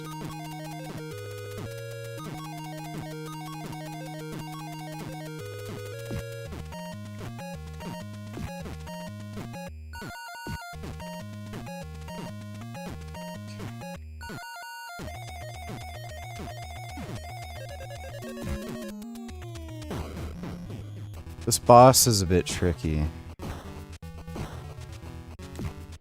Yeah, right.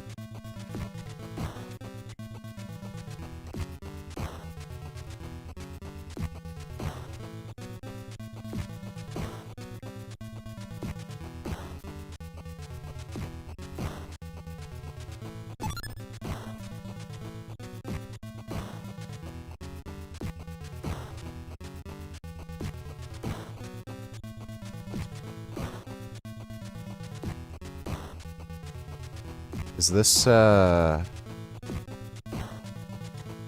I get a lucky kind of glitch here? Oh.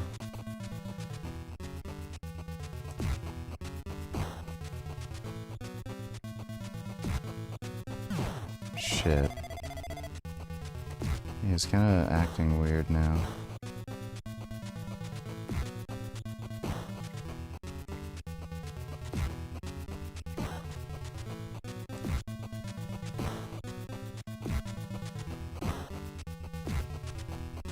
Shit. Fuck! Okay, I think you want to hit him, like, from behind. Crap!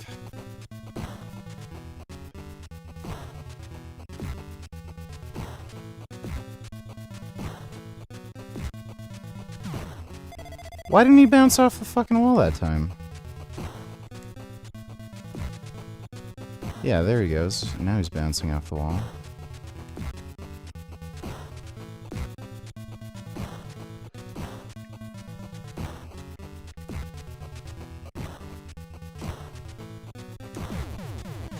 There, okay, we got it.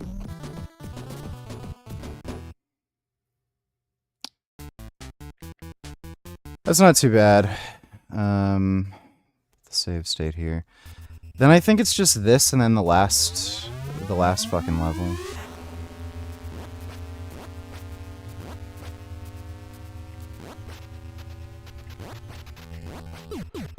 Oh dude, this is...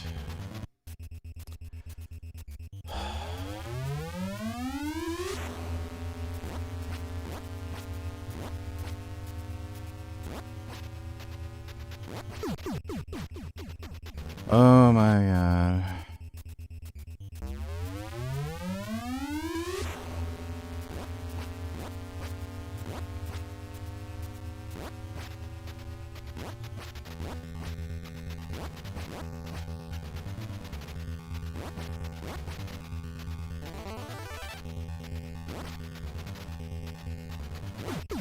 It's really inconsistent with the D-pad. I might have to change the controller or something.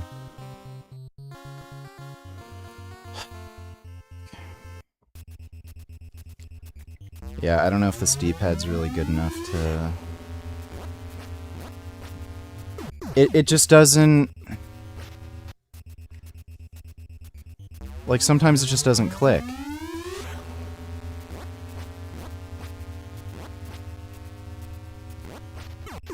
Fucking bull, just...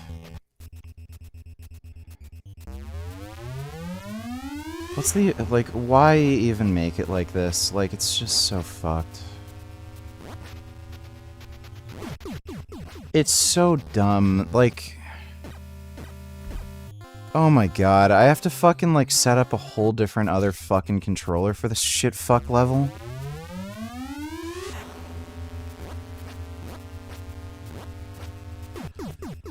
Like, it's stupid.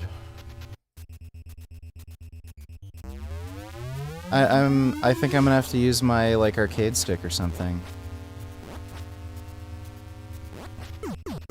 Yeah, it especially going left, it doesn't like to read the input.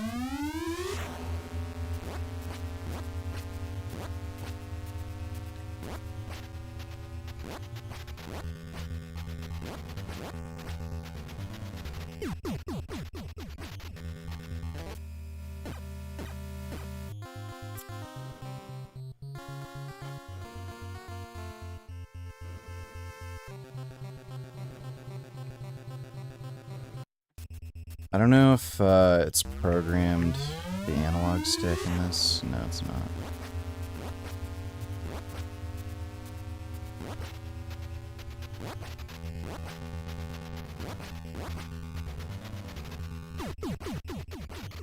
This is stupid.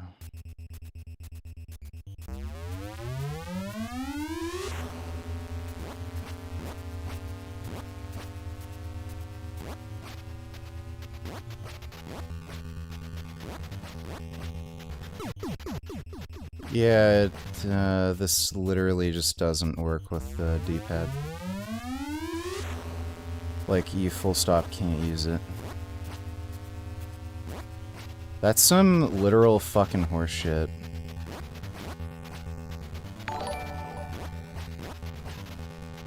Bleach is the best manga series ever written, hands down. You just roid head ass nigga with no taste. Also One Piece, Naruto and Berserk are also peak. But again you a light skin faggot ass nigga that has no taste, so you wanna hate like a bitch. Yeah, Bleach kinda sucks. Thanks for the donation, dude.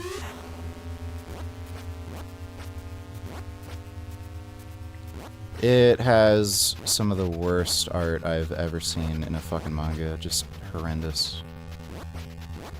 Every character looks the same, dresses the same, looks fucking weird and awkward. The panels are very bland. I just don't like anything about it. It's terrible. Thanks for the donation, dude. Yeah, it's... I'm too tired to even get up and then change the fucking controls just for this one stupid fucking level.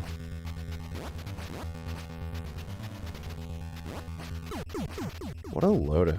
It's just such a pant load. Just trying to see if I can fucking do this without having to change to a different controller. If I can just press the button differently.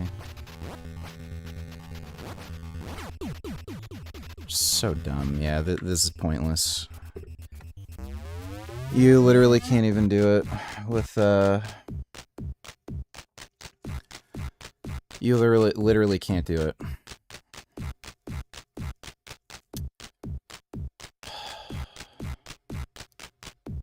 So tired.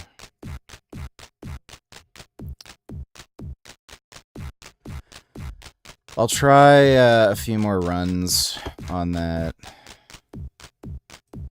other thing we were on just for practice, but I'm gonna set up the other controller tomorrow or something. But yeah, it's completely fucking pointless even trying that with this controller.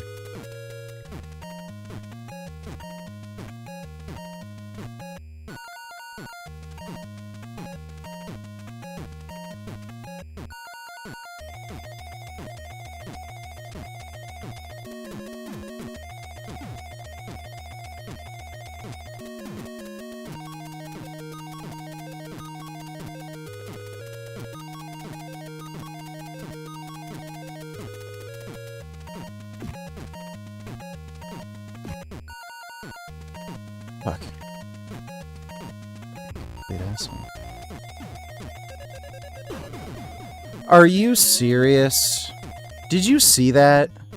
Do you see how fucked this stupid fucking game is? Literally RNG. Oh, you just lose this time.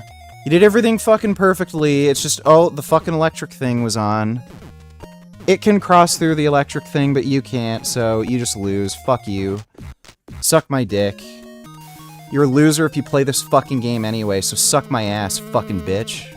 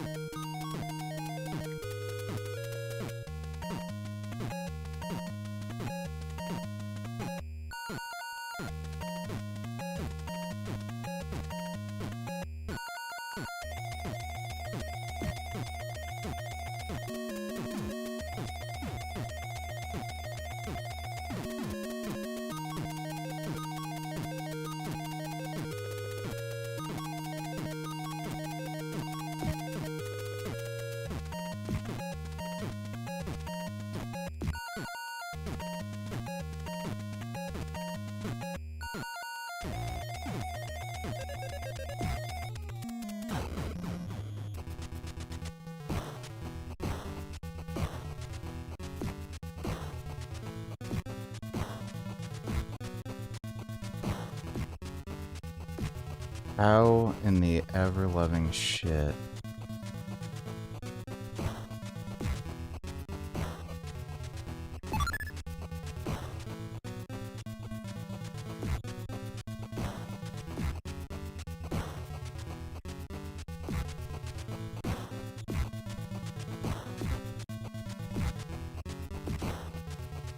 Fucking asshole.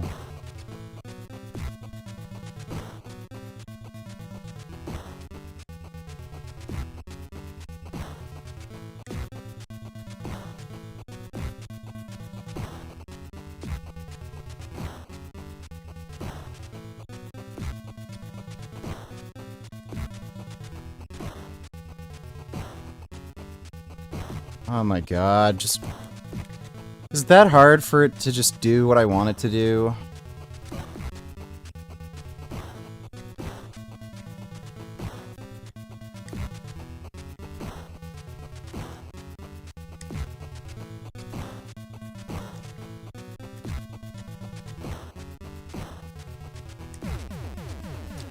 There we go, easy peasy.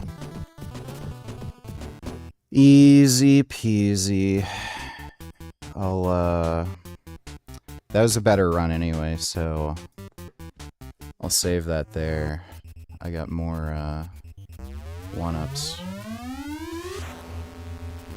Yeah, I got that down real easy now. Like, the only thing that fucks me up at this point is the stupid RNG. The only cure for the human condition is sex robots. Until that comes, I'm Rotmaxing. No, I'm pretty sure it's just, dying. That'll, happen no matter what we do, so... Thanks for the donation, Ben Boy.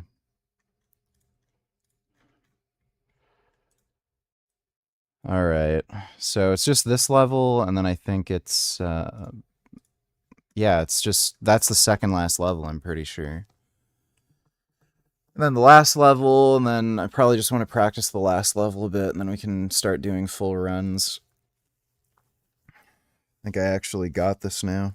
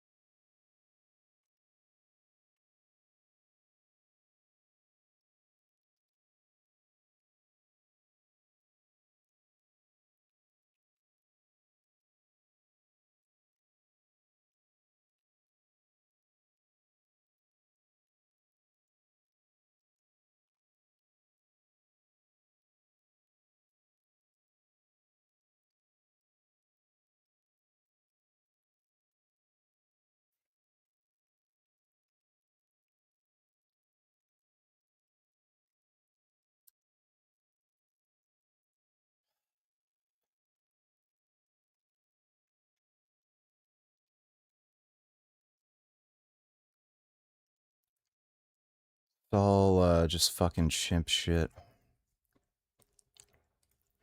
All of it.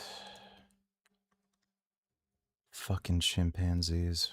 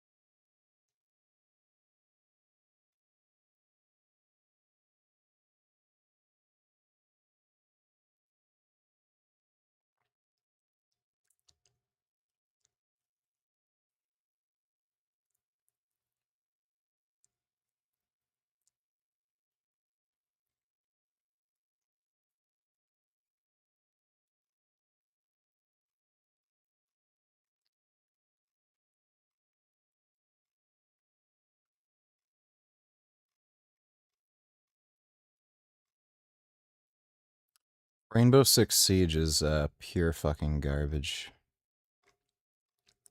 It's one of the worst games I've ever fucking played in my life.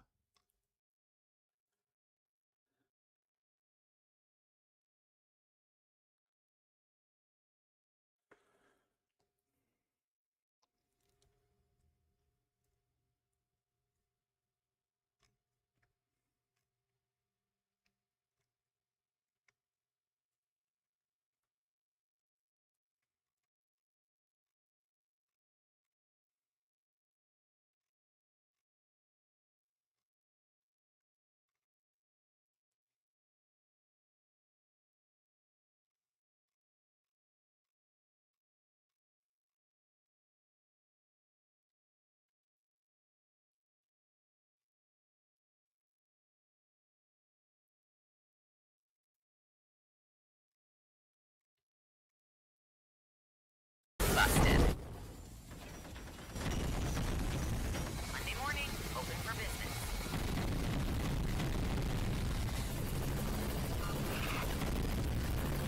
I got you, babe. That looks kind of cool.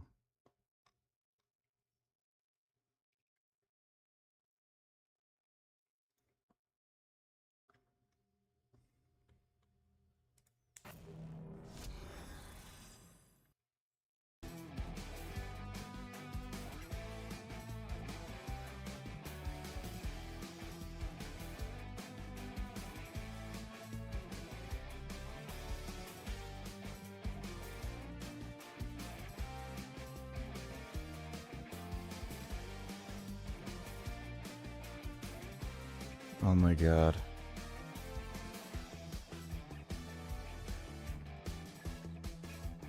They have Silver Surfer and that shitty Wolverine game. That's hilarious.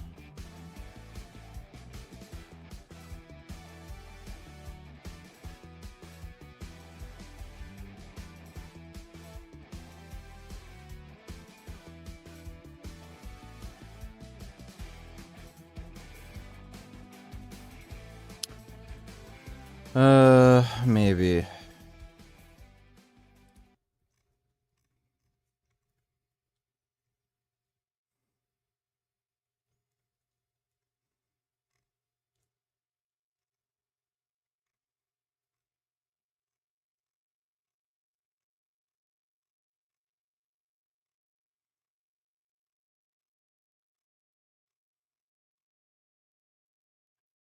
The fuck? Sex?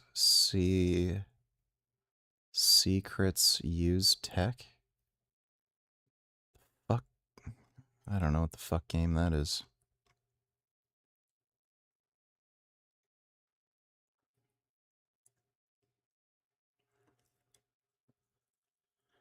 No, never played Subnautica. Kid Boo, don't need $2. Let me see.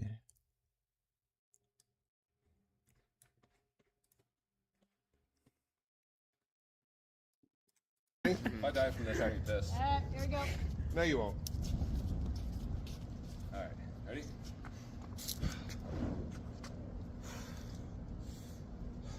Alrighty.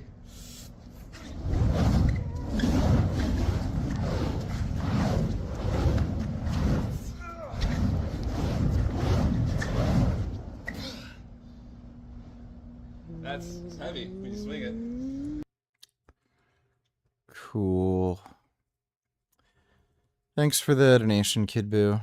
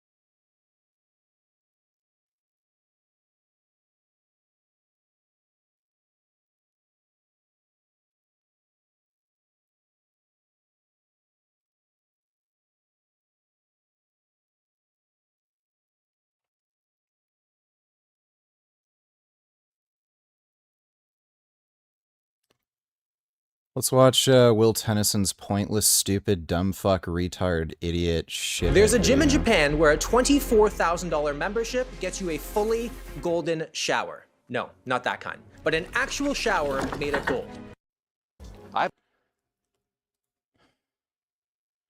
$0 gym, it's outside. More expensive gym, it's inside. It's like a gym. They got weights at the gym. The really expensive gym is like nicer.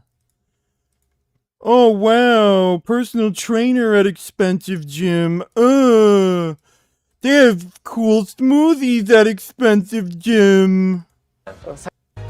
Oh wow, golden shower, expensive gym. Wow, he went into gym. How the fuck does this get 4.9 million views? Go fuck yourself, Will Tennyson. How's that fucking Turkesterone working out for you, dipshit? Fucking... this fucker looks like the fucking Grinch, if he wasn't green. If the Grinch was shaved and white, that's what the fucking Grinch would look like. And I bet the Grinch would also, like, just make stupid fucking videos like this. Nothing. Just going into a fucking gym. Great. Fuck you, asshole.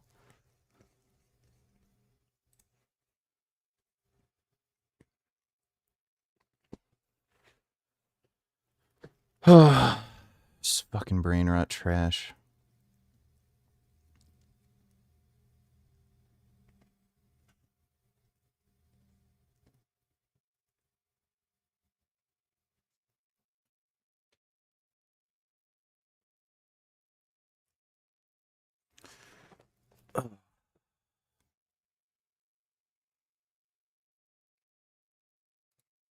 Function of the lat, bring your upper arm down and back. This exercise goes from here all the way down to here, 180 degrees. Like a pull-up, pull-down, it'll be to here, or a row is to here. So it's got double the range.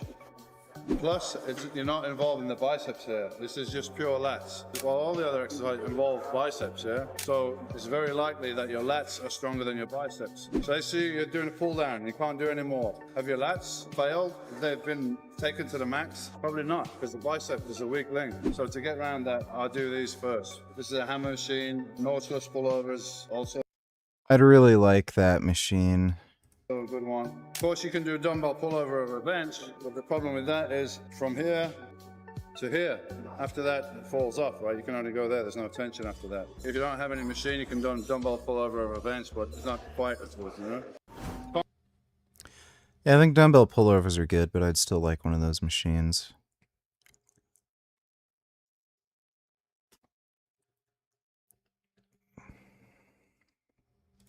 The third part of your comic book trifecta I do want to mention, I mean, Invincible is huge. I mean, those fans are such a surprise to me because, really? Because it's you know.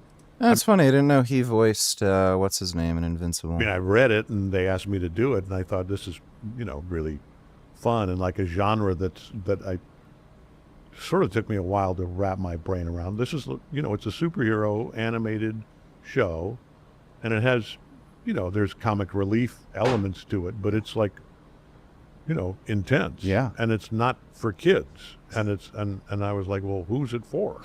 You know, but well, then I found out it's everyone, for everybody, because people stop me on the street all the time now and talk about Invincible. Yeah. You know. Have you seen the Think Mark meme around? Yeah. Right. Yeah. I mean, my first meme was J. Jonah Jameson. Right. And yeah, now it's you're the king of memes. Yeah. There are tons. But yeah, can you feel the same connection with a voiceover role as a live action role? I mean, yes and no. And there were times when we were doing the first season where, because in voiceover, the vast majority of the time is just you in a studio. Yep. And there's and the good news is, you know, all of us in that cast, and because it's a lot of people who have on-camera careers as well, most of the cast. You know, you can be wherever you are, and they can hook it up and record you from London or Las Vegas or New York or whatever. And we did have at least twice, maybe three times early on when we were doing the first season. We got Stephen, Yun, and Sandra Oh and myself in the same room at the same time, which is huge. Yeah. Actually playing scenes together, those family scenes with each other, which was an unusual treat. Yeah. But yeah, and now it's just Billy West, who plays the Red M&M, calls it theater of the mind. You know, you literally find myself closing my eyes a lot of the time if it's not a ton of dialogue.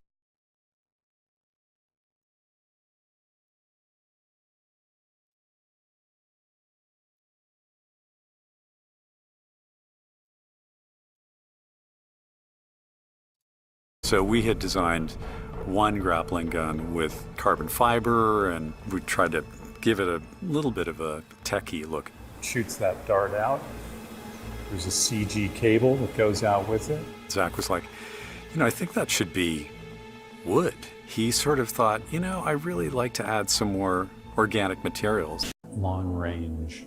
Meant to be a brutish kind of a very strong and very physically fit.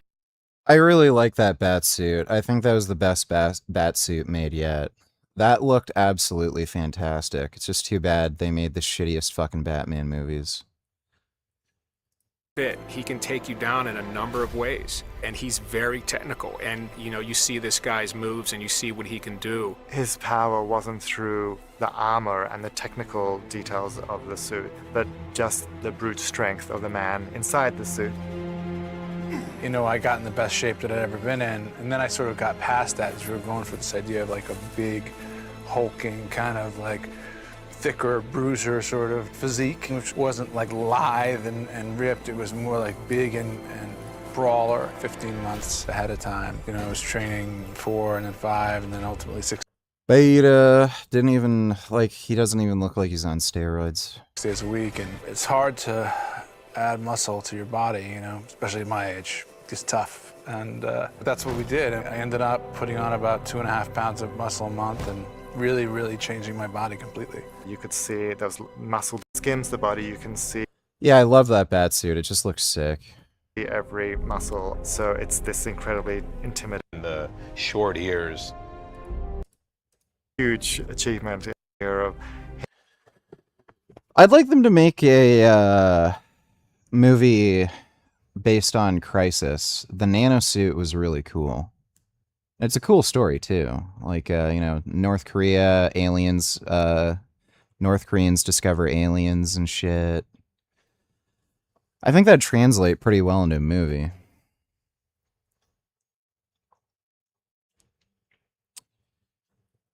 Well, I'm gonna go to bed. I'm fucking tired.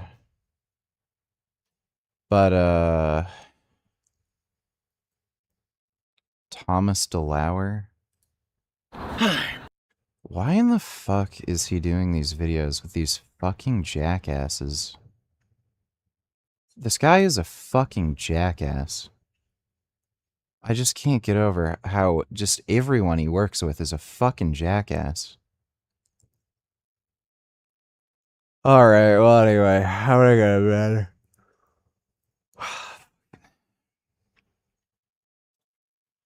Maybe I'll react to that tomorrow. Alright, well... I disagree. I consider Batman v Superman to be a masterpiece. It's not that great.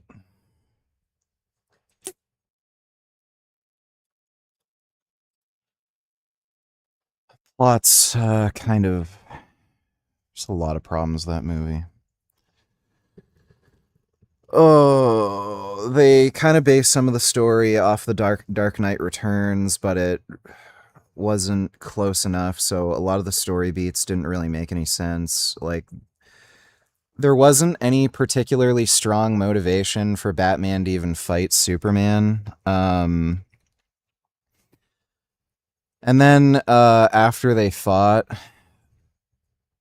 Superman's girlfriend throws the fucking kryptonite into the water for no reason.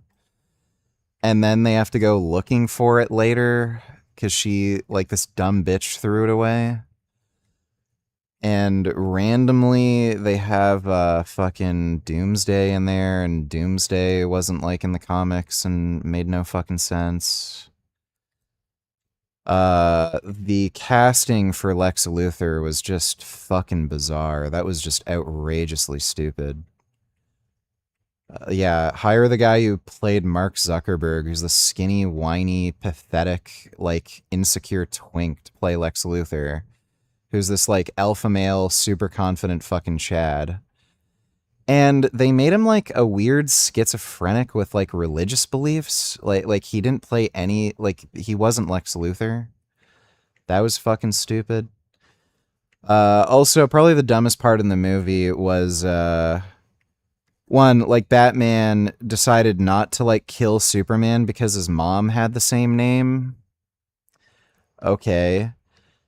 And then, for some reason, Superman needs Batman's help to find his mom and rescue her? Superman has, like, godlike powers. He can hear everything on planet Earth.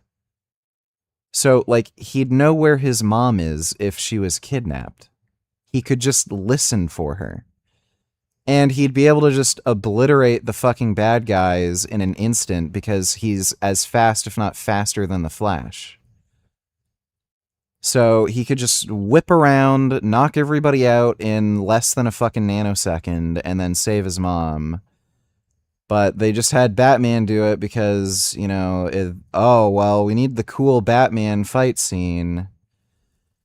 And, yeah, you know.